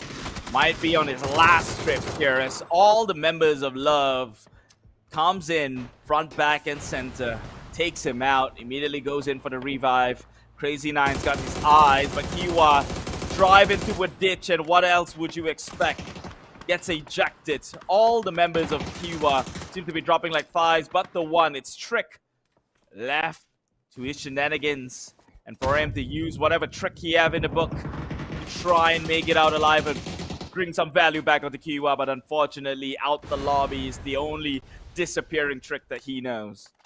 I guess Nexus is going to be the king of the trench here, of the trenches here, because so far able to wipe out the entire squad of Kiwa Esports as they were unaware of their current presence being set up in the sewers itself. However, PMA this time, let's see whether they have a better interaction compared to what Kiwa was doing as they crashed into the sewers here. PMA landing into the compound. Are they aware as whether KB is within the vicinity? I don't think KB drove here, right? I think he came on foot, if I'm not mistaken. No, actually not. Okay, with that nade alone, pretty sure they know that there's someone within the facility. It goes in. Leo gets the first knock. They'll clear out the entire house to ensure this is going to be their compound alone here. And a lone KB member, LYP, will fall. I think it's because there were stray vehicles nearby that they somewhat knew, PMA knew that it's within the area. I didn't see the other stray vehicles. We were like just at the house. That's why I was wondering, did they know or not? But yeah, like you said, there was vehicles nearby. We didn't get to see that angle yet. Yeah, which is a good thing. Now PMA has got 4 different vehicles to play around with. They took 3. They didn't want a bike because, you know, we all agree bikes were dangerous. But now they might look into the crash into X-Men. If not, X-Men might fire towards the likes of PMA. However, X-Men's got their plate full with NRG gatekeeping their pathway into circle. So PMA, they'll find the easier path, rotate through the long side here into zone. But they're now in an open area. Where do they go? Are they gonna repeat the exactly what Kiwa Esports was doing as they entered the trench? No. They will dive in, crash down. Sally vehicle will do quite the damage to Leo. He still stands tall, and Pixel Style will go toe to toe with Zenith on the other side. But what about Nexus and the Sewers here? We're seeing kill scores flooding the kill screen right now here, as lives are being lost from respective teams across the map. NRG will be limited for the round courtesy of Savage Man Esports here by saving the stand alone. But sadly, the remaining member of PMA will be annihilated away by courtesy of Nexus. They're like trapdoor spiders, okay, as they draw their prey within the dens and finish them off for good. Yo, Nexus, you know this works. Keep doing it. Keep doing it. You're 8 kills up now. I've never seen Nexus this successful in a single lobby. They're 14th place, by the way, but with the 8 kills, maybe they might just reach on higher. Potentially making it into the top 10 position. So setting them up for better success comes day number 3. But first, they still have not wrapped up the day just yet. Quick drive-by before even Kunyi could take a chance. He dropped out of the vehicle. Although he gets knocked in the process here, one call will be removed away. Of course, but their final nail on the coffin is going to be the hands of Crazy 9. Savage Man Esports, they saw the flaming vehicles. They can no longer ignore of the fact that there is definitely a team within the sewer areas. And finally, they got the confirmation. Yes, Nexus still is here. They are being a threat. They are in the zone, denying them, and Savage Esports, they're not comfortable. The fact that their edges is not fully cleared out, they intend to clear them out before moving forward here. And DCM, they still have I guess you could say DCM still have a little bit of a luxury, but I think they got actually tagged a little by the direction of spray fire from Poggy. I think this is a perfect game for DCM, right? Whoever's fighting in the trenches, the survivor is going to be DCM's for the taking, or even X-Men right now. DCM could pretty much come in and third party from the far side. No way. Light and Bobby gets member of X-Men, Lucky J and Oliver down on their knees. It's 2 men up against the 4, but he gets shot in the back lines. Prince will come in with the cover fire and secures it. Again, Nexus is walking away with cold-blooded murder right now. DCM, surely you see this entire commotion. Do they look to capitalize on it? Nexus, they put a toll, Keep. They put a massive toll, and the price is high for sure. And so far, anyone who has passed that toll couldn't really find a way past them at all. Quite the gatekeepers for the south side of the edge here. But you know, eventually, Keith, that circle, that phase 6 is gonna force them out in the open here, and hopefully they find better lucks. Because let's be honest, Poggy, they're hearing this all the time here. And getting ready to greet them in kind, unless they run into DCM first here. It all comes down to how well ISG is able to force out DCM, or the other way around here. A lot of third-party potential towards the south side of the circle for sure here. But inside, we'll find Phoeben, but same goes for Poggy here, as they all take their turns and taking a couple of pot shots at him. Well, he's got the nade all primed up, playing from a ditch. Never have I said that your advantage is from the low ground, but they decimate. They seem to make it work right now, using it as covers. They've got the 1 member of ISG. Do they look to follow suit? Or are they going to give it up to chance for Runx to maybe come in for the revive? Runx, a little bit too hasty with that decision, understanding that it's an entire team waiting out for you, and Pixel Stars come in from the back lines. Spray and pray. It was a drive-by and a rollover. Roadkill goes the way. It is ISG, the team with the back-to-back chicken dinners, find themselves back out into the lobby. Oh yeah, Pixel Star wasn't comfortable on the north side of the circle because, as you can see from Inside's point of view, it's flatland. There's no cover here. So I think Pixel Stars just wanted to see if they got a little bit more of a better chance or a better cover towards the south side. They did manage to find ISG, completely eliminated, of course, working hand in hand with DCM and Poggy here. But now the threat hasn't subsided. Pixel Stars still need to clear out DCM here. And DCM, they gotta play their cards right here. They're boxed in between both Poggy as well here. So gotta ensure hopefully the circle plays in their favor, but no. It will go to the hand unnaturally to the hands of Poggy and even Pixel Star. DCM is currently at the mercy of 2 separate teams. Could be a third if Nexus decide to spring out from their sewer safety here and flank them from the back line. It is a treacherous situation. Could mean troubling for DCM here, Keith. Well, DCM, I think they've done pretty well so far. This is their map. They're comfortable. You could tell it. They have their eyes onto Pixel Stars. I doubt Nexus would want to try and take a jab at DCM because they've got Poggy way close nearby, and I think that would be immediate priority as compared to DCM. So DCM could maybe, they don't know that, but however, I think from a bird's eye point of view, they should be a bit more in a relaxed position. They only need to address Pixel Stars, who's currently within their knowledge and range of fire. So things will slow down for a bit here, but right now within circle, only Pogi finds their foothold within that zone, that circle, and they'll play gatekeepers and perhaps take a book from Nexus and set up a toll in which its payment is your life. It is tough. They're biding their time here. Time is running out here, but thankfully, with the movement of Love Esports here, it's definitely drawing some of the majority of the members of Pogi here. Does this spell an opportunity for DCM to push out here? So far, the kill streak isn't really popping up just yet, so maybe they're just winning it out a little bit longer here. There's still a minute left on the clock here. They can try to bait the amount of time. It looks like Nexus is finally laying down fire upon DCM just for the minimap trajectory alone. Love Esports intends to go to the north side. We'll find that there's barely any cover. That's pretty much why Pixel Stars decides to go to the south side of the map here in this case. A nade beautifully connecting on M here. Rudiman was able to find his mark on the other end here. Can M find a way? Unfortunately not. He actually burns Flood alive in the process because he actually got knocked out while trying to cook down the Molotov here. And now it all comes down to the last few remaining members of DCM. Can they find the light at the end of the tunnel? Unfortunately not. All they will see is Pixel Stars across their screens. And now we come down to our remaining top 4. And Pixel Star sitting up with a really hefty number of 11 kills. Same goes for Nexus as well.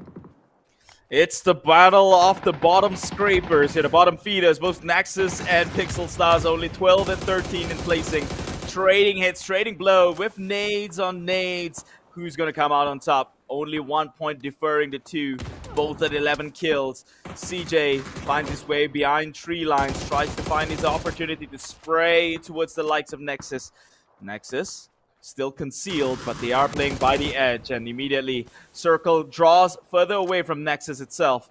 So Pogi will play gatekeepers in this instance. Prince lays on his belly, tries to be the snake in the grass, trying to be all quiet, but for eventually they're going to have to leave home, and that is what's happening right now. Prince onto his knees, the first time he's ever been, like a peasant.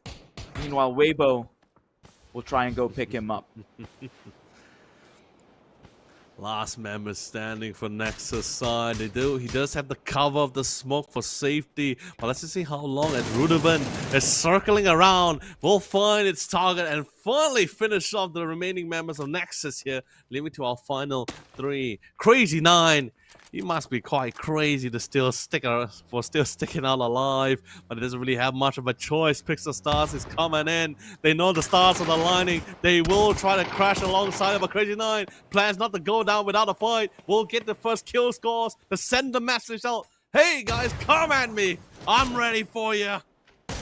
And he will prep to take this fight head on, but he is stuck between the cars and the rocks in a high place. Sadly, eventually the vehicle will implode, and we'll flip him out and finish out the remaining member of Love Esports. Pixel Stars didn't expect such onslaughts from the last member of Love Esports here. And sadly, he will die out to the zone. And that will mean Pogi will take the first chicken dinner in match number 5 of day number 2. I noticed that good play right there. Pixel Stars actually denying that points onto the way of Pogi themselves. Understanding that they are only one interchangeable. They are one position away from each other. And so he decides, it's a one man up against an entire army. It's not worth it. I'm going to deny that points from them and just die off in the blue. Well, congratulations nonetheless, though, to the team with the winner chicken dinner. Pogi raise one up for the Philippines. Oh yeah, CJ will be very happy about this as well. Ex-member of Archangel Predators. Definitely you couldn't ask for a more better mentor to mentor all your 3 mentees as well. They had their limelight throughout the past 11 matches that we had during day 1 and day number 2 here. I'm happy to find that they're finally able to at least achieve one of the few things on their checklist here, and it's to achieve that chicken dinner for themselves here.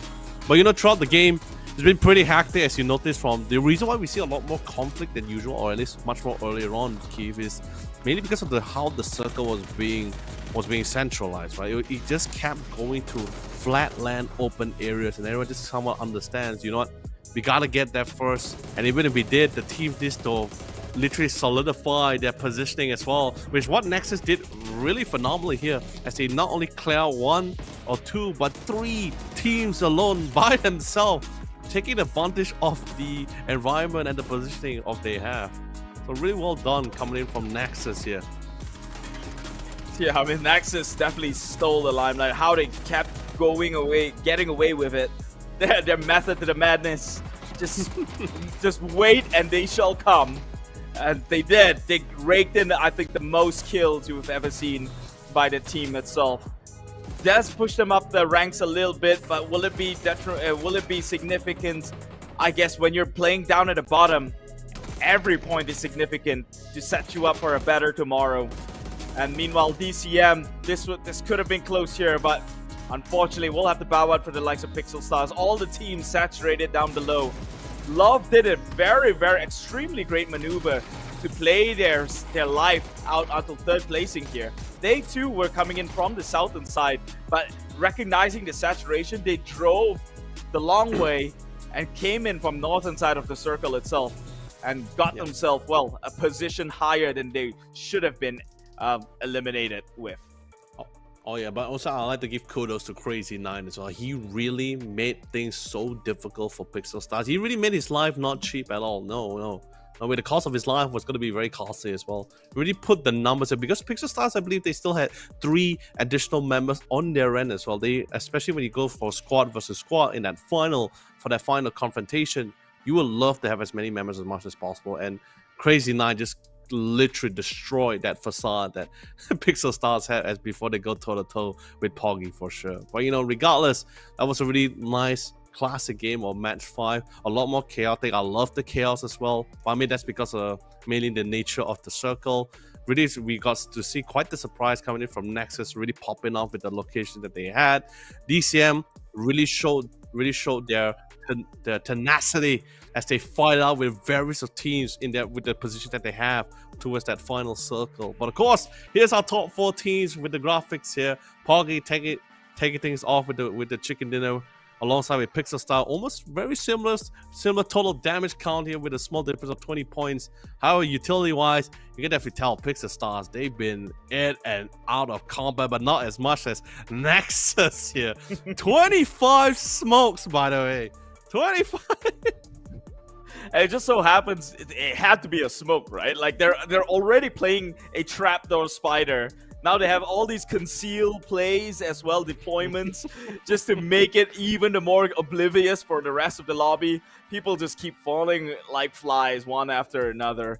Now, I think I'd like to circle back to what you said. Love's role towards the final circle has been paramount, right? It's easy to snooze on that. Sure, they got themselves up a ranking by surviving a little bit higher through that rotation. But they did come in as upsets towards Pixel Stars, who could have easily stood toe-to-toe with Poggy themselves. So they really, it was a burn of resourcefulness right there. Meanwhile, Poggy, they're obviously the absolute champion right now. 9 kills, 1 winner chicken dinner thus far. 1.8 in the damage itself, evenly distributed across the members in terms of the damage. So this is one more for the Philippines, I guess, as if Happy hasn't been the hugest improved team so far. Yeah, well, I'm really glad to see, because initially we were somewhat deliberating between the first and 3 matches, right? We were somewhat deliberating on the fact that whether it was going to be the light or the state of the other teams. However, once we got to that 5th match, everyone is outperforming in their own way, in their own manner as well. May not be the more casual or like the action or the route that we're more used to or accustomed to, but it's definitely still very fun to watch here. But of course, this is the match leaderboard from the match alone. Definitely seeing a little bit of a switch here. DCM being tenacious as they was able to steal away a couple of kills and some placement points for themselves here before moving forward. But let's see how much of a difference. I don't think it's going to be changing much for the top 3 at least, Keith, because unless Kiwa had achieved a couple more kills or points for themselves, we might see the change. However, DCM was the one that sticked it out the longest, so they'll still maintain their first 2 spots. But same goes for Kiwa. Happy, same. I believe it's pretty much the same, except for this time we do see Love Esports with a difference of points as they brought PMA to that 6th rank. Yeah, I mean, DCM, they have to count their lucky stars, right? I don't call it luck, but I mean, it's luck for them that Kiwa bowed out too soon for 2 games in a row. So Kiwa hasn't been making progress significantly on the charts. This creates buffer time for DCM, and they have been trying to put points in between them at 116 right now. But we do have one more game to play for the day. It's going to be another Erangel match. So I guess for the likes of Kiwa, who did not really perform in the previous one, this should be redemption route. This could be the game that takes them ahead. They're only in difference for about 20 points from the top. Very doable if they pull in another a happy squad scenario and rake in about 23 kills in a single game. Oh yeah. And the crazy thing about it as well, there was a lot of damage being handled, right? I think like so far we've only been seeing like the total amount of damage across like our top 4 teams. But if you look across like from just the kill streak alone, right, from various squad members, I'm pretty sure we're seeing everyone also dishing out just as much damage. Probably not as much compared to like some of the teams that bailed out relatively earlier than usual. But I'm talking about when we're slowly getting to that phase 3 onwards, right? The remaining teams, everyone was just training out because of the nature of the circle. It's not the most ideal spot, especially when teams was able to get to those various compound. PUBG, for example, they got to that center part of that wheat field, and they just sat there for multiple phases. They're like, you know what, we're not moving unless forced upon by the circle. But the luck of the circle really played in their favor here, so they had all the benefits of just casually tagging out any player that came within the vicinity. But I think the same could be said for any of the teams, as they're just forced to just be compacted with everyone else as they got closer to it, because there's just really not much places for safety or sanctuary or covers in the first place. Yeah, I mean, I think maybe it's the nature of the zone that we were closed in.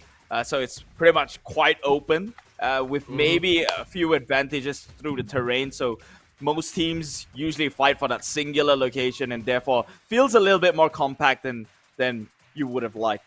But I guess we'll see in this next game. But fun fact though, still on the overall for individual player and their performance, surprisingly, Empt is the one that leads the charts here for DCM at 86 TWR. Roy gets pushed down at 83. Kiwa Trike at 82. And the rest, and all 3 slots under that, takes the way of DCM. Now, they're easily slept on because they're not taking the limelight as they did in day number 1.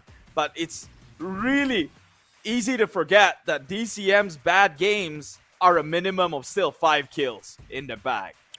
Right.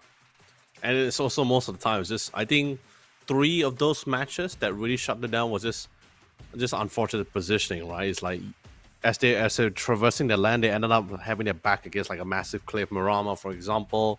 We have one in Tego where they were just dead set in the center, and it was like a bowl of a positioning. So it was a really prime positioning where people with vantage point could just lob nades upon them or pretty much snipe them out.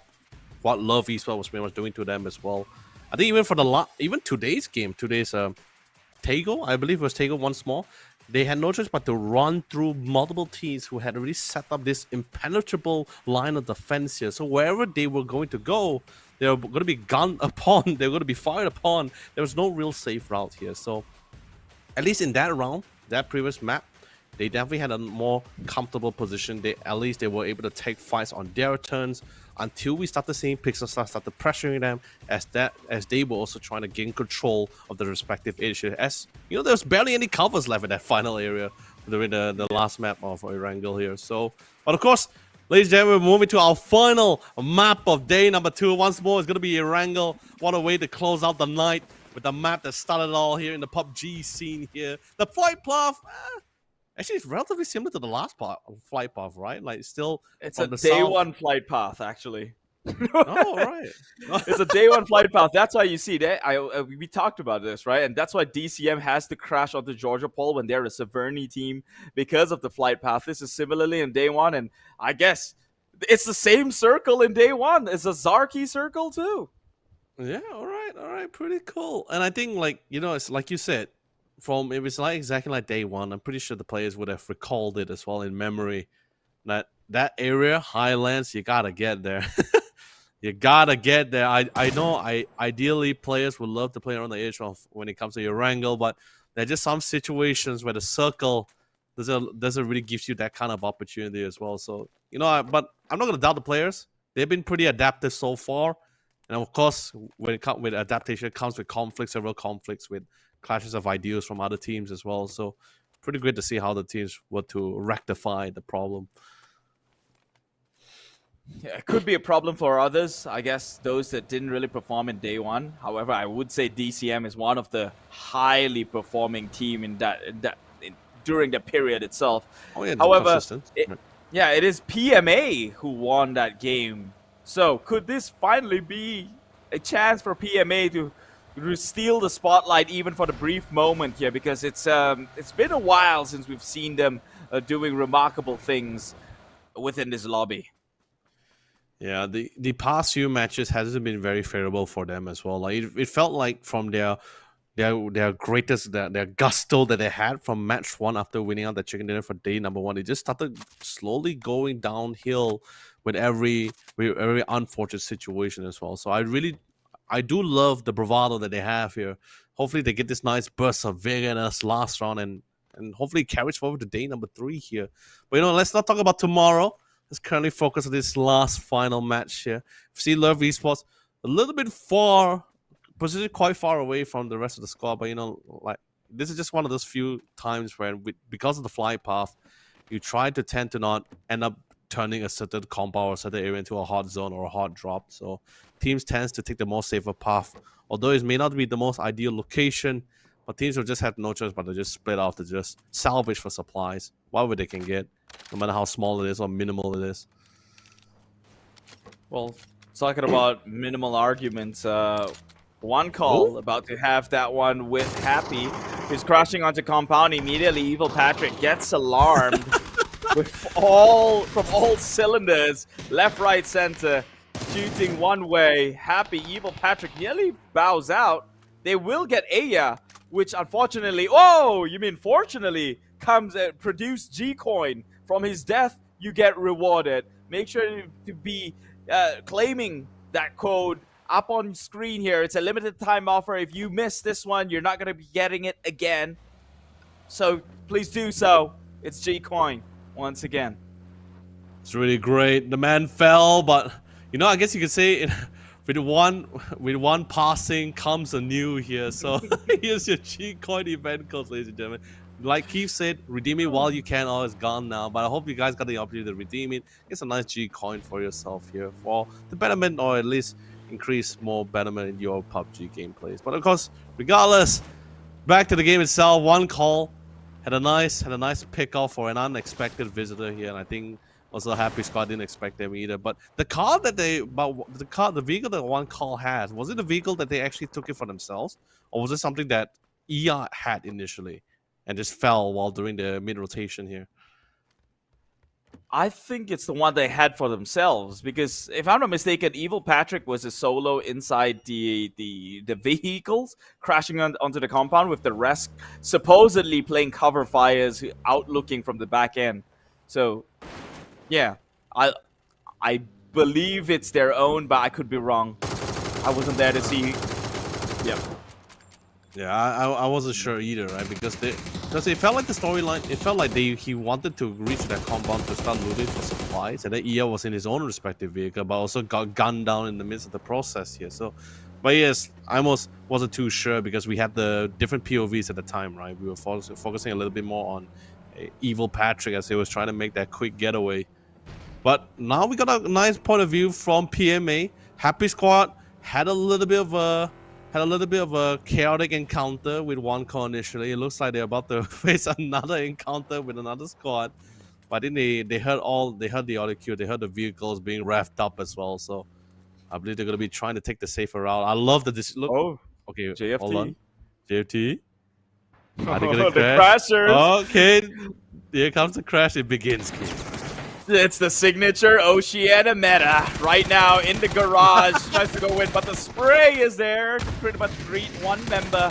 It's Pibby Cherry from the windows. Now not looking very well for the Oceania regions. Oh, they're losing members, but they do have one member on top doing their own cleanup, going in for the revive, but right there gets to retaliate. But it is Justice for Tomorrow who will not live to see tomorrow. How unfortunate. Dude, love esports. I'm pretty sure they're just shouting out, right? We've been through this rodeo before. We're not surprised. Come and get us, guys.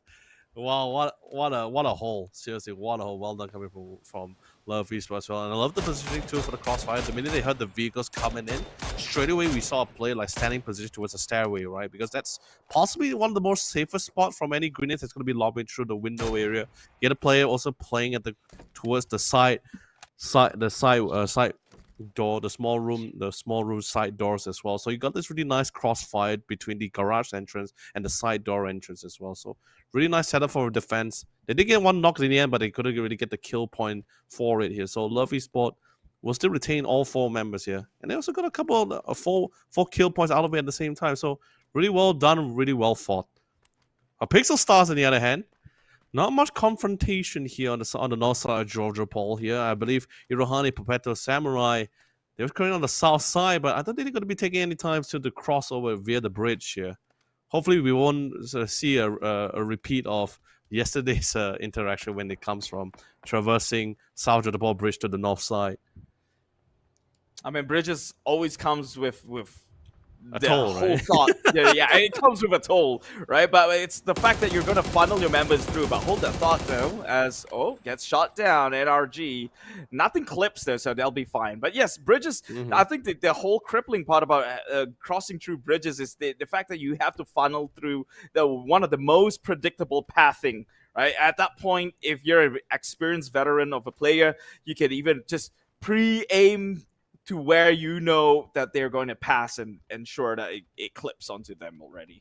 So, unfortunate for that. Meanwhile, Decimate, though, takes the kill instead. Now, they're the ones with the sharpshooters on their side, already taking the leaderboards onto their names, and now taking NRG as well. Points across the board. They have 2 kills, I believe, once the guy who's on his knees finally goes down as a confirmation, or it could be the first. Could be the first. It's the great migration, Keith. NRG is making the great path all the way to the center of the circle. I mean, like what we saw from the flight path and where the circle ended up dictating towards the northwest side, literally the top left side of the map as well. So a lot of the teams who actually drop towards the south side definitely have a lot of leeway a lot of grounds to cover as they're trying to get to a more secured spot.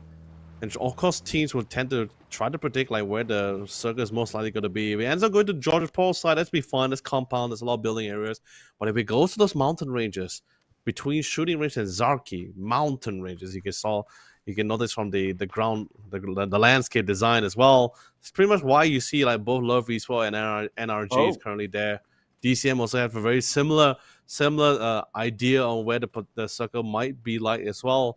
And it seems like it's been pretty fair. It's been going to the central side. I guess we'll only find its most possible conclusion, Keith, once we get to that phase 3 or phase 4. Yeah, right now the landscape's just too wide to tell. To at least for teams to heavily invest in a singular location, it's a bit too tough to make that decision. But if that's a high ground, I think it's almost a de facto choice that teams would go for. I mean, King of the Hills, right? He who gets the eyes across the valley gets the kill. And X-Men immediately with the Great Migration already crossing that bridge. So this is and Pixel Stars already waiting them from the end there. This is what we were just talking about earlier, how dangerous it is for teams to be crossing bridges. Oh. There it is, one call. They're hearing a lot of engines passing by. Snoopy pretend to join in the suit. He gets tagged out for the drive-bys, and the crash is coming in for PMA. He gets one, trying to go for the spray transition to the south side, but fails to do so. As IMP will also sug around the compound and will be able to get Snoopy in the process here. However, the damage has been done. One has been knocked. A couple of tags from Savior. Also, they're going to be third party for the other side. Tries to jiggle peek for the corner here. Will he find success? Yes, he will. As the pre-firing will pull through for Bully for Popular here. But Kiki tries to find angle, but he can't. The high ground advantage pulls through here against Kiki. Two members remaining for one call. One in the building. He's playing pretty close to the side of the doors here. But sadly, he never checked the bathroom and will get cornered in. And one call will fall. The defense of the compound of the household will be in PMA's success. He did one of the absolute most rookie mistakes ever, and that is not checking your corners. The man was just right there. He walks past by it, gets shot in the back. What a way to go. Meanwhile, Axeman on that hill, he saw the entire commotion, but eyes onto Pickle Stars. Here's Evil Patrick from Happy Squad. Is remain prone behind the guys of this windows. Unfortunately, 1v3. There's just not enough within the chamber to even dish that much of a damage. So that will be the end for the likes of the Happy crew here. Meanwhile, PMA actually, again, eyes onto X-Men out in the valley. Finally, that's the kind of vigor we're looking for the last map. It's all coming from PMA. That's great. Even if they want to waste out the resources, they could. Nope. Hold the phone. Sadly, Goodbye is going to be sending his farewells to Bobby. He's dead set stuck out in the open there. Could he try to get behind the car in time? Maybe his allies can come to go for the revives here. Currently within cover. I think it should be fine if his allies choose to come in here, but they need to get a little bit of intel here. We do see one currently in around, but the other two with the marksman rifle in hand, trying to see if they can try to zone out some of the members of Poggy for coming in. There's the vehicle, that's the getaway, that's the reinforcement picked up here to try to save Private Ryan here. But here comes the circle, Keith. We'll finally know where it goes, and it still goes to the open area here. DCM, they're happy about this, but they need to secure the edges here. It looks like Bobby will not get that pickup saves and will fall to the hands of Goodbye Poggy. Well, the relocation squad dropped on Axeman onto Pixel Star's compound. It's a 3v2 situation, but easily averaged out into a 2v2 fight as they get sprayed down. Lucky J is getting traded up in the process, dropping like flies. Axeman leaving one member's left to try and win this one out, but surely Pixel Stars, all members still standing strong. It's as if nothing's ever happened, and we've seen this twice now coming out from X-Men. They crashed onto Roy, they crashed onto Pixel Stars. It's the same fate, they just cannot land their shots.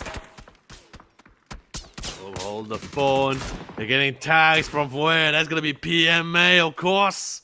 Gonna be returning the courtesy here.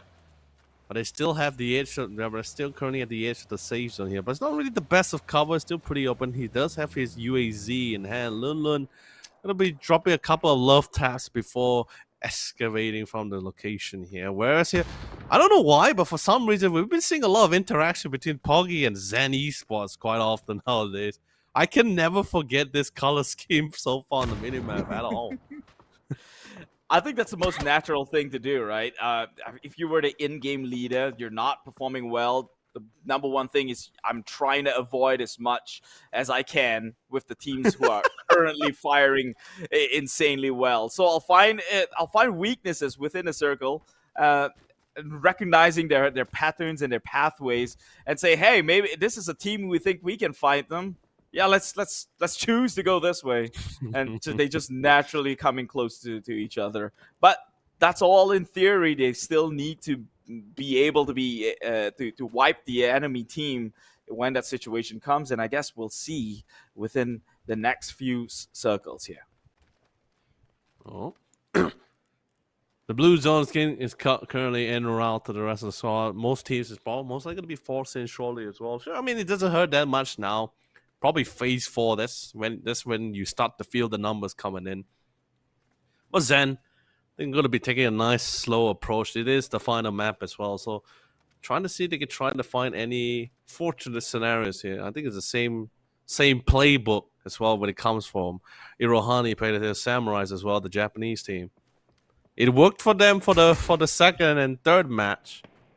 Wait, was it the second and third match? The third and fourth match, the back-to-back chicken, and it worked well for the Japanese team. And now they're gonna keep at it, as you know the saying, Keith. If it ain't broken, you don't fix it. Now the circle, woo! Still open area here, but you do have the corner. Yeah, that circle's broken. Just went all the way east, and now Pixel Stars has to fight Roy. Now it goes down to that question: do you really want to take this fight? Because the circle just updated and it's going away. And look at that.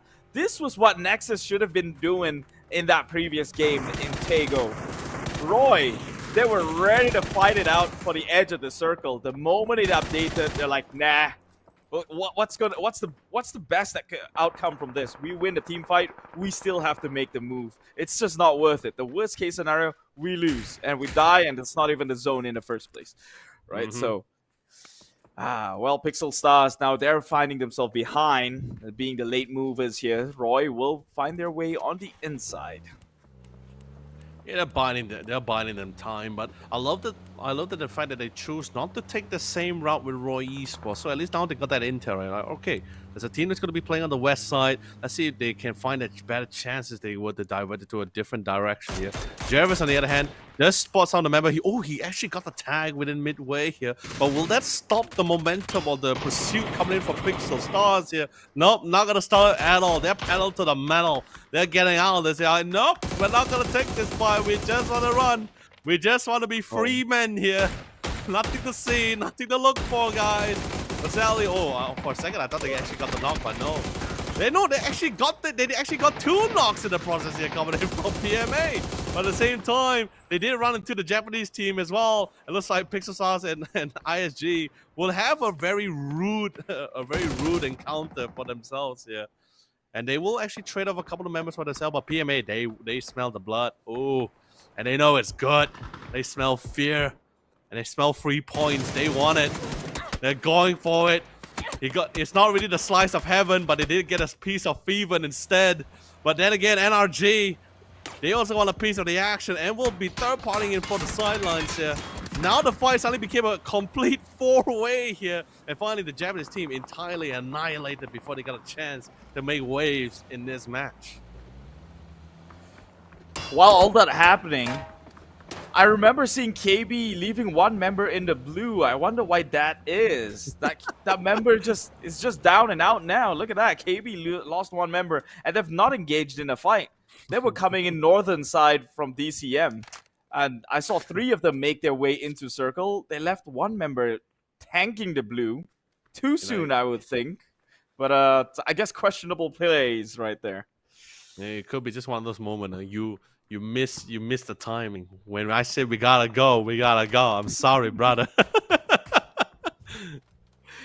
Oh, well, heaven smiles upon DCM here.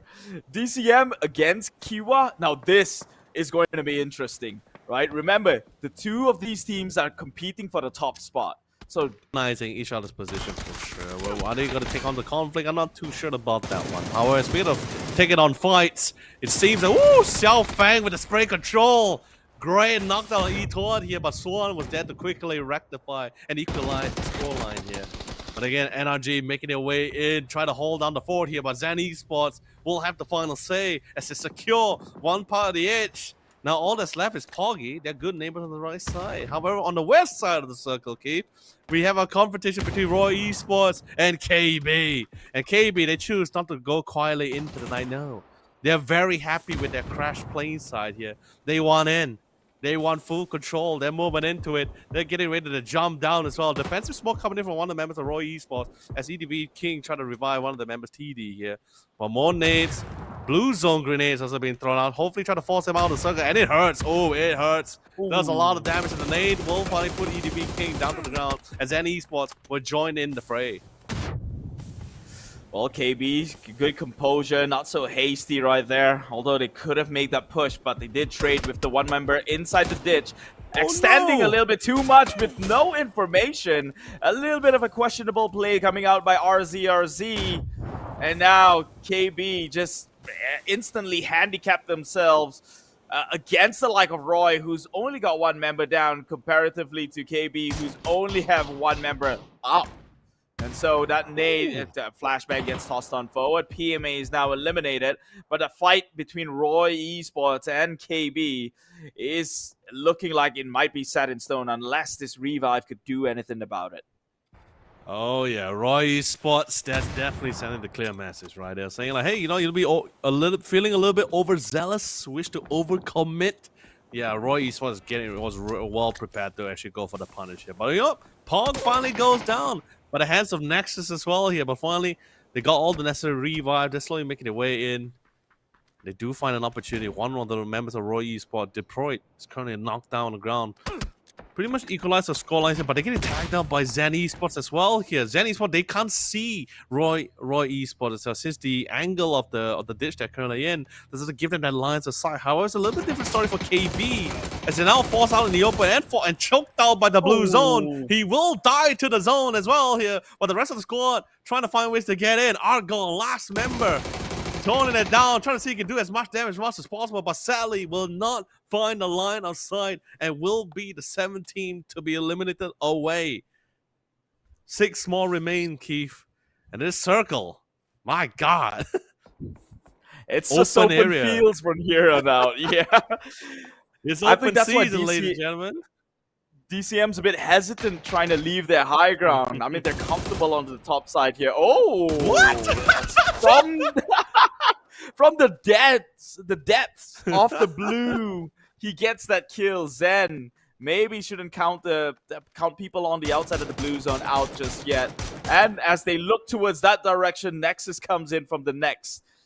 Immediately pinches him a little bit. That should be warning shots enough, but that saturation of team between Roy, Zen, and Nexus stays towards the southern side of this circle itself. It's going to be bloodbath here. Meanwhile, DCM and Kiwa stays up freely on the top side.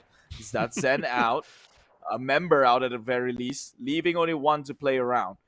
That member from Zen could be the thorn to Nexus's bush. It could really be that thorn, but you know, at the same time, so much conflict happening on the south side of the map. It feels so mirroring different from the north side between DC and Kiwa, where it's just absolute silence. I guess they took the vow of secrecy because they just don't intend to look for any fights at all. Although finally, we did see a couple of pre-firing coming from, I believe it was from inside as well, and spot some of the members of Roy Esports here. But here's the problem: Roy Esports has to juggle between 2 teams at the same time. Can Detroit make the magic happen with the nade in hand here? He spot the UAZ, couldn't find the connection in here, and finally Wenbo was able to find the last member of Zen Esports here, but they're not out of the clear. Half of the team is currently going toe-to-toe with Nexus, and they're finding great success. What about Detroit, though? He does get a nice nade on one of the members of DCM here. Can he get the second one? He gets a good tag. He's confident with the spray, but I think Kiwa's also joining in the fray with a couple of tags on the sideline as a third party here. And now DCM is in a complete disarray. However, Roy Esports still juggling it. They're doing exceptionally well at it and being quite consistent with it. And Trick will get another knock on one of the members here, courtesy of Kiwa finding an opportunity, the third party. This was the moment. This was the time. And Chibri is closing in distance here. Oh no, it's the battle between the 2 top contenders right now within the league. Kiwa could very much upset DCM. I was wondering why did DCM leave their zone earlier on, and after looking at a bird's eye view, they wanted this high ground. That's why they tried to push onto the likes of Roy, because it's a gradient, but now Circle closes onto Kiwa. So all smiles onto Kiwa as the most likely to take over that #1 spot. Kiwa, unfortunately, have been playing safe, much like DCM. Don't have much of a kill score, though. So even if they did end up with the chicken dinner, I reckon it won't be enough to take over. However, it will set them up closer for that #1 spot. And DCM, I'd hate to lose it, not just about now. Oh, okay, DCM is taking the initiative as they take on into the vehicle, driving straight down. Trick, they don't know about Trick being at the sideline here. They get, man was able to get one knock on top of Monty. Look at Roy Esports, they got the high vantage point as well. They will point in the slaughter here and completely remove Decimate Gaming as they will literally team fight together. But with one of the main members of squad out of the picture here, and now comes down to Roy Esports and Kiwa Esports. Did they make the right call? We will only know after this conclusion of this final fight, as Roy Esports still has the advantage.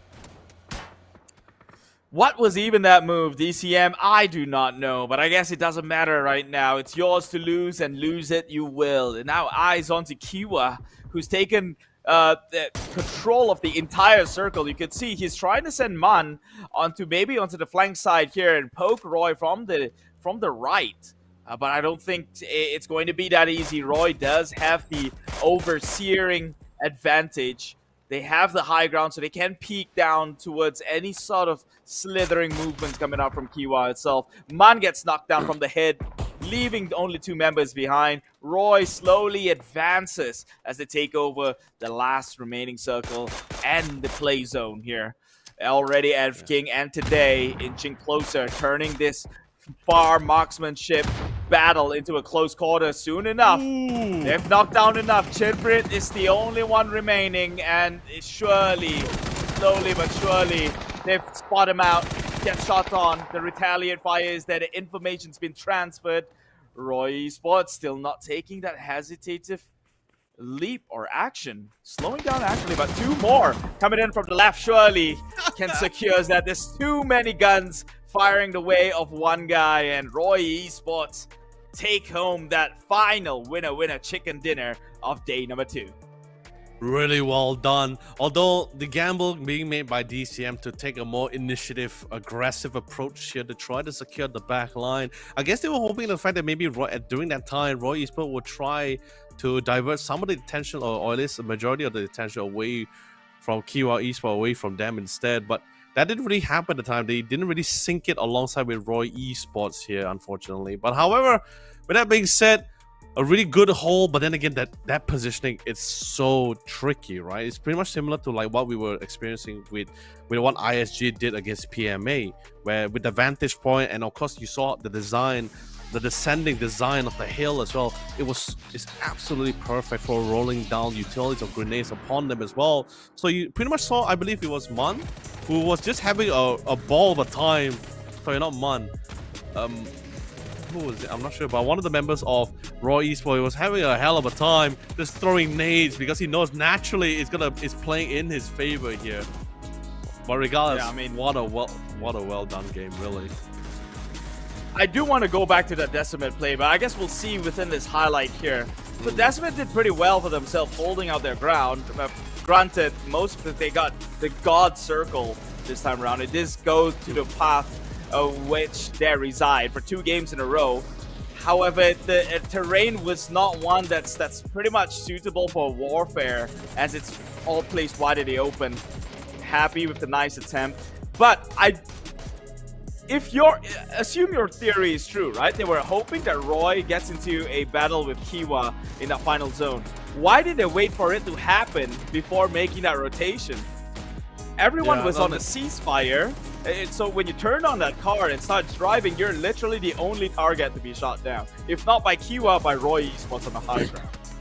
Yeah, no, that's which is what I was saying just now, right? They didn't really sync up nicely with the timings here. But, you know, regardless, you know, this is the IGL's decision. We will never know personally what's with the machinations of all these amazing players, right?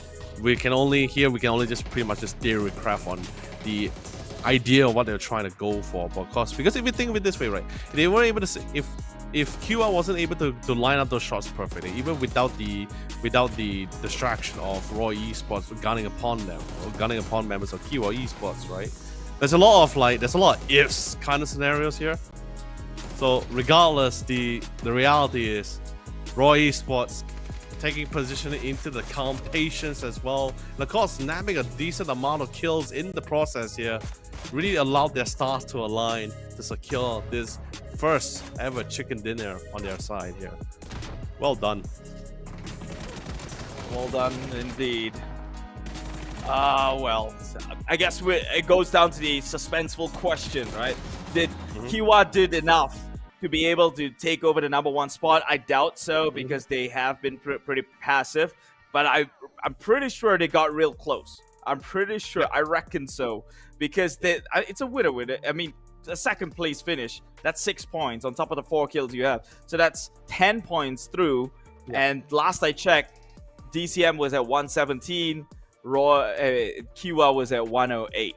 So 10 points should bring them closer. I mean, granted, DCM might go up a little bit because they have decent placement as well. But I guess we'll see. Nothing too much to worry about. However, this is the end of today's sets of match. Comes tomorrow, DCM could have played real comfortably, but now they're going to be under such immense pressure to try and, hold off some of those teams that are climbing up the ladders.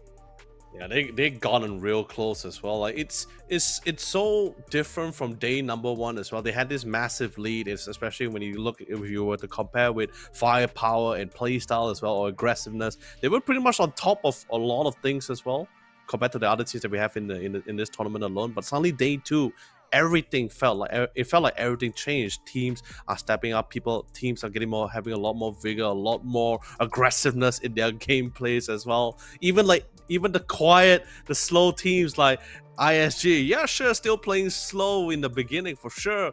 But once the circle played in their favors with the position that they have, that's when you start seeing the sharpness of their blades here coming from the samurais, as they were able to secure 2 chicken dinners back to back. Slow, sure, but still chicken dinners no less. Yeah, and honestly, if you're one of those bottom teams, this is what you hope for, right? Like day 2 was that redemption route to at least keep you in the game or in competition for the top 6 spot itself. And ISG, they've done that beautifully. So last I checked, they were in the top 8 position.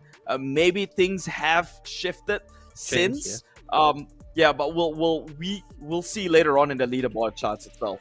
But first, we do have the top 4 for that previous matchup here in Erangel. It's Roy Esports coming in with that heavy hitter, 1,718 damage, deploying nearly 20 smokes at 13 grenades with 5 Molotovs itself. Not so much with the concealment and utility play, but a bit higher in terms of the offensive deployables or throwables like the grenades. Oh yeah, and the thing is this, right? We saw the numbers started racking up, especially once we started going towards the middle to late stage of the game, or at least towards the circle as well, right? The early game's a lot more slower, but when we got to that mid game, we start seeing Roy like encountering multiple teams during their rotation as well. But I guess the same could be said as teams was also going through their mid rotation, running into members of Roy Esports as well. You even saw during the last the last remaining 8 teams remaining in the last circle, we saw so much fight, so much chaos that's happening towards the south side of the circle on that high ground. It was only QR, Esports, and DCM, Decimal Gaming. They were very comfortable at the north side. They're like, you know what? We're just gonna do a couple of pot shots. That's about it. No one's really picking at each other. No one's trying to really reveal any of their plans. Those 2 was pretty much very peaceful. Full Zen mode on that north side. It was south side, it was all chaos. Everyone's just finding out. Everyone's just trying to juggle between multiple teams at the same time. Of course, eventually, Roy Esports was the one that came through here after such carnage, after such conflict. I guess you could say they were very warmed up for the final fight here, as Game Sense is currently at the peak after going through such carnage here with a whopping total damage of 1,718. Yeah, now that you mentioned it, I kind of wish DCM crashed onto the compound of Kiwa, right? They were northern side, nothing was happening. DCM was in an open field that is not even a high ground. In fact, it was the foot of the hills itself. Yeah. Right? So they should have actually contested Kiwa in that compound, and maybe that ending would have been differently. Instead, they tried to make their way onto the high ground and crash onto the southern teams and the likes of Roy and so on and so forth. So again, it's water under the bridge at this point. No pun intended. There is no water in that last final circle. But DCM maintains their top spot at well, 122 points. Kiwa comes in at shy still. A significant difference. I guess that's a game in between the both of them. So Kiwa will maintain number 2. Roy now steps up on the plate at number 3. Happy goes down to the spot. Love secures a top 6 alongside PMA at 78 each. Yeah, it's a totally different expectations from day number 1 as well, right? Like, especially when we had like PMA and everyone still running for the horses here alongside with DCM. We were just thinking like, okay, it's going to be among all this kind of thing during halfway of day number 1. Suddenly day 2, okay, I guess you could say the ranking of the top 6 started getting a little bit more defined. We got a rough idea how the team's going to be like. But after day number 2, after seeing like the change in performances being done by all of our players, everyone started being so close here. Sure, 20 points difference between DCM and Kiwa Esports. A lot of things can change for day number 3. It's not so much of a huge significant difference anymore here. Because total amount of kills, TD will take the top spot for Roy Esports. 28, relatively close. Literally going back to back with Trick with 26, 2-point differential here. Now, this is where you can see the heavy-sided and play style, right? Look at that. Although TD gets 28 kills, remember, number 3 all the way to 5, those number adds up into one team alone. DCM, Amped, Monty, and Flood. They're crazy in terms of it, and I think they're holding on because of said performance, right? They're not in the spotlight. They're not even in the top 5, I think, today itself, except for like maybe 1 or 2 games where they do come in with like good placement. But the number of kills just kept them hanging on. That additionally with the 30-point lead that they had in game 1 is the reason why they're still in number 1. But they cannot take the foot off the pedal, because comes tomorrow, that's very well surpassable. Yeah, it's, I guess you could say in a way where you can definitely tell that DCM is a lot more consistent. But of course, speaking of which, this is going to be tomorrow's matches as well. This time I'm going to be doing the reverse, falling back to the exact same map pool, or I guess map pool order from day number 1, starting over 2 Erangels, Tego, Rondo, and ending our day number 3 Championship Sunday with 2 Marama matches, the Sands of Dunes here. So Keith, that was, I guess, in a way, really unexpected and quite surprising day 1 and day 2 together here. I guess you could say I had assumed that pretty much the gameplay for some of these teams is going to be pretty much set in stone, some not going to be changing as much or as significant. But I was totally wrong. Day 2 was completely mind-blowing for me here, so especially for certain teams as well. Yeah, but I guess one way we could finally, now that we have got a bigger sample pool, some of the expectations are on point, right? Like, based on day 1, we thought Decimate will still do well, and they're still doing well. Again, their bad games are still like 5-6 kills on the board, which is more than what you would have expected for maybe like the likes of NRG and so on and so forth down the table. I don't want to be calling out teams for a lack of performance, right? But their bad games, Decimate's definition of bad games is still pretty well, and that's why they're here number 1. Kiwa consistently through and through, but Happy was, I think today was the biggest standoff team that you didn't expect them to perform based on the day 1 performance itself.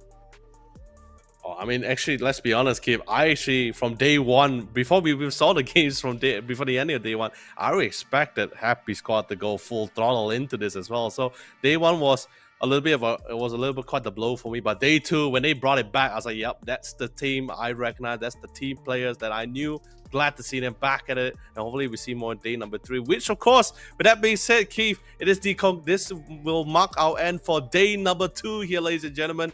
However, we still got one more day, Championship Sunday, to decide. 6 more matches remain to decide which is going to be our grand champion of the Master Series Phase 1 here. I'm Leonard alongside with Keith. We're all going to bid you all adieu and a very good night.